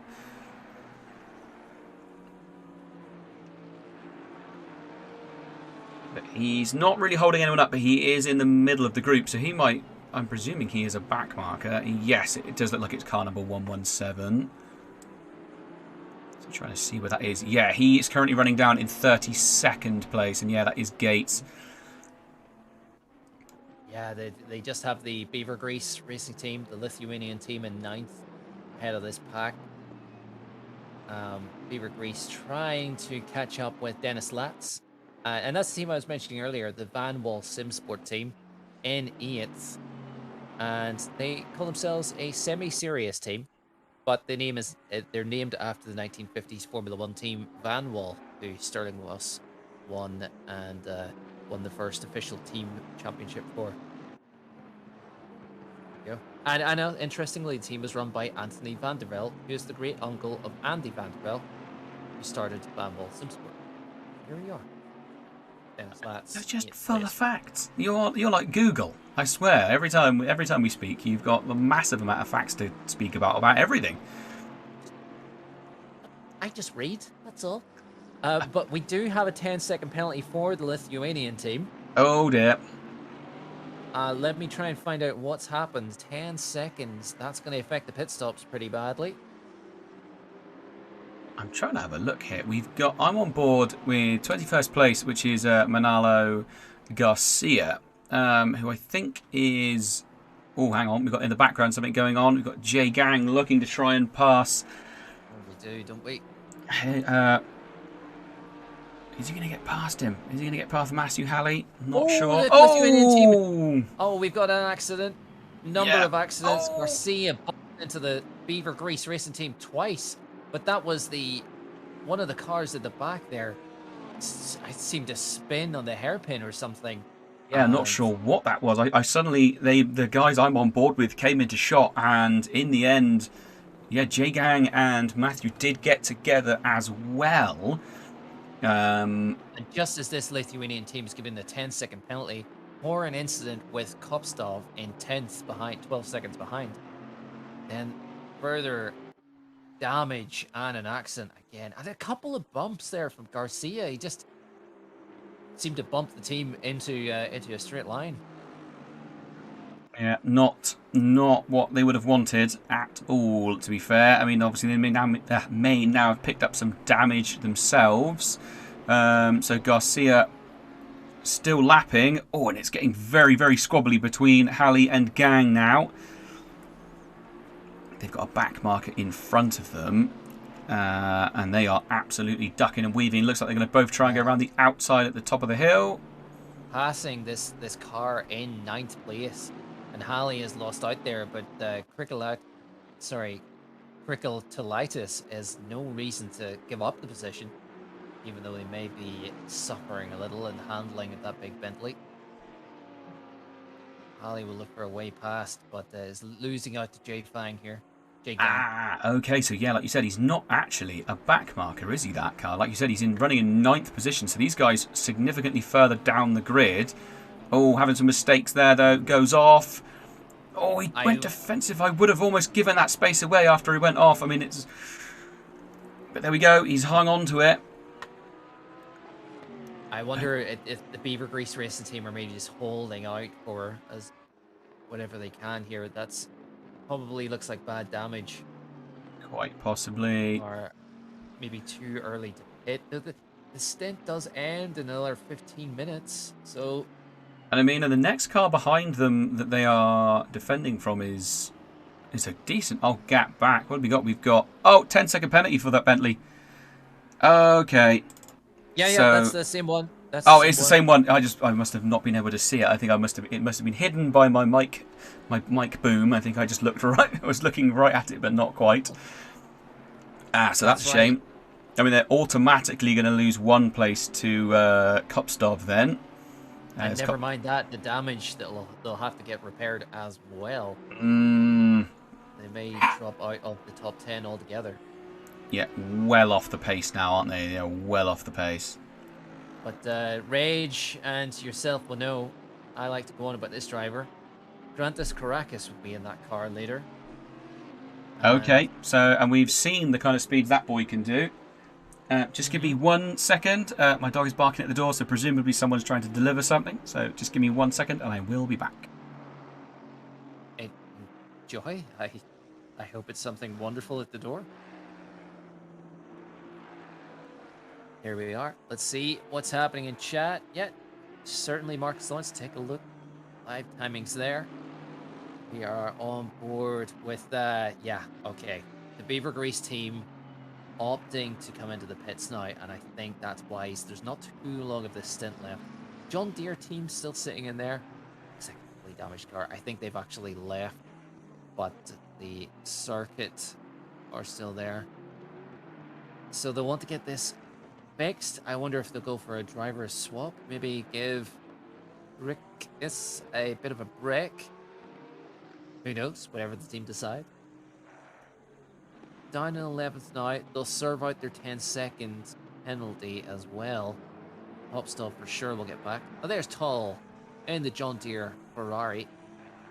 Off out of the pits. Doesn't look like all the damage has been fixed, but they've committed to a driver swap. Yeah, Kopstov takes 9th place. Kopstov, Lattis, obviously. There's damage being repaired. And who we just mentioned? Grantis Caracas is in the car. Looking a little fresher than it did when it came into the pits. But unfortunately a little further down as well. So that will hurt them. And of course the 10-second penalties there. But on top of that, other cars will have to pit now as well very, very soon. In the next 10 to 15 minutes. Just behind board chairs there, coming out the pits. But on track, yeah, in 19th place, that leaves them. Board chairs is currently 3rd in the silver class. Shout out to the silver class. Dan Brauskis leading the way in 12th overall on track, but well in the lead of the silver class. Sam Smeets, however, looking quite, you see, trying to get past Makovikin, and I can tell you is around the outside of Makovikin right now, out of the hairpin and down towards the crocodiles. On board with them now. Don't worry, it wasn't a parcel, it was my dog barking at the neighbours. Yeah, and he's holding on to it, isn't he? On the move. And they've got the PPR esports team right behind them as well. Makovikin won't want to lose out two spots in a few corners. Over the sausage they go. Oh, Kamileski lining up maybe into this last hairpin. Doesn't go for it. Sam Smeets in the Banana Mobile. Keeping ahead. Okay, so Sam Smeets is 15th. Kamileski is in 15th. So this is 4th position. Makovikin is just... Oh, Makovin's 4th position as well. Oh my goodness, this is an absolute free-for-all. Oh, and a big move up the inside there by the Bentley. No, can he go through? Driver 12, Grantis Caracas has a drive-through for track 11, and they've just pitted for damage repair. Oh, it's not going their way, is it? Not going their way. I mean, he's been a little bit of an unlucky driver as well in the Season 8 for the Tier 2 racing. We had one race where he ran out of fuel towards the end, which was just one lap too many. It was pretty much maybe 300 yards from the finish line. He ran out of fuel and ended up having to coast.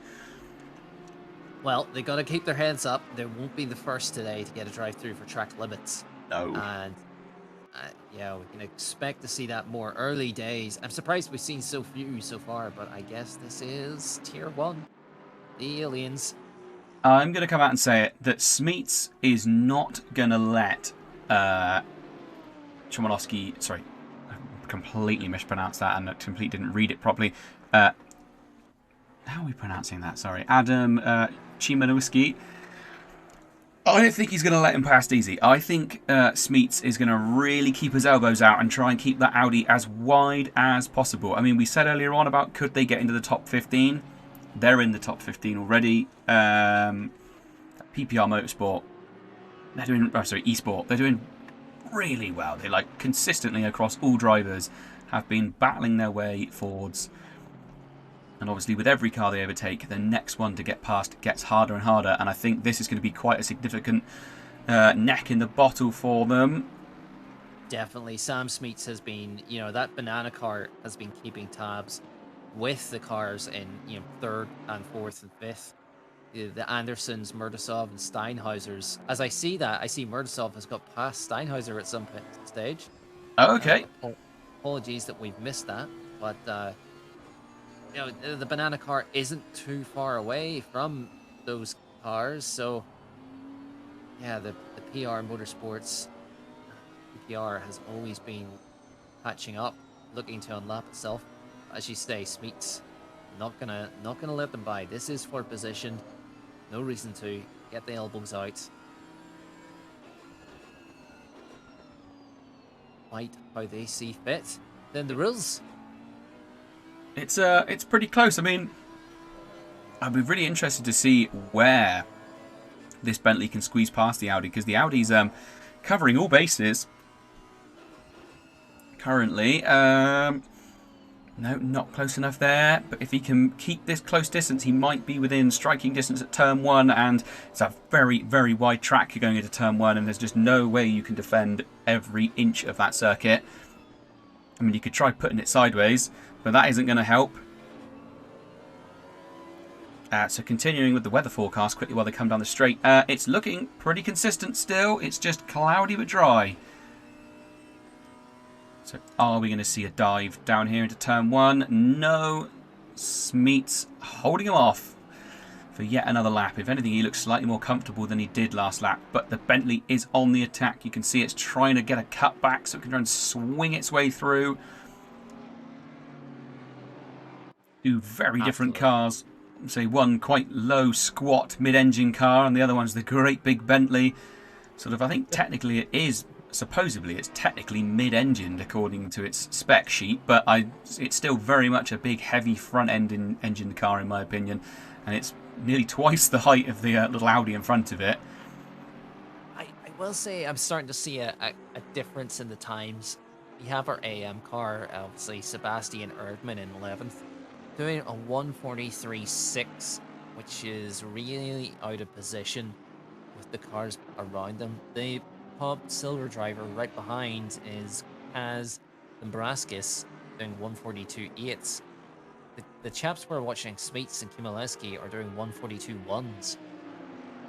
And that's almost 8/10, 7/10 a lap at least on catching the leader of the silver class. So, although this is going to be a tough pass and a fight for Kimilewski, Sam Smeets, those two are going to, catch up with the cars in front all the same. Sam Smeets getting on the grass there after the sausage lost a little time. That's the thing. Smeets is not slow. He's not slowing down Chmielewski, so it's not really negatively affecting the overall race for that number one car. Sort of pace-wise, it's not like they're sat, sort of a second slower than they want to be. They're pretty much up there with what they want. But it's going to be when they catch up with something, when they start bunching, is how hard is Smeets going to defend? Because, I mean, they're coming up behind that, what's that, the Goat Racing Porsche. That's not a battle for position, and I imagine the Goat Porsche will get out the way with relative ease. Oh, and there's a look up the inside there. Smeets not giving up, though. He's trying to hold on to it, but he's going to be the outside going into the S's. Look how close they were, side by side. Into the S's, as you say. Is Smeets going to make... this stage of the track, but yeah, as I say, approach the hairpin here. We could see a dive. Defensive from Kimilewski. Nowhere to go for Smeets, but looking for a good exit down the straight into the crocodile. And he's got it. He is. Oh, he had the good exit, but there's nowhere to go. Can he do something under braking? Goes to the outside. Looking for a switchback. The only thing is here, there's not a lot of room. Yes, you can maybe get an overtake done straight out the corner, but you have to get it done quickly, otherwise you run out of track pretty quickly down through here. It's been a fantastic assault from Sam Smeets. It was a great overtake, but it stuck to the back of that Bentley very well. And I think if Kimilewski can hold on to it here, cars coming out of the pit lane, that N7 car. Oh, lucky to avoid Maudsley, who was coming out of the pit lane. But I think that's given Kimilewski 14th spot and just that few tenths of leeway that I think will be enough. Yeah, he's got the gap now, hasn't he? And so, I mean, Smeets might be able to hang on to the back of him for a while, but I don't think he's going to be able to close the gap and push past at this point. Like we said, that number one car, the Bentley, has just been blisteringly fast when it's been on the track. It's been very, very quick. And it was very quick last night, obviously, in a Super Pole, so not surprising to see it. Putting in these quick laps over and over again. Be interesting to see what their best lap, well, what his next lap will be on a fully clean air track, not having to sort of, choose his line at all, because both those guys, it was a 1:42.6 and a 1:43.4 for those two last time round, so well off the pace for those two. Absolutely, and just want to call out the gap between first and second. It was 15 seconds. It's now 10. So, 33% of that gap has disappeared, and it's just that slight couple of tenths every lap Darren King has taken out of Soldatov that has reduced an almost untouchable distance between two cars into a little more than touching distance. We've got Daniel van der Linde has had an accident at the sausage and has immediately opted to come into the pits. Down in 28th. 28th place. A little Oh. tangle or a... We've had a driver change in 7th place. So that is car number 13. That is the Bentley of PCDC Motorsports. Marcus Lawrence now behind the wheel. They're just coming out of the pits as well. These are off-time pit stops, aren't they? These aren't. This is about 5 minutes early for the stint. It's really about 20 past is the end. I think the time around. So it's not really off, but it is a little early. And I think we've consistently seen that the undercut has cost people time. Well, The people yeah, who so, come in that lap earlier have not had an advantage from it. He has come out into some clean air, so that's his only advantage, I suppose, is that he's not having to battle at all for position now, and he's not having to battle his way for any back markers. So it'll be interesting to see how it goes. Our lead AM driver in as well, Erdmann. He is now in.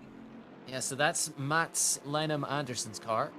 Oh, and Smeets and Garcia, they're both in as well. Oh, now, yeah, the board is going to light up with drivers pitting now. There's the little white P symbol starting to appear in many different cars. And they have to pit. Yeah, the 3.5 minutes left. I guess they could go out for one more lap. Anyone who really wants to push the boundaries compared to wherever they are on the track. But we're sure we're going to see all the cars pitting.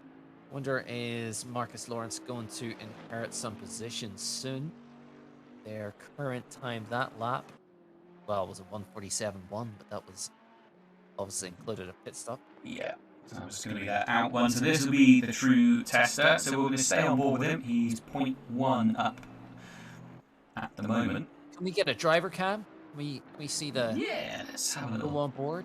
Let's see how this lap goes. They're already 2/10 up on the fastest lap they've set. It's a 1:41.0. If we do this one, then it's kind of like a bit of dash cam, so we get a good idea. Nice. Riding aboard here. A little lift on the throttle there, but he's back on it again. Down the gears. Still 0.1 up at the moment. Well, it's flicking between that and a dead match. What we should add, the fastest time they've set is a 1:41.0 flat, which is I'm gonna say that's the fastest lap that's been set by anybody. No, matched by Christian Steinhauser. Yeah, no one in the 140s, everyone in the 141s, but that's a really good time.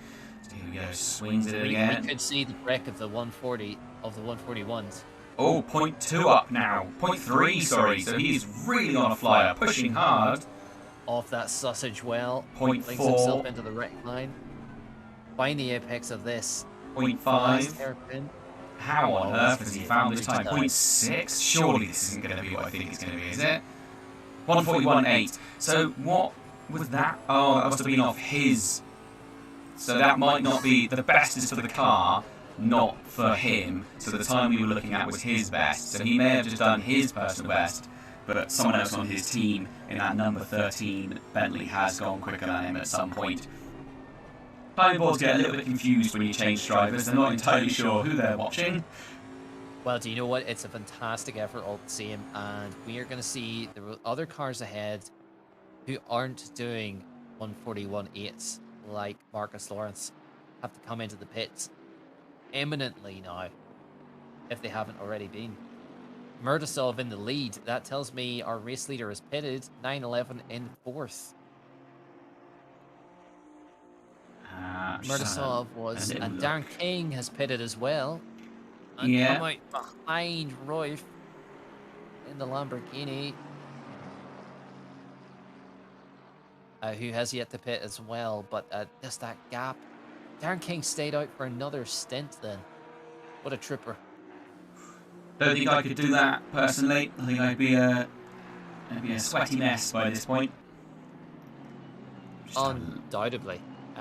Three people in the team, Darren King, are they just going to do a third each? 4 hours? 4 hours each? Darren King, James Parker, and Jan Willem van Almen, all making up the Del King team. I'm just trying to work out if who is coming in and who isn't. I mean, I think we're going to see it pretty soon. Having a look at that gap, first to second is now 7.5 seconds. So that time has really dropped. Oh wait, no, that's Murdersov out pole. So who? Because Murdersov wasn't on pole, was it? So who? Where's our pole man gone back to? We were just saying about a moment ago, weren't we? Anna Freyev is in 4th. Right. Okie dokie. So, and I just see that our PPR esports team, who we're keeping a watch on, has come into the pits. Number 1 car, and they've changed over to Kimolowski.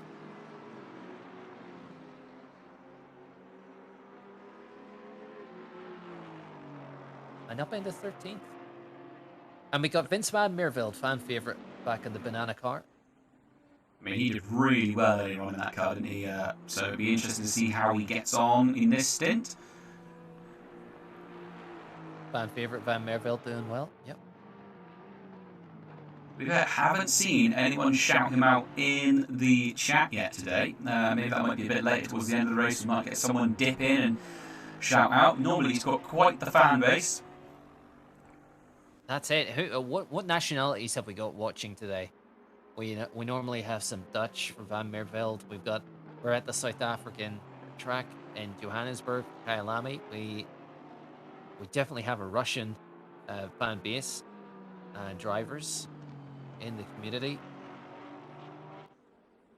Right, so the gap first to second is now back up to 12.8 seconds, and then second to third is currently... Oh, hello! Lawrence. Marcus Lawrence in the Bentley, currently running in 3rd place.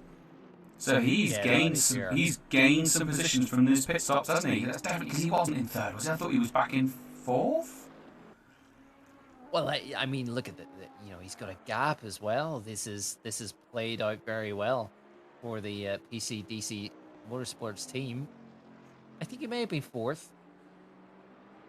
Maybe it was 4th, quite Anderson, possibly. but this is because I said the undercut didn't work, and Marcus Lawrenson just wanted to put me to the sword on that one. Yeah, just wanted to prove you wrong. He was like, no, I'm gonna make it work. Yeah, I'll show you this. Productive Panda. No, you probably aren't the only person that hears a slight echo. It is just because I'm very limited for room with my current setup, so I do get a bit of echo in the middle of trying to sort out the acoustics in my understairs cupboard. It's quite difficult, it turns out. And Brendan Himmel. Hey, look, there was my team. I should probably know already by this point. Which team was that again? Was that PPR? I can't remember. That was the Goat Racing team. That was Goat Racing. Porsche. Yes, it was. Who have we got in the car now? Is it Heiko or Van der Linde?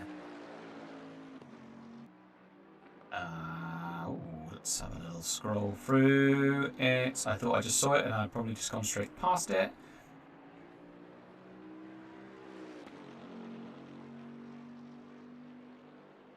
I'm being really blind. I've probably scrolled right past it. That's you know what? That's okay, because Brandon here will keep us right and let us know. I'm sure of it. Oh no, Productive Panda, don't apologise. It's all good. Just it's not a software or hardware issue. It's literally my house issue. No. Oh, you know what? I'm going to do it. Going to quickly jump on board with Grantis Caracas, who is he fighting for position here? No, he's not. He is Fabian Uker just ahead of him is position. Okay, it'd be interesting to see what kind of pace Caracas can do. I say he's one of our Tier 2 drivers in Season 8, and he was lightning fast, just had a bit of bad luck throughout the season. Sure, a 141.5 last time out. And a 141.9 that time.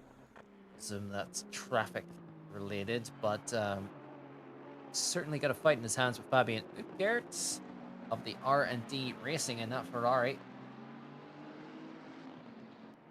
Research and development. What does that mean? Will Andrews, Alex Jones, and Fabian Uckert qualified 3rd. How did they do last time out? 15th. Good effort. It's a nice looking car as well. It is. I really like the black and blue. Yeah, again, it's simplistic, but still stylish enough that it doesn't just look like quickly thrown together. It's very nice. I like that. I can see that on a real life car. Stands out. And just check any fun facts. Well, R&D racing community. The community is focused on fast and easy to drive setups and have a good time while racing. We have done some other Enduros, but never in this combination of drivers. So, who knows? Oh, so that's cool. So it's a sort of a community based around setting up cars, so they're more make them more drivable. So that's cool. That's always a nice thing to do, because sometimes the setups you can find online, they're great for hot laps, but unless you are an alien, you just can't drive them. To be brutally honest. Just a quick one from the chat. This is Productive Panda again. You're all definitely doing justice to my home track. I was ecstatic to hear that you were here at Kyalami for this race. Well done for the commentary. Thank you very much. Thank you ever so much. Big shout out to all the drivers though, it's got to be said. If it wasn't for them, we'd just be two blokes sat in various parts of our houses, probably mumbling and not really saying a great deal. So yeah, so thank you ever so much. But yeah, it is the drivers that are putting on the show, and we are merely trying to bring it to you. We just sit here and eat the meat snacks. They're out there racing the meat snacks. Speaking of meat snacks, let's have a look at the leaders. I quite like the fact that the short 3 letters that they have is FAT, which makes me chuckle quite a lot. Oh, I see a familiar name out there. Bogoroditsky in 6th place in car number 2. That's just ahead of Vince fan favorite Van Merveld. So Merveld is a lap down. Tier 2 drivers, right? Borgodowski, yes, he is a tier 2 driver. Well, he was in season 8. So I'm trying to see. So he's 6th place. He's got Lindner behind him, but he's got a decent old gap back to that 7 and a bit seconds, and he's got Dürr in front of him. But if the time is going to tell me how far away they are. Wait, hang on. Sorry, Bogoroditsky was the winner of the last race of season 8 in tier 2. Yes, according to the records. That sounds about right. Okay. Yep. He's a quick boy. He is a quick boy. On a high. I mean, I've slept since then, so I can barely remember. I can barely remember what position people came in. But it's got to be said, fan favourite Merveld, obviously a lap down, but is definitely closing in on Borgodowski. So it'd be interesting to see if he can sneak on past. This is Borgodowski's first stint here at Kyalami in this race so far, and Van Merveld, however, in the Banana Mobile has put people under the cosh all day long. Yeah, so and it must be said, it has had a similar campaign as Kimilowski in the #1 PPR esports car. They have come from last, however, but that Banana Mobile has been consistent and moving up the field just by following these fast boys. Yeah, it's been a clever.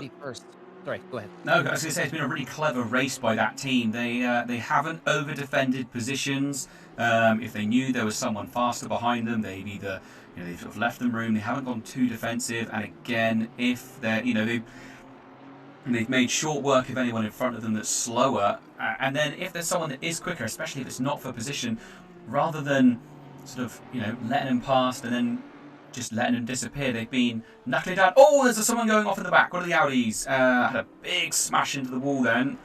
Not sure who that was. But, oh, big smash there. And I imagine that Audi is now carrying some significant damage. But yeah, going back to it, been a really clever race by them. So they've used sort of guys that are lapping them. They've used them to their advantage and stuck in behind them to try and gain as much pace as possible. Sorry, was that a change for the silver class lead? Oh, It was the two Audis, and Mickis was the silver class leader. Van Merveld was in second. so yes. Wait, was that? And Mickis. I was looking Mickis at. is I was one looking of the at Lithuanian Wizak. teams. Yeah, that's. Yes, that was the Audi I just saw have a bit of a crash just a moment ago. So yeah, he has lost a position there then. Merveld. Monumental change for the lead. Merveld, van favorite Merveld takes the silver class lead. And Mickis and that Lithuanian Beaver Racing Audi Into the taking big pits. damage and into the pit lane. Yeah, it was real unfortunate. Obviously, just a little bit too much inside curb and over rotated. Ended up crashing onto the inside wall. I mean, I don't know if any of you have raced the Audi. It does have quite an intrusive sort of traction control system on it. It's sort of a weird car. You have to kind of make sure you've got your traction control in the right spot. Otherwise, sometimes the car will oversteer, and the traction control almost does you dirty, and you can't turn into it and get on the power again. It just kind of bogs down. Give you a very, very unforgiving car in some circumstances. But if you've got it in just the right spot, it's quite a pleasurable car to drive. So, Merveld up into 14th position. So, and obviously, like we said, leading the silver class. And his next threat is Nell, all the way back at 18th place. So, looking at lap times between those guys. My sound is doubled. My sound is dumb. What a journey we're having. We are having a glorious day. Does that sound any better? I've just ever so slightly adjusted the volume setting, so you will have to let me know if that sounds better. Oh, so what I see, what he means is volume hasn't doubled, it's that you're hearing two of you. Yeah, I presume, because then someone was saying about an echo, so it might be that something's gone on there. That sounds better to me. Oh, that might sound better to you already. Yeah. Yeah, well, hopefully let us know in chat if we're all good. Please do let us know. We love a good technical difficulty or problem here today. All over it. That's better. There we go. Yeah, all sorted then. I've just adjusted a volume ever so slightly. I don't know what was going on, whether or not almost... Appreciate that, Michael. Thank you very much. So, what is... where were we? What's happening before there was two of you? Oh, well, before there was two of me, there was none of me. No. Still on board with Merveld at the moment. He is coming up behind some back markers at this point. Although I think Tarazov, is that Tarazov behind him? No, a little bit further back is Tarazov. Where? Yeah. Let's have a little look at that. Oh, first place guy. I thought for a moment I saw a blistering gap of over 20 seconds appeared then. I might be wrong. That might have just been a timing glitch. We'll wait until Darren King crosses the line again, or crosses a timing board. 14 seconds the gap. So big old gap still, and that was down to around 10, I thought, when the pits came through. Oh, no, it was 7.5, wasn't it, when there was pitting? I think. Yeah, Darren King had pulled back the gap to Soldatov for sure. It was under 10 seconds, I think. Ooh. And Audi in the 69 car going for a little cruise, little studio drift. Just a little slight excursion. You'd think he managed to hold on to it and didn't get in too much trouble. I'm just having a look now. Does the front of the number 911... No, it's not. It's just part of their livery. For a moment, I thought there was a bit of damage on that bonnet. I thought there was a gap, but it's not. It is a red line built into their livery, so that's okay. I had a sudden panic of, oh, good lord, our leader's got some damage. Tom Audi was second in the silver class before he took that spin, and he's now down in fourth because Mickis, who's had their own troubles, and the Beaver Grease Racing Team Audi has got past them as well. Dropped out to the top three, unfortunately, for Audi in the Chimp Racing number 69 car. I'm just having a quick look now, and I'm just noticing, obviously, that the leading AM car, car number 29, still just outside the top 10. I think the lowest we'd seen it get to was, I think 12th or 13th was the lowest we saw. But yeah, still a really strong effort from those guys. Well, let's see. I mean, this is PCDC Motorsports team here. I mean, this is suspiciously fast for an AM this car, right? I know we had qualifying, but the other PCDC car is third right now with Marcus Lawrence. So what a terrific day out so far for the motorsports team. Currently, if they're in the AM standings, they're going to be well up there. And in terms of points. I mean, this is a dominant performance here today from them so far. I mean, obviously not even halfway through this race yet. But yeah, this has been a really big effort from these guys. Let's see, any action further down? We got to feel in the car. Tattersall and Matsnez, 21st, 22nd, followed by a little train. I think the CSC Racing Porsche. 2 seconds, Cardinal. I will be back in just 1 moment. No problem, no problem. So, Reese Tattersall here, just in currently 21st. Audi ahead, who has had the problems, went sideways not so long ago. So an opportunity here for the number 96 car, past the number 69 car. Lovely, lovely symmetry. And just find a little information. So Tattersall, we saw earlier, racing with Matthew Halley and Sean McElligott. Qualified 38th, so to be in 21st right now is a tremendous achievement. They have Nels right behind them, though, once a piece of this action. Right, back with you. Quick update from the chat from Ruth. AM just means they are a reserve team. There is no AM championship. So these guys are just filling in a slot as there was spare space. So really great effort from them guys then, to be fair. Thank you, Yannick Roy. Appreciate that. No AM championship here, just the reserves stepping in. And you know what? Bornham and that team, you know, picking a case for a prime position, but obviously maybe didn't have the schedule for a full-time slot or something, but having a great race today. Chris, yeah, the logos. Do you think so? I presume that's probably a little bit of sarcasm there. If you're on about the logos at the bottom of the screen.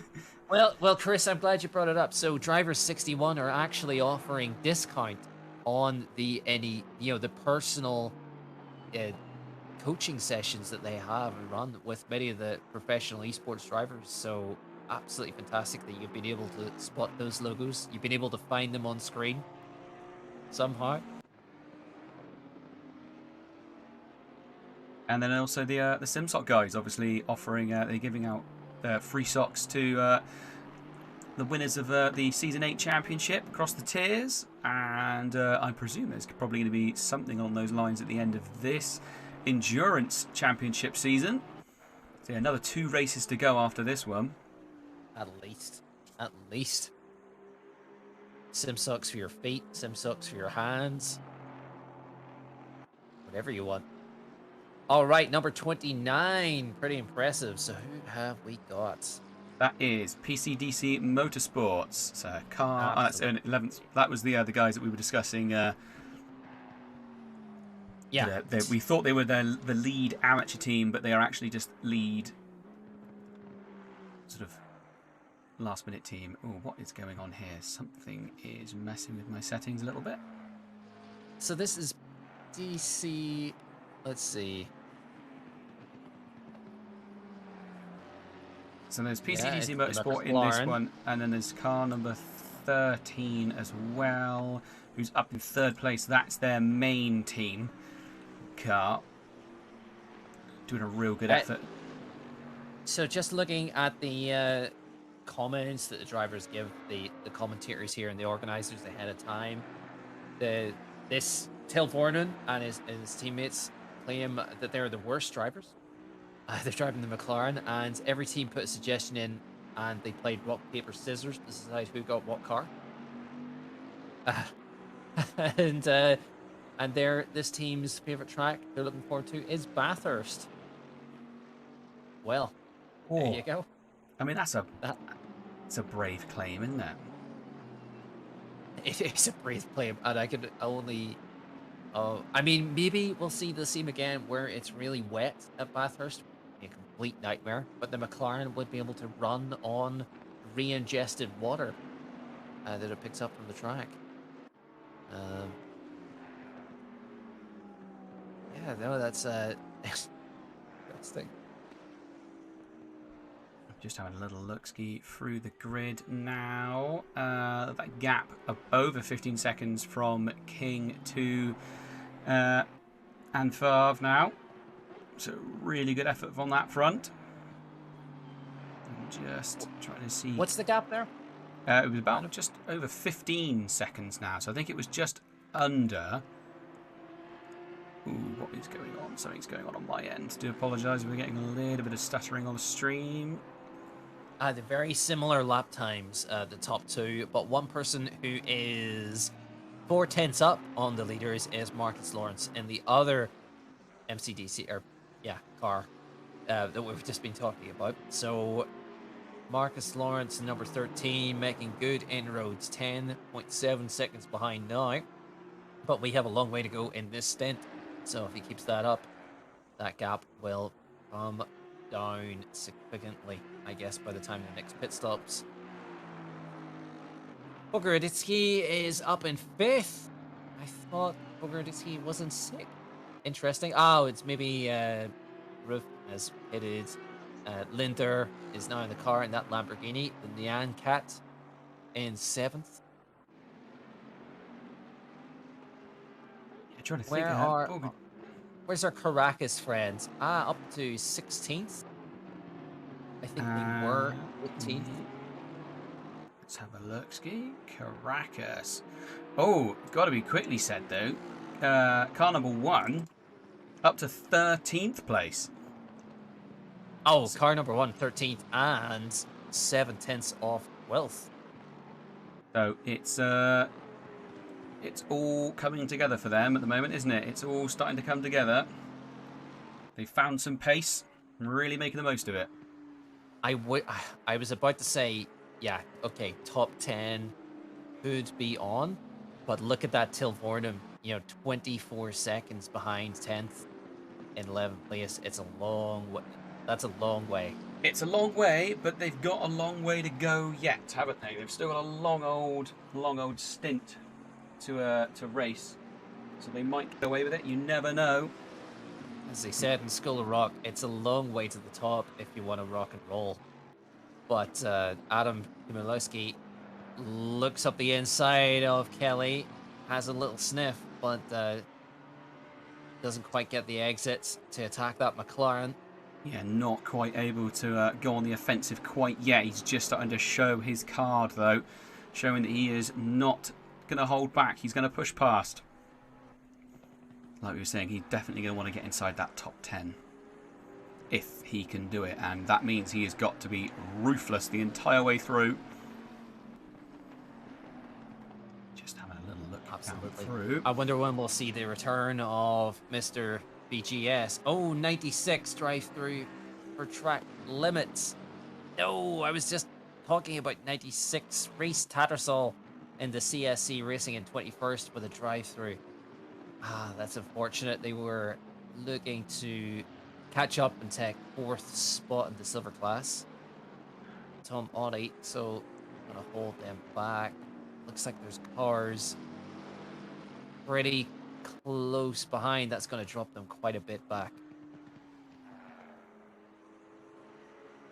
Have a little Unfortunate. look, see if anyone else has closed up, but this battle we're on board with now, I think, is our closest. And like you said, that Timasorus car, that's going to be a real shame if they've dropped back. Sure. Are we on board with Kelly and Kimilowski, the 12-13th battle? Yeah, we are on board. We are currently watching car number 1. And do you know what we are going to do, actually? We're going to go on board with Kelly. So We're going to look back? We're going to do it. We're going to do on board. We're going to look at that yes. rear wing. The best shot in the game over the rear wing. You can hear the engine screaming out, especially in these mid-engine cars. Wing cam.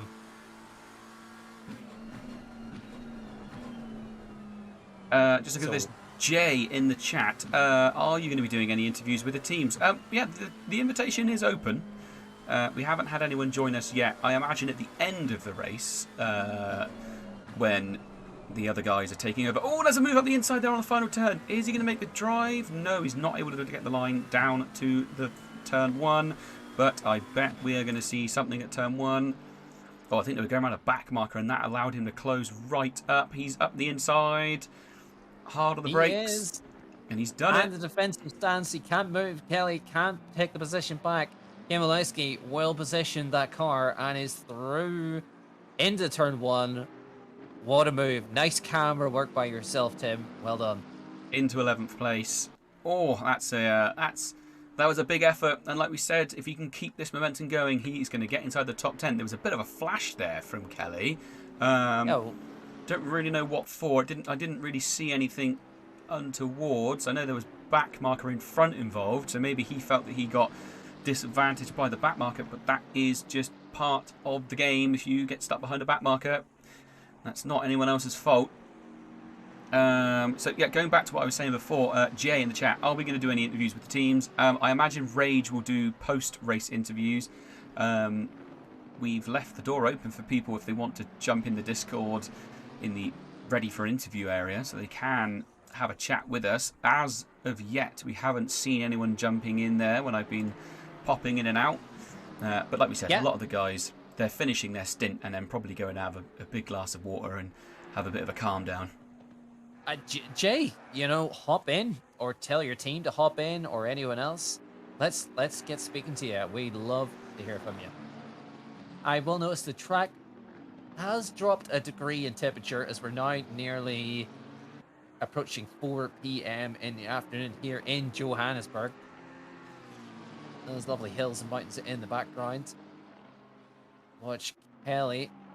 Now, still no sign of any real change in weather. It's still an overcast day here.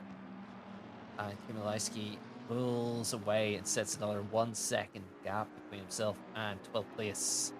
Yeah, I think Christian Kelly is struggling for pace ever so slightly now because he's got a black marker coming up behind him.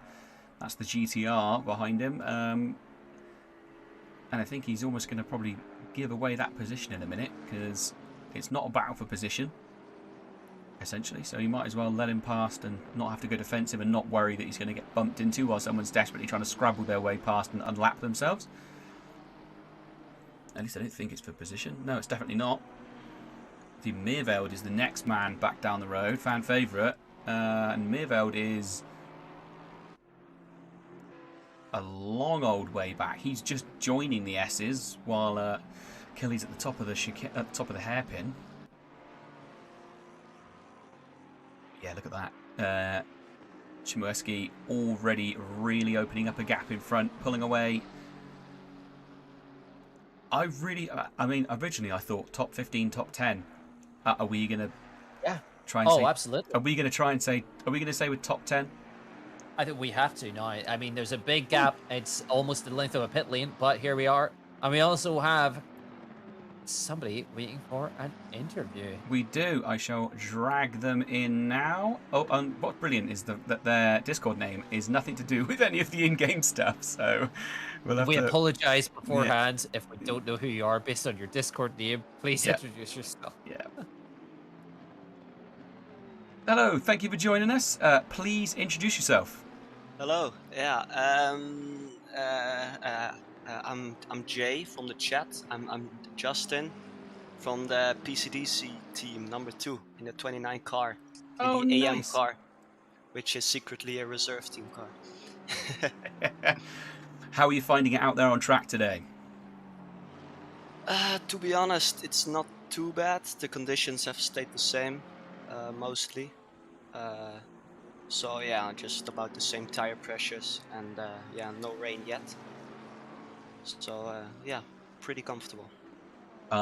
Is your team all set and ready for if it gets really wet, or is it going to be a last-minute scrabble to try and work out what setup you're going to be using? Yeah, we actually made a hybrid setup for this race. Oh, So nice. yeah, we have we did some practice in the rain also, so we are prepared very well. So we hope it's going to rain this race, because yeah, otherwise we could have just used the dry setup and be even faster. Well, I mean, you're in the top 10, so I mean, even if you reckon you're running a hybrid setup, I mean, that's really good going. Bear in mind, there's probably guys out there running full dry setups. Yeah, that's true. Yeah, but we have Till. He's a bit of an alien, so he's doing a very good job. Yeah, he's so fast. It's incredible. Well, I mean, it's always good if you've got someone that's an alien on your team. I mean, to be fair, your entire team seem to be maintaining the pace. You're not really it's not like he's tearing you forwards and then everyone else is pouring backwards. You all seem to be just about doing all right. I'd say inside the top 10 still. I think you've got car number 1, Chiminiski, coming up behind you next. There's a big old gap back to him, but we've obviously seen him come from the back of the field all the way through. So what do you reckon? It's going to be elbows out and not letting him past, or do you reckon your team are going to let him past when he gets to him? I don't know, Till's pretty quick and he will not go down with a fight, I think. But if they're much faster, then yeah, if you defend, you only lose time. So in that case, we will let him pass. Got to play the long game, I suppose, as well. Yep. What made you choose the McLaren in the end? Well, I mained the McLaren and the Ferrari, and other guys didn't want to do the Ferrari, so we chose the McLaren instead. Absolutely fair enough. It was a good way of doing it. If you're all fairly up together on a certain car, might as well make the most of it. Yeah. And what's your hopes for finishing? Top 10, top 5? Well, last time at Barcelona we qualified P24 or something, and we actually were P12 until 4 minutes left to go. When I got a beer to celebrate it, we had a disconnect, and I was not there, and I was the first driver. So yeah, we had to leave the server, join back again, and eventually we finished P29. So that was pretty terrible. So hopefully we can still manage. I mean, P10 is great, but like even if we have a P12, P11, I mean, we will be happy with that. And since we are a reserve team, points don't really matter to us, so it's all for the fun. Fantastic. That's the most important bit of the racing, is to make sure you're all having fun. So that's the big bonus. Cardinal, any questions? Yeah, hi Justin, and your team's doing fantastic out there, leading the AM class for sure, top 10 overall. But we are going to have a prayer circle for your connections, that we don't see a repeat of Barcelona, and that you can enjoy that beer this time around. Yeah, thank you very much. Do you talk about, I know your sister team car is up in 3rd right now. Do you communicate with each other there as part of the PCDC motorsports community? Well, we sometimes hop in each other's channels and just talk a bit how it's going. But most of the time we're doing our own race and concentrating on that. Brilliant. Yeah, no, it's just fascinating to get an insight on how these your elite teams work. We do all the practice together, so. Oh, that's good. So at least you know what kind of pace people are doing and their styles of driving, so you have a vague idea of what's going to be going on.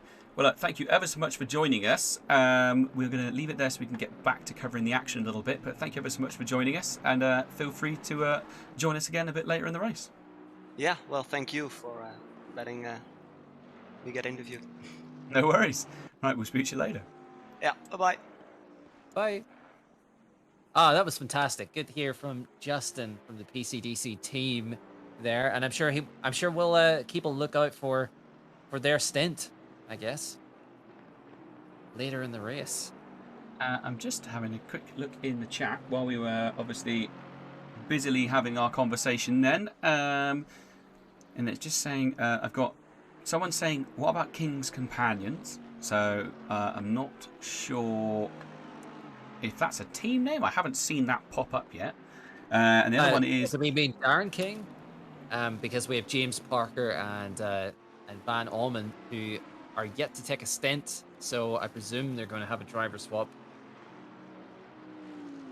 Possibly come up at some stage. Oh yeah, quite possibly. Yeah, that probably does make sense. Actually, yeah, 'cause Darren King has done a lot of laps, hasn't he? Okay. Yes, sir. Yes, sir, he has. How many is he? 171, 172 about to be now, laps completed. So yeah, I only just realised, unless they're... Are they just doing it into, like, say, 3 big stints? Because that's good going. I mean, he's over quite a decent amount of time at this point, isn't he? And then former P6 and P7, number 22 and number 6, had a big F a couple of laps ago. So 22 is Manuel Dwyer and is currently in 6th. Yeah, so then car number 22... That is car 22. What was the other car? Oh, was that 6? Oh, yeah, car number 6. Oh, Linder in the Nyan Cat. Oh, okay. So we must have missed that one. Thank you for pointing that one out to us. I don't know how many minutes ago that happened, so it might be a bit of a challenge for you to go back and find that, to be honest. Drive through for car 760 just before I delve into the replays. Oh, yeah, the Nyan Cat is looking worse for wear, it has to be said at this point. It's not looking great. He's looking a bit scratched. Yeah, Darren King just coming up behind the Yankat now. 2 light blue cars beside each other in track. Let me just go into the replay and I'll try and describe what I find, but the live race. Van der Velde is now... We've got 14.5 seconds out in front. So, oh, and a mistake there. Who was that? That was Darren King, I think. Yeah, Darren King going wide just after the sausage curb all the way onto the gravel. Managed to hold it together and didn't completely spin, so that's all right. But now he's got tyres full of gravel as he comes onto the main straight and down towards turn 1.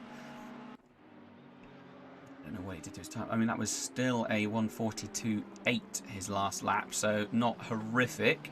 But certainly about a second slower than everyone around him at that moment. But there's big gaps in all directions, so he's pretty safe where he sits. Ooh, 20th place looks like it's being closely contested. Let's have a look. Yes, oh goodness, that really is being closely contested. So this is Daniluk and Dubale having a scrap. A bit of info for you. It happened on lap 165 just before Cheetah. Yeah, I'm just watching it now. Linder makes the move on Dwyer and they come up to the sausage. Oh, that's gonna be a top 1 for the stewards.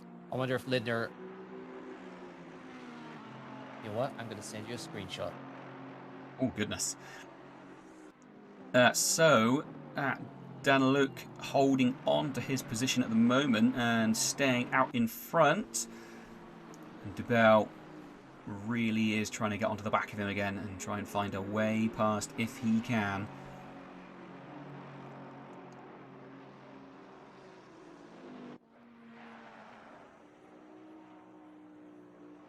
Just trying to have a little look, see if anyone else is closer. I think these two are our closest battle. So I've thrown the screenshot into the endurance chat there. I maybe shouldn't put it there, but you can see the moment where the Yankat Lamborghini saw things go terribly wrong. Let's have a look. Oh, okay. Yeah. Not gone great there. Little touch, and that Lamborghini just proceeded to turn left into a wall. It's one of those things, isn't it? Obviously, they're all so high speed, these cars, and all the setups. I mean, they're pretty dainty when it comes to being knocked. So they haven't got to have much of a hit to send them flying. I'm just trying to have a little look as to, is anyone else around these guys? No, they seem to be still the closest battle that we can keep an eye on at the moment. So just as a heads up, a couple of what looks like teams that have probably dropped out. I know we can't get the team names up in there, so we won't worry about that. But it looks like we've lost 1, 2, 3, 4, 5, 6. I think we've lost 7 teams so far. Oh no, maybe my mistake. I think that was someone in the pit. So we've definitely lost 4. I think we've lost 4. That's not so bad, given we have we're in 43. Sorry, 41 left. 40. Yeah, I mean, and given the length of the race, and like we said, disconnects are not unheard of. It's quite easy to do. Only going to have one of you have some issues. Oh, who's that? Has someone just gone into the pits? Yes, Dan Luke has dived into the pits.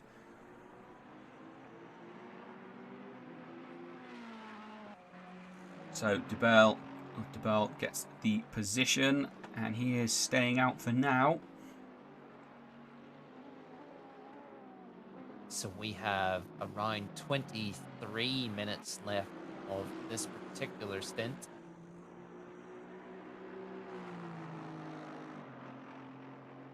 I mean, time seems to go so fast. It really does. I can't believe it. Like every time I look, I'm like, oh, it's been nearly an hour. So I can't believe it. Yeah. It's now saying the gap from first to second is 22 seconds, which seems to have gone up massively from last time. So sure has. Interesting one. We were talking to Justin, who has Till Vornum in 10th. Till Vornum was 3/10 faster than Adam Kumilowski the last lap. Okay. I mean, it could be backmarkers, but it's certainly holding their own in 10th right now, despite the advancing number 1 car, PPR. Well, and like they said as well, they are running a hybrid paint. Oh, he's coming up behind one of the Audis. Is he going to get past this very, very brightly coloured Audi? So this is on board with car number 29 now, Vornum. So it's a back marker, so he should be able to get past with no issues, but it is whether or not... Yep, there we go. Back marker stays out the way, lets him through. Lovely bit of driving for the pair of them there. Yeah, and just you can see in the background, Kimilowski is behind Castro, another Aston Martin, and Tom Audi. And I think these, yeah, Audi is 21st and 5th in silver class. So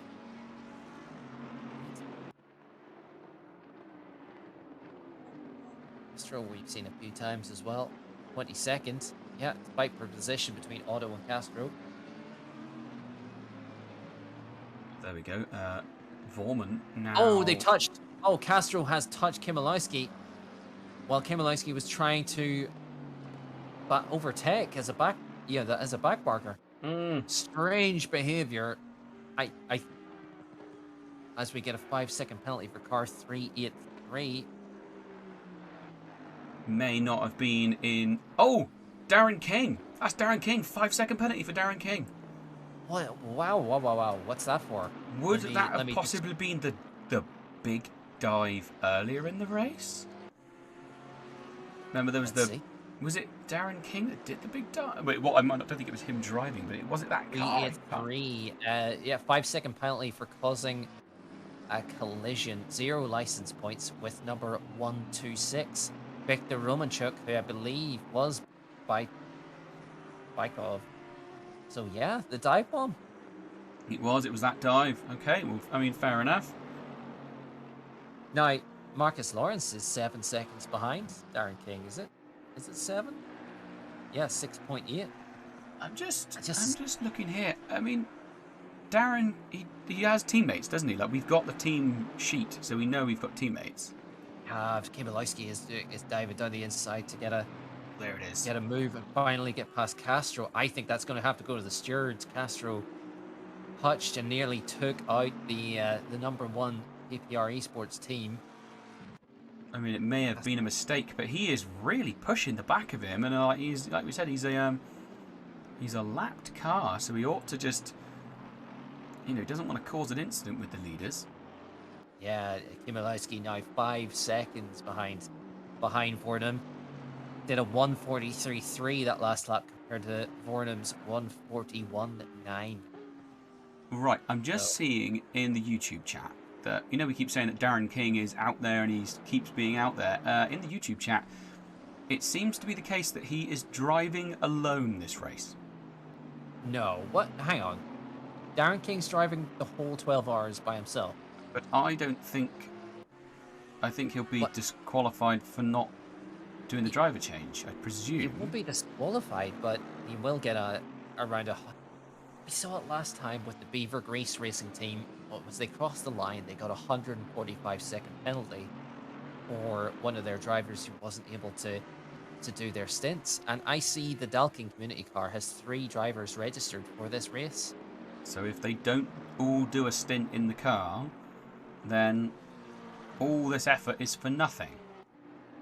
Well, not for nothing, but a 145-second penalty is a tough... It's a lot of time, isn't it? It's a hell of a lot of time. I know there's a long way to go, but we're coming up to halfway. Can you believe it? In an hour's time. And there's 145 seconds would still, I think, put him well out of the top 10. Yeah, there's not much of a gap in there, is there, really? I say he's he's now 23 seconds back from N4. Sorry, M5. Just having a little look. Mirveld still in 13th place, our Silver Cup leader, and then Nell in second position in the Silver Cup in 16th place, and then Mikus in 18th place, rounding out the podium for the Silver Cup at the moment. And then obviously our top 3 overall and in the Pro Cup is Anafav, King, and Lawrence. But yeah, if King hasn't got anyone to hand over to, it's not looking good for him, to be brutally honest. And I mean, I just don't see how someone could do 12 hours. I don't understand how anyone has really, if I'm honest, how he's done as much as he's done now. I mean, I'm guessing when he's in the pits, that's when he's running to the bathroom and having a drink and stuff, but still, it's... You know, I'm not saying that sim racing is like going to the gym, but it's quite a workout for that period of time. It's a lot to do for that period of time. You know, no real life motorsport goes on for 12 hours single man racing, and they all change over. Absolutely. I mean, the number of laps, there's plenty of twisty corners in this track. Apex Online Racing fight for P9. Just shout out from Valentine Barrier. Hey Barrier, see you. Oh, this is, isn't it? So this is Vorman coming up behind Shinov. Absolutely, the Desperate Measures Amaretto team. And Vornam has the chance. 2 McLaren on McLaren action here. Coming into the S's, and Vornam's ahead.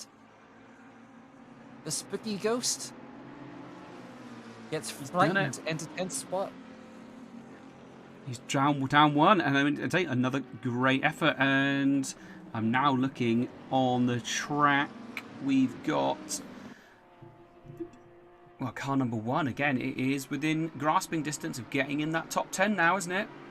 It's close, and especially if Shinov is sort of dropping back and losing positions. Oh, a bit of a scrap going on right behind him as well. I'm not sure what position that battle is for. Oh, there's an Audi off. I think he maybe held wide, but managed to hold that together. But yeah, Shinov is overtaken by Vorman. And I think someone leaving the pits. I'm not sure who that was, but someone leaving the pits now. It's one of the BMWs. That was connection between the beer racing team, Audi of Tom, Winnie, and I think the Sam Maudsley of the N7 racing team we saw in the background in Right. 32nd. Yeah, fantastic drive from Tilvorn. Super stint. E9. And especially as they, let's see, or no, sort of P14. That's good. I mean, they've gained 5 positions they've gained so far, and they are still pushing on really nicely at the moment.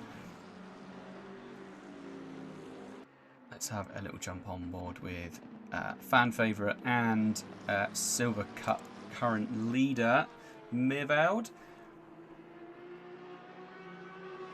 He's got a bit of a buffer either direction. Obviously, we'll be going for overall, not just Silver Cup. He'll want to try and stay as far up the grid as possible. I mean, obviously, he can afford to drop 2 positions at the moment and still be the leader of Silver Cup, but he won't want to do that.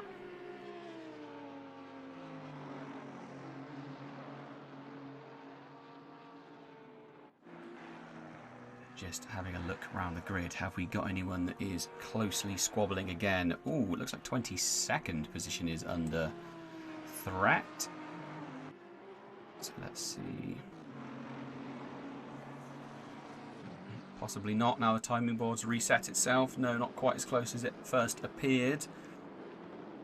This is Castro in the 111 car. After the back of Otti. Yeah, Castro had a few, been involved in a few, well, I wouldn't say accidents, but certainly been in and amongst the action today. We got Winnie and Audi, who are also the same. Winnie, who we recently seen, have a bump with, what are the cars right in front of them? I forgot already. Oh, who are those people? Step away, one moment. No, that's all right.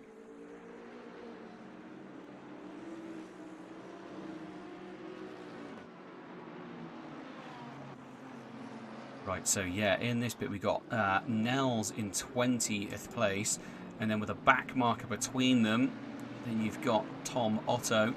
Oh, it looks like Castro's going to try and get the inside. Not quite. Had a look at the chicane, but wasn't quite. Oh, sorry, the hairpin wasn't quite able to make a move. Thundering down the hill now. Can he make a move down here in Crocodiles? Oh, thought about it, but backs out of it. Again, unless you can get the move done quickly, you run out of road pretty fast coming down towards the penultimate turn of that big, scary sausage. How is he going to do? Flying through there now.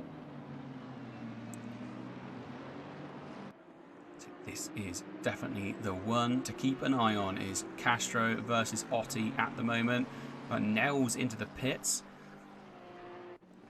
So again, entering the zone where people are going to start having to pit.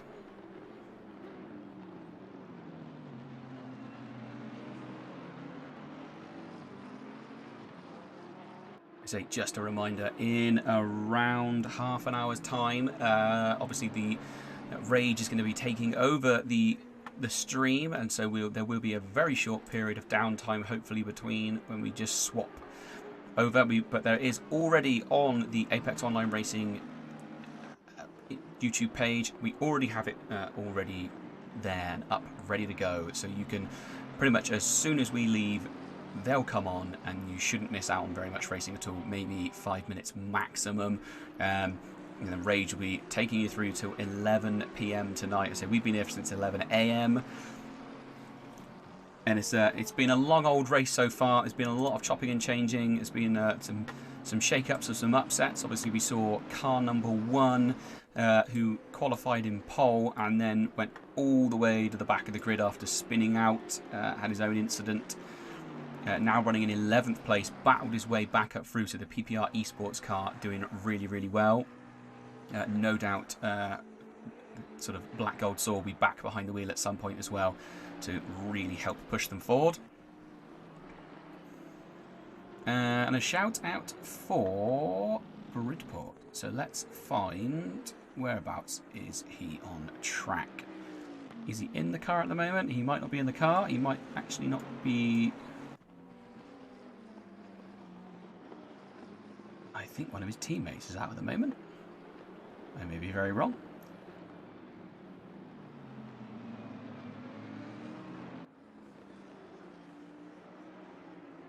Out there he is. That Cameron Bridport.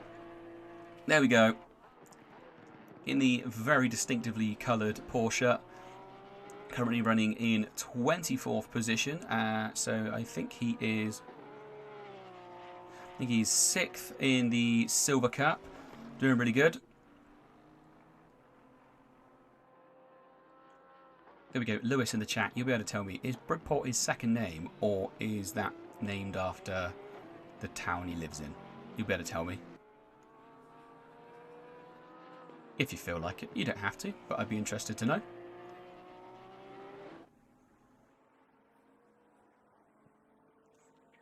They're kind of having his own little race here at the moment, though. There's no one around him to threaten his position. I say 24th, very respectable. Currently doing 143.7s.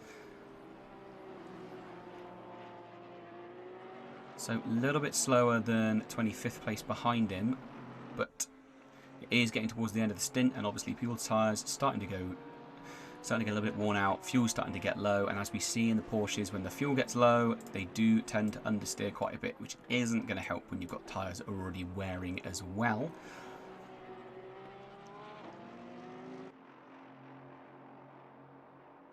Ooh, battle for 21st looks like it's still on, so we're going to jump back on board with them for a little bit longer.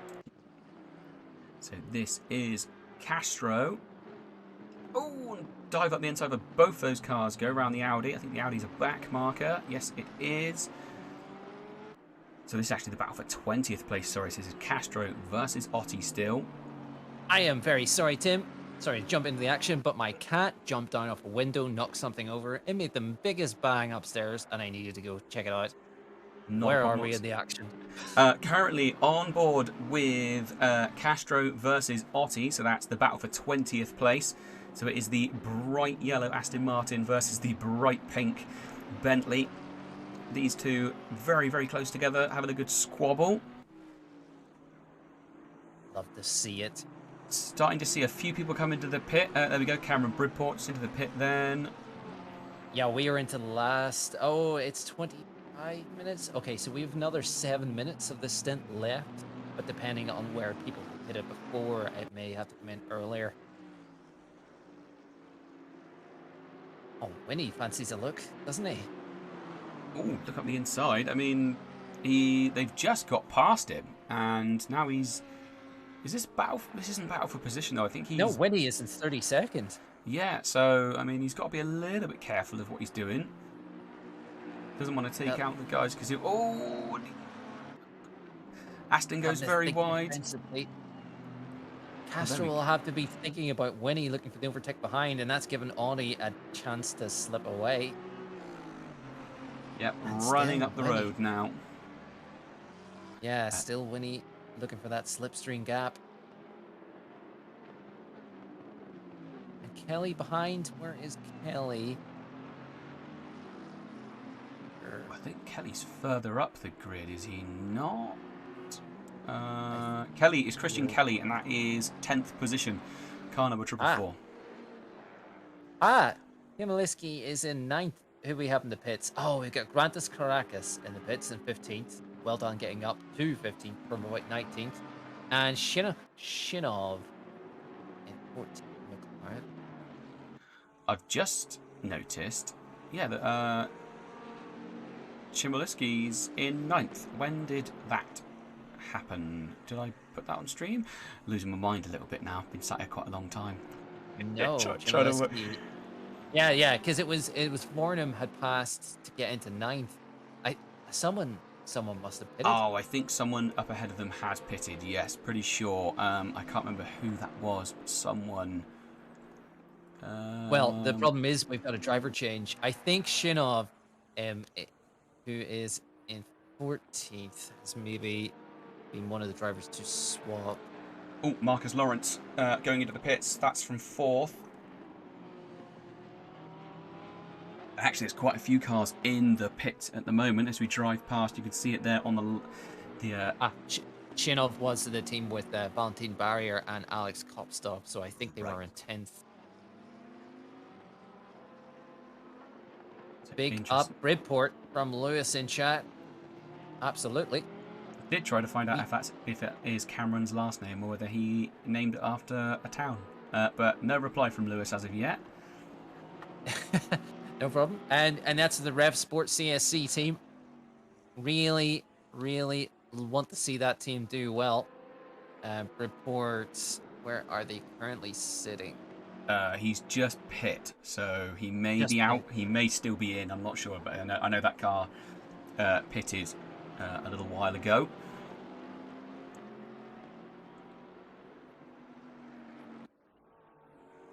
Yeah, interesting parts. So they drive the Porsche. We've seen that item about the design. The design is also one of their drivers. Yeah, one of their drivers is gender fluid. It's great to see.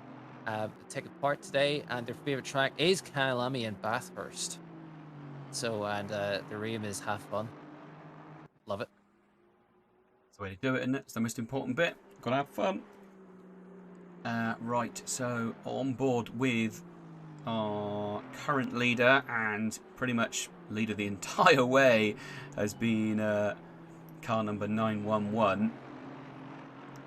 This Aston Martin really has been a dominant force here at Kyalami today, as nearing the halfway mark on the timing board.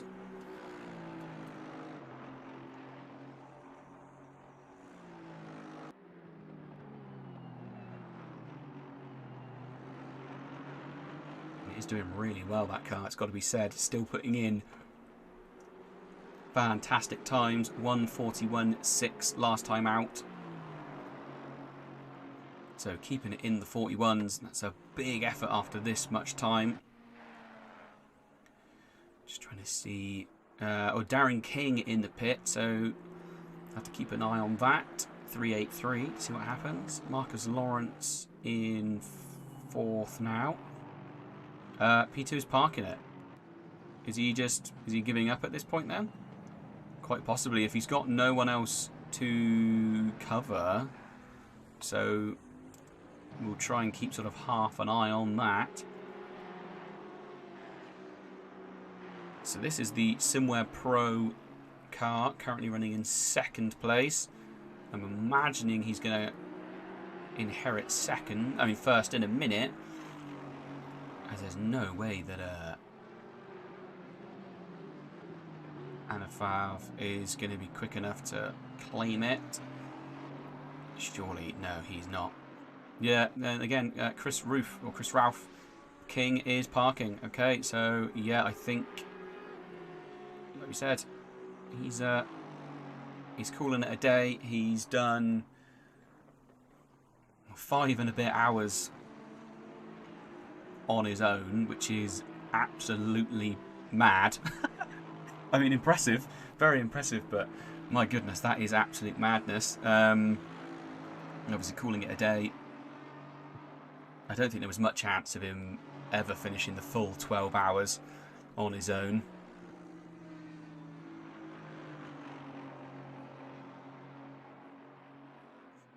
But yeah, a bit of a shame if that's it, because yeah, he's dropping down. He's now in 7th. I mean, he's completed... I can't remember what the cut-off is for how much of the race you actually have to complete to gain any points. But currently it's not even halfway through that he's completed before leaving. So, but yes, still sat in the pits. That's a real shame. Real shame to see him dropping out like that. But obviously, the human body has limits, and he has pushed his as far as he can go. Oh my goodness, Tim, I've been on mute for ages. Oh, I'm I did wondering wonder why you weren't speaking, though. But I knew on my so end I rude. wasn't. I kind of thought you'd had to dip away for something, so I didn't want to call No, attention to it. interrupting me all the time. I couldn't believe it. No, Darren King, what a fantastic effort. I mean, 186 laps done, right? Okay, possibly another 186 to do. At Incredible. least, We'd, at least, at isn't least. it? Yeah, we love, if Darren King has any energy left in that mind and body, we'd love him to come have a chat with us. As number 224 has a drive-through penalty for track limits just cleared.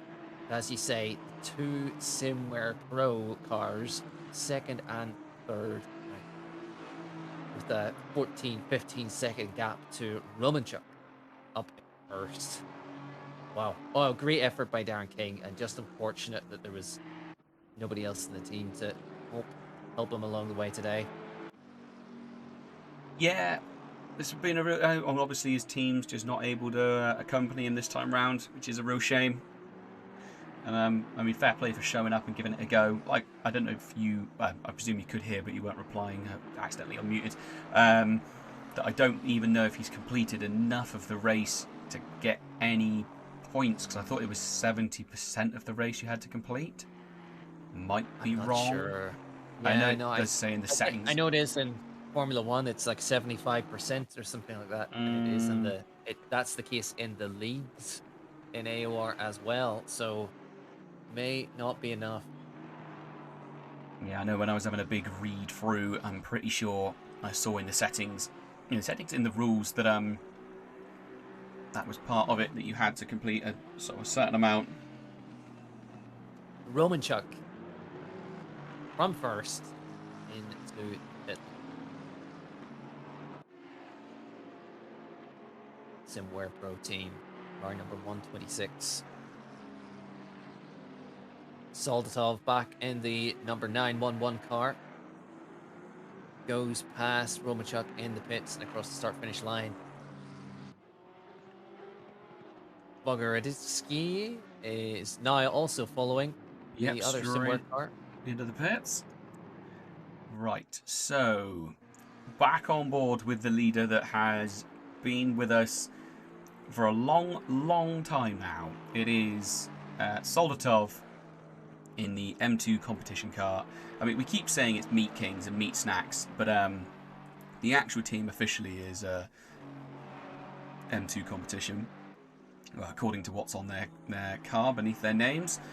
But I think this is like we were saying earlier on, this is the difference between the tiers. It isn't the outright pace, it is the sheer ability to keep this going. I mean, I don't know about you, Cardinal, but I haven't even been racing for this amount of time, and I'll admit I'm pretty tired at this point. I think just being in front of screens for this long, I'm not used to it. I'm used to, say, normally I'm on my feet all day, and then I sit down at the end of the day for a little bit. But yeah, certainly I don't think I could do a stint of this length. And obviously, in the case of Darren King, it literally is like 5 hours he did on his own, which is, again, I mean, I know we keep talking about it, but is an absolute gargantuan effort, isn't it, really? I'm trying to see if there's anything closer we can watch in on at the moment. Honestly, I'm thinking about the tier and the ability and the concentration and everything. And then I'm thinking of the practicality aspects of it is you need to go into the pit to go to the toilet or eat or drink. Well, yeah, that's the thing. That's why, I mean, earlier on, didn't we think that he had a slightly longer pit than we expected? That might have been that his car was ready to go, but he wasn't back at his rig yet, possibly. Yeah, of course. Just as a quick one, car number 488 of Hertgers is being chased down by Le Mans. Oh, sorry, God, I keep saying Le Mans. Le Mans Rennsport Quizzy. He's looks like he's going to try and go around the outside at the top of the hill. Not quite able to. Oh, little bump at the top of the hill. And he seems to hold it together. Trying to split the banana. Yeah, trying to get the old banana split. Oh, no. Track 29, Justin, who we interviewed earlier, drive through our AM class leader. That's a shame. That's a shame, because they were doing so well. They were up to 8th position. They've been battling like absolute dogs for so long, and now to see them get the drive through, I mean, that is what happens when you push that hard for so long. Oh, God, 12th place, really wide. Yeah, way wide. It possibly kicking up the dust there, but still getting a good run on the banana. But I think also the car behind as well is battle for position, isn't it, Linda? Yeah, Linda also. No, wait, that's... yeah, no, Tadasol is in 23rd, but you got Linder just behind there, and then Yankat obviously was in 6th or 7th before their little coming together. With Jared, who's still in 6th. So interested to see if Hertgers can hold him off in the banana. I mean, I think they've just come out of the pits, so, you know, it's a case of warming up the tyres too. If they can hold off this pressure, they can keep the positions. Maybe make it go for it, but who's that just up the road? Strelnikov in 4th. I did look like Strelnikov in 4th, but did he look like he was taking it quite gently? His last lap was a 1:47, so I'd be interested to see what his next lap is. Must have been out of the pits. Oh, trying to get the inside again, not quite able to. He's tried that move twice now. He's going might have to think of something different if he wants to try and get past.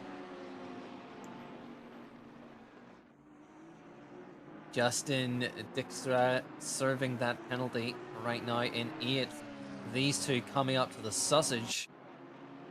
Just flick through, both stayed clean. All clean. Durkee Kersey's thinking about the challenge. What has Justin kept ahead of Herkers and Ersky? I think it's been served. Be interested to see what 10th. spot he comes out. You say he's 10th? Surely not. I mean, these guys are running in 11th, unless they were a lap down. I thought he was going to lose a big chunk, but unless... Yeah, I heard Justin is just a little way up the road. He's served the drive-through and finished. Still come out ahead of Herkers and Urquizy. Oh, what a move around the outside. Urquizy, he's going to give himself the inside for the next round, but he's gone way wide. Is he way close wide. enough to go into braking? Yes, he is. No, so close, but he's pushed the Audi out a little bit wide. Yeah, compromise. Coming into the S's. Urquizy with the inside. Linder's fancies little block. Oh, there's a card there. Yeah, one of the Porsche. CSC pushes. There we go. He's got past, and now it looks like Hertgers is falling back quickly. That's another position dropped. Sorry, that was Penelope Dobbins, who was just facing the wrong way, I think, in the Rev Sport CSC international team. We were just talking about them. Graphic design is their passion. I'm not sure what's happened there, but Bannon is... they're falling back pretty quickly. That's another spot lost. And he's under assault from that Porsche, and that Porsche isn't even a battle for position. And Hertgers, he gets himself a drive-through. So there we go. After all that, he's got himself a drive-through. I think he's just gone a little bit too over the top, trying to keep himself going. Or is it that he's not obeying blue flags? What car is that behind him? Is that not? Limits. Is that not? It's yeah. Right. And you know what? That must be the quarter. It's the sausage. Either avoiding the sausage or eating too much of the sausage is costing people out there today with drive-thrus. I think it's probably avoiding it too much, trying to avoid that lovely sausage probably is what's doing them in. I think if you hit it, I don't think there's much chance. Who have we got here? Who's that? Car 29. We are working hard and was back in pack P8. Well, there you go. P10 still for car 29. Yeah, I mean, that's by no means a bad effort. And he had the drive-through, so I mean, to maintain sort of the position with a drive-through shows how hard and how fast you've been pushing ahead. And Luke Whitehead commenting, nice move, Hamanda.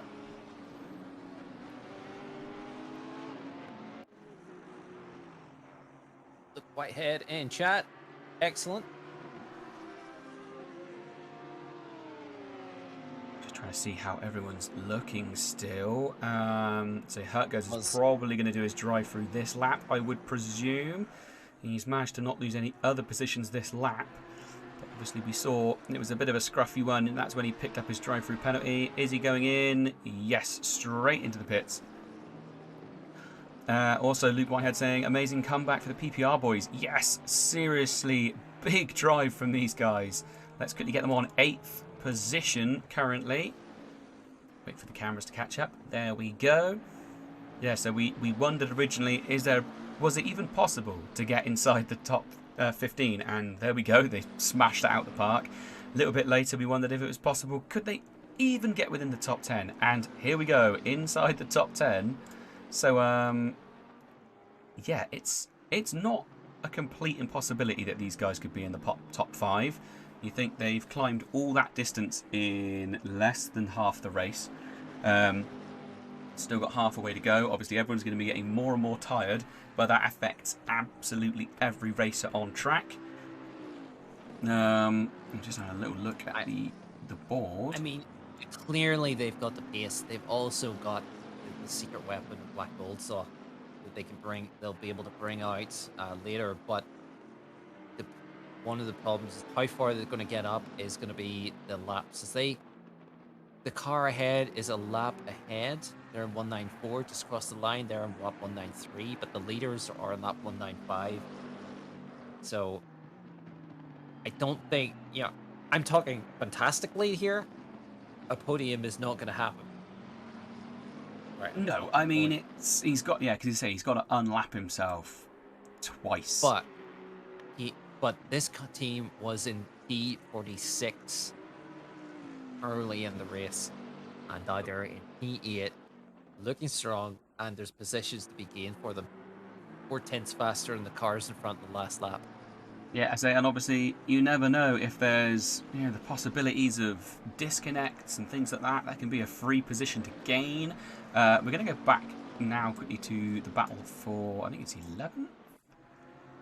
It's 11th place. Nope, have I got that wrong? Possibly got that wrong.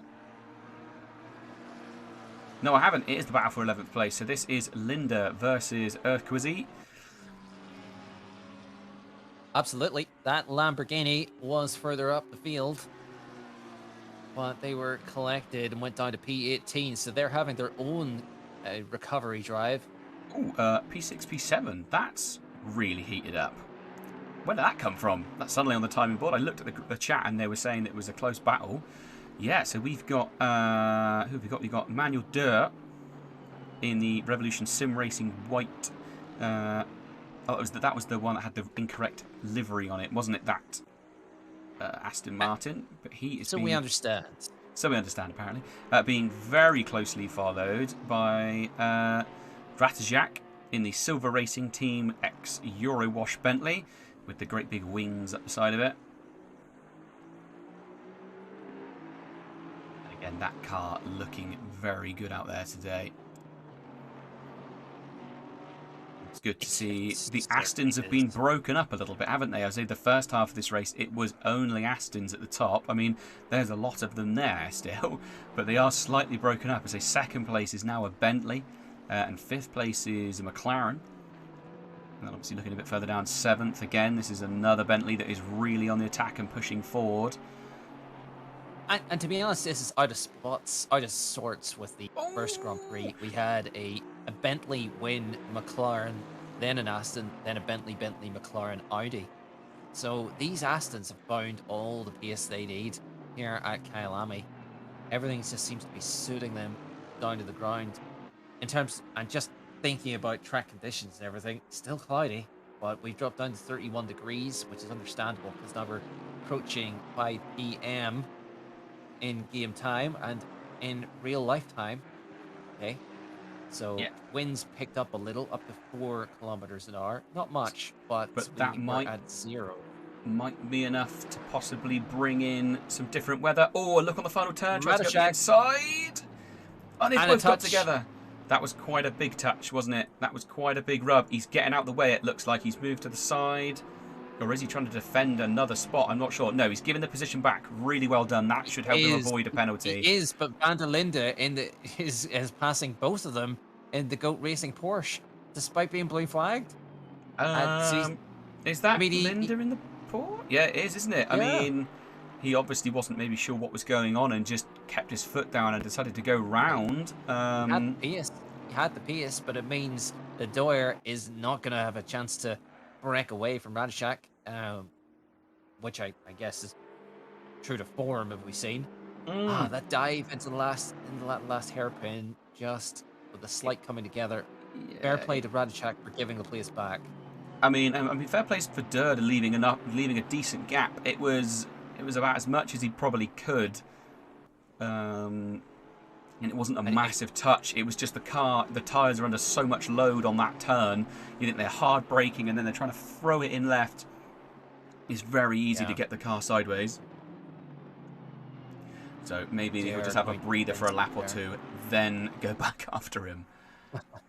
Maybe, but incredibly, we've got Romachuk here in third, coming up to lap 6th and 7th.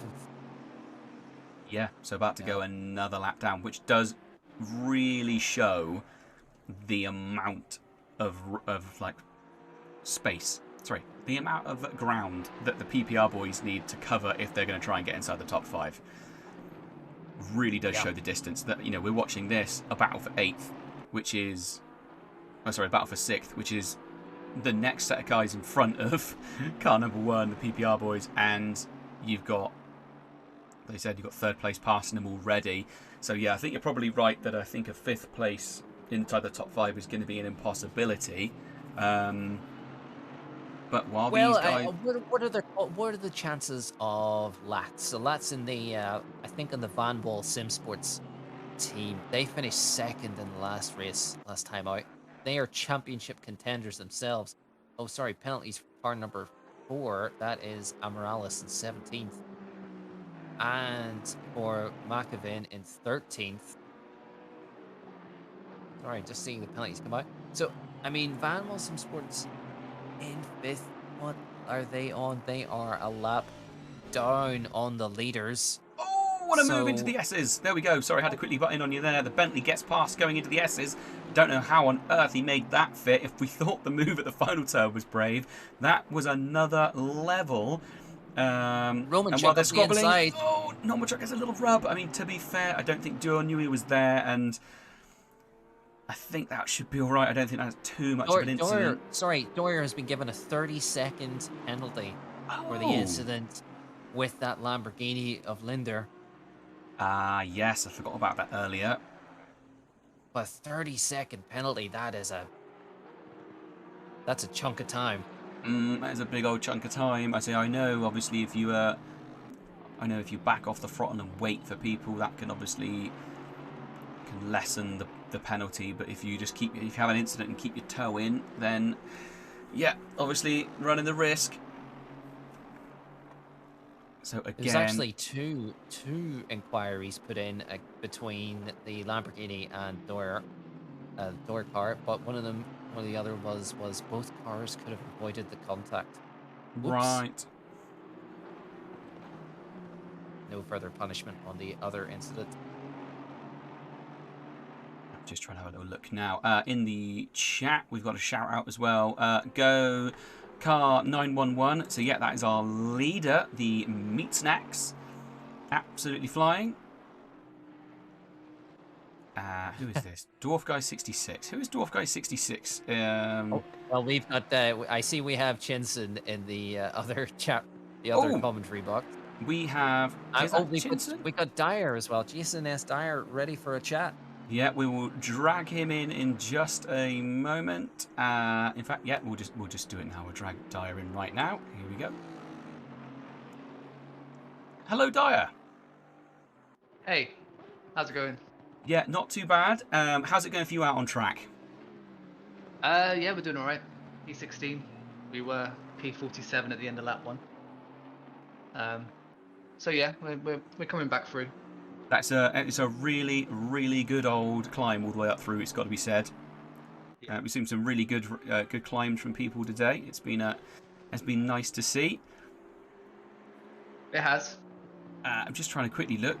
What position are you currently running, sorry? We're P16, so we're car number 25. There we go, yeah. RSR black. Yeah, there we go. Sorry, I was being completely blind. I was scrolling up and down through my list while we were talking, and I couldn't quite see it. That's So okay. we're on board with your teammate now. What are your hopes? Hope to be in the top 15, top 10? What are you aiming for? Well, we always want to go forwards. We started P3 in class, so we'd like to be at the front of the class, but we're P2 at the moment, so that's good. And the guy behind you, car number 4, has picked up a 10-second penalty, so that should give you a chance to extend the gap from second to third ever so slightly more. Yeah, we have got pace. We are quicker than the lead Audi. One of their drivers is really quick, but the other one, we've got a lot more pace over. So I'll personally be getting in the car in a little bit. So hopefully we can chase them down. But the guys are doing a good job. So I've been away for a couple of hours. Well, I mean, you've missed a lot. Has to be said. There's lots been going on the last couple of hours. Loads of penalties rolling through and other bits and pieces. But there's been no change to the weather yet. Are you ready if the weather changes? I am ready. Yes. It seems to be the same temperature that it was when I went. It doesn't seem to have changed at all. Yeah, I think it's maybe 1 degree less on the track, and the wind is now up to 4 kilometers rather than the 0 that it was at earlier. So that might be enough to bring in some wet weather, but like we said at the minute, there hasn't really been too much change. Yeah, that could be quite fun. Spice things up a little bit.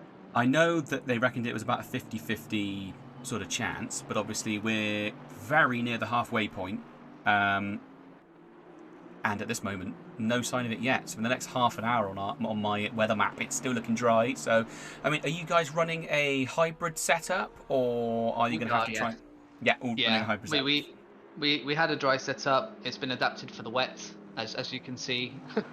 it's raining. There's puddles everywhere. So yeah, we're running hybrid.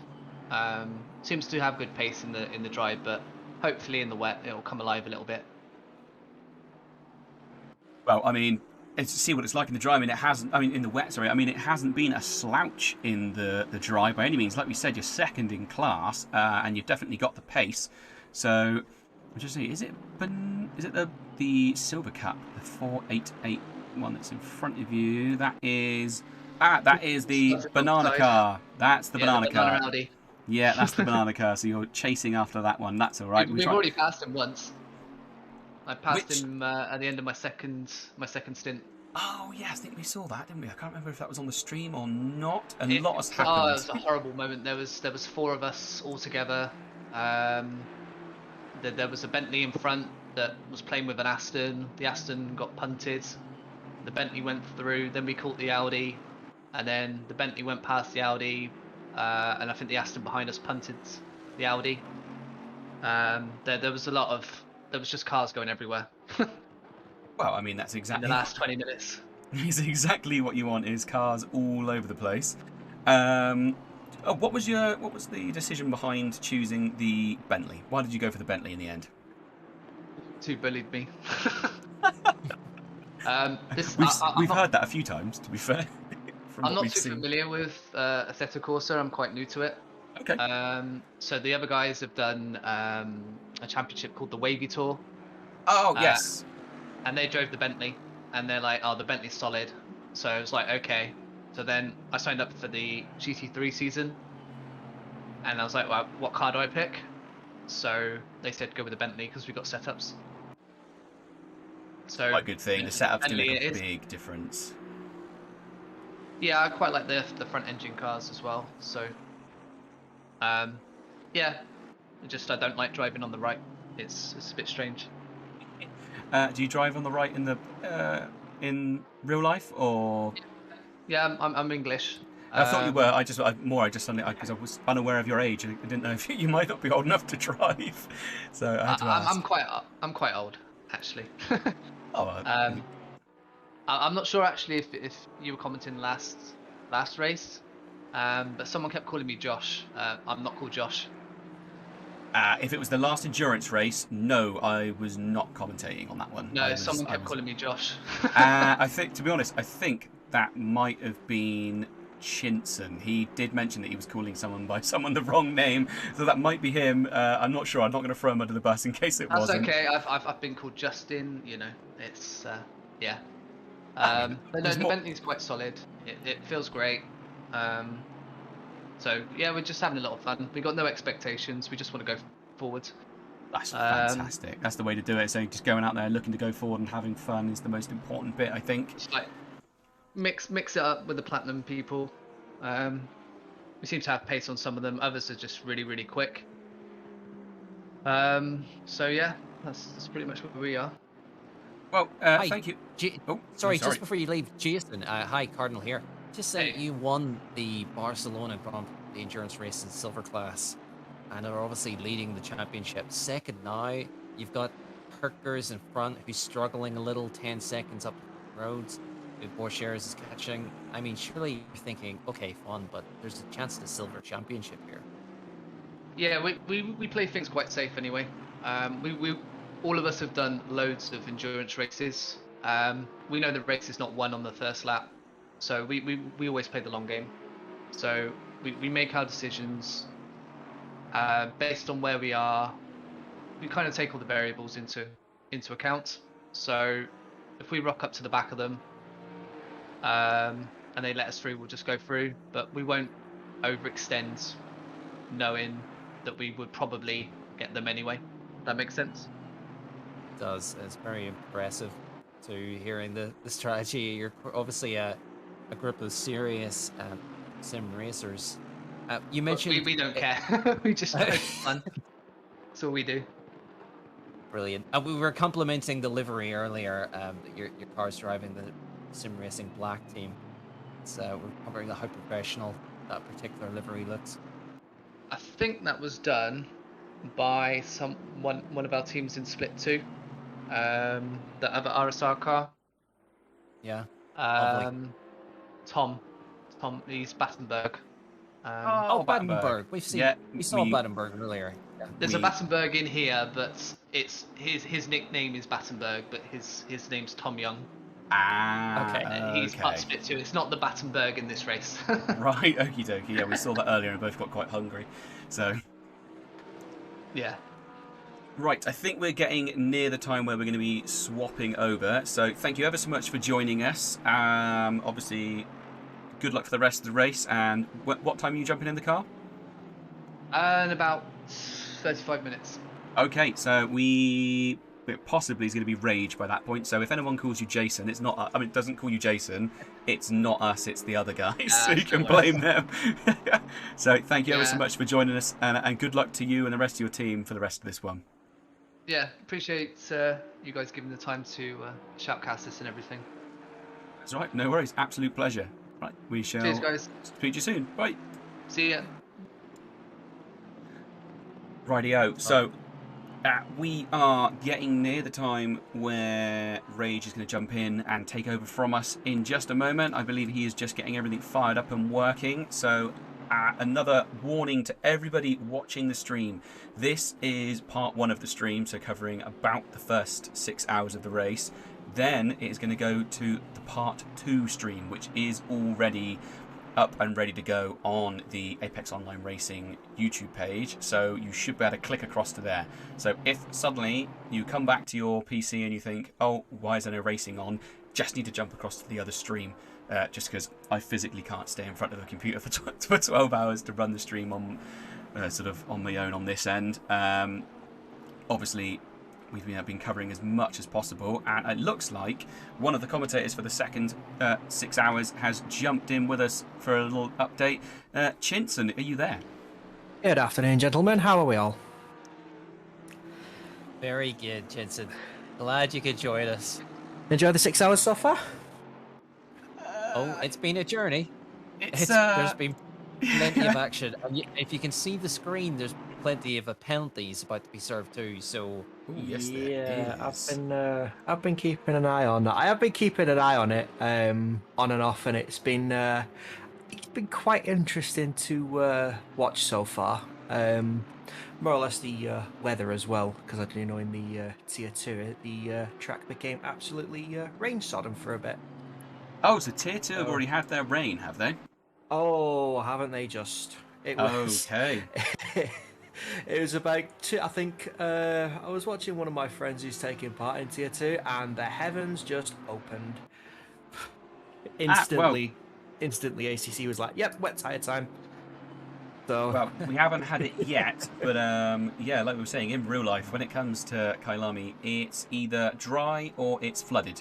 So it's quite an open, unprotected circuit, so it wouldn't surprise me if when the rain does come, if it comes, it will cause absolute carnage. Just having a little look at the guys that are on track. I've just noticed that the AM car, number 29, for the first time in a little while, has dropped out of the top 10. So they're running in 11th now. I think they had a drive-through for track limits. Ah, yes, they did, didn't they? So that definitely dropped them down slightly. But they don't look like they got anyone close behind them battling, so that's not too bad. Well, the car behind has a 15-second penalty to serve, so that will help them. But we should say Povolitis has swapped out in the PPR esports team, currently running in 8th. They have a 16-second gap ahead to Doyer, but Doyer with a 30-second time penalty, so essentially into 7th. Yeah, he's got that time penalty, and if you look at the times, Povolitis has done a 1:41.7. Then everyone else in front of him is currently doing 42s, apart from third and first are doing 41s, but everyone else is in the 42s. Time a drive-through for Shinov in 9th. Oh. Alexander Shinov in the Desperate Measures Amaretto team. Track limits, I'm afraid. The old sausage. Yeah, you know what it was? That ghost gave them the spooks, and they ended up going off. Oh, the sausage bites back. The sausage does bite back. I'm trying to think. Oh, there he goes. Straight into server. He's going to try and get on with it straight away. So, sorry if I seem ever so slightly distracted. Keeping a little eye on the Discord, getting ready for the server swap. It's be interesting to see where Shinov is going to come out. He's dropped down at least one. Just currently keeping an eye on just ahead of his second PCDC car, I think. I think he's just made that. Yeah, so coming out. Still in the top 10. Ooh, just about, but good work. How close is... Oh, Jason Dijkstra just behind Shinov. So, battle for literally the 10th position. Do you mean Justin? Justin. Yeah, just throwing that out there. Testing you. We had, just after speaking to Josh there. Yes, it was not me who mistook. We'll blame Josh. Rage then. He's the only one not here, so we'll blame It was him. Rage. There was. I did keep calling someone. I think I mentioned it during Super Bowl. Who was You it? did. That's why I thought it was you that made the mistake. It was. I think if we just blame it on Heiko and Zirkil, then nothing could go wrong. Who did I keep calling? Was it Darren King? I think I kept calling him Dominic. That rings a bell. I think it was Darren King. I kept getting the name wrong. Well, I think today we're naming him Dominant King, because after his effort today, 5.5 hours of doing this by himself before having to retire, for having no other drivers, was an incredible effort. Stories of the day so far. Yeah, that's quite a big one. Yeah, but obviously, I think, what did he make it to, like 5.5 hours, like you said? So sadly, won't get any points for it. What was quite odd was because he'd stayed out for so long, he wasn't actually one of the last drivers on track for quite a while, because his pace had been so quick that even while he was sat in the pits, obviously everyone had to unlap him. So it did take quite a while for him to sort of join the retirees. He was up in the listings for quite a little while. So it's quite funny when you look at the timing board and you'd be like, hang on, he's not in last. What's going on there? And you'd be like, oh, because he was so many laps ahead. He was on the lead lap still. So yeah, he was really putting in quite an effort, has to be said. Just having a little look. Yeah, but a bit of a shame he had no teammates, because he would, with the pace they had, they would have really, really been a dominant force out there today.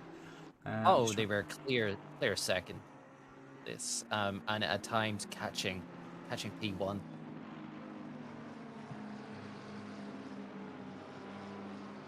And they were Drive through for track limits. Yeah, number 9. God. Every time we see these notifications, we scramble to find them on the leaderboard. But that is Daniel van der Linde in 28th. Van der Linde has been racing up with cars further up in that GOAT Racing number 3 car. He's behind Doyer in 7th. So, yeah, he's had terrific pace. Well, it's looking a bit battered, that car now, though, isn't it? It's looking a bit scuffed and worn. It's got to be said. It's an old Billy Goat that's been up a few trips up and down the hill. They did have a good race last time out in Catalonia. I know that me and Rage were slightly cheering them on, because I do believe it's members of the AOR team, if I'm not mistaken. Yes, it is. We'll be slightly cheering them on a little bit. Rage will be very happy to see that Meat Snacks is out on track. Yes, I saw them in the show. My first thought was Rage is going to be so happy. After disappointment in Catalonia that they did not keep the Meat Snacks livery, they are back up and they're in P1, so it's very nice to see.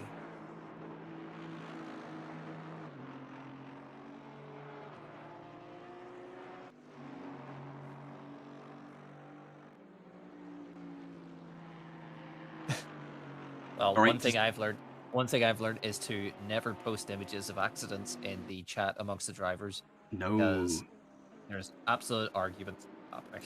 Oh dear. Anyway, let's move on. You won't do that next time. Again, Sam Hurker's in the pit in the banana mobile, and okay. Portiers takes the lead of the silver class. Oh, he's dropped. Cleared. Yeah. Oh, was that the drive-through they had, or? Yeah. No. It's sorry. Hurker is in the banana car, just serving a pit stop. Oh, okay. Oh, right. So, yeah, because it is that kind of time, isn't it? We're in that kind of area. Again, just as a quick heads up, we will be switching over very soon. Just waiting for Rage to get his bits and pieces sorted out on his end. Then we'll be doing the switch. So, any moment now, we will be ending this stream and we'll be going across to the Part 2 stream. That is already listed on the Apex Online Racing YouTube page, so you should be able to just jump straight into it. That will be the live stream of the, well, just under the last 6 hours of this race. So that's why we've got Chinson in here already, so he is ready and chatting away. And he gets himself warmed up, so Rage should be with us pretty soon and we can do a quick swap.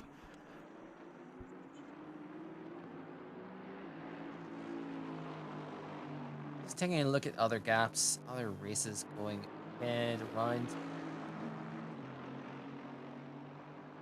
There's a lot of cars just passing a lot of back markers. Yeah, that tends to be the bulk of it at the moment. Yeah, that's right. Let's see if there's any close ones. What's this? Will Andrews. No, that's quite a big gap as well. So it looked like it was a lot bigger than it is, but it's not. So I think 38th place. Gap between 8th and 7th. ER Esports team, and Doyer was 15 seconds. It's now 13.8. So that team hunting down position 7th. They'll have another 6 seconds up the road to get 6th as well. They're going after that top 5. They do really want it, and they are within grasp, aren't they? Put them on screen, actually. Let's have a look-ski at them. Oh, whoever that is in front, putting up a lot of dirt. Absolutely. Amorales just kicking up the dirt, doing a little bit of lawn mowing. Morales currently in, I don't know where. Oh, 17th. 10-second penalty to serve for that Audi when they stop. We will be, what are we, 20 minutes off the end of the stint, I think. But by this stage, with teams pitting at different stages, that stint becomes less relevant to the sort of, to us, counting every 65 minutes. And, you know, when they hit the 65-minute resets, so it's harder to keep track of when people will be due to pits, but probably in 20 minutes within 50.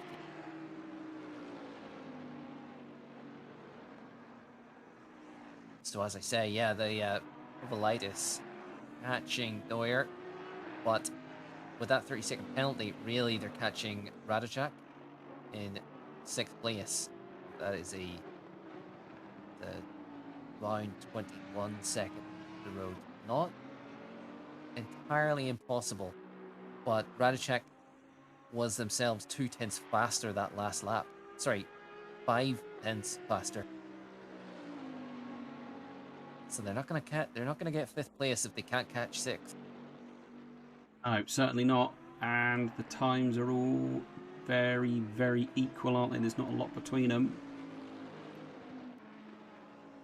They'll need to play their Black Gold Saw hand at some stage, though.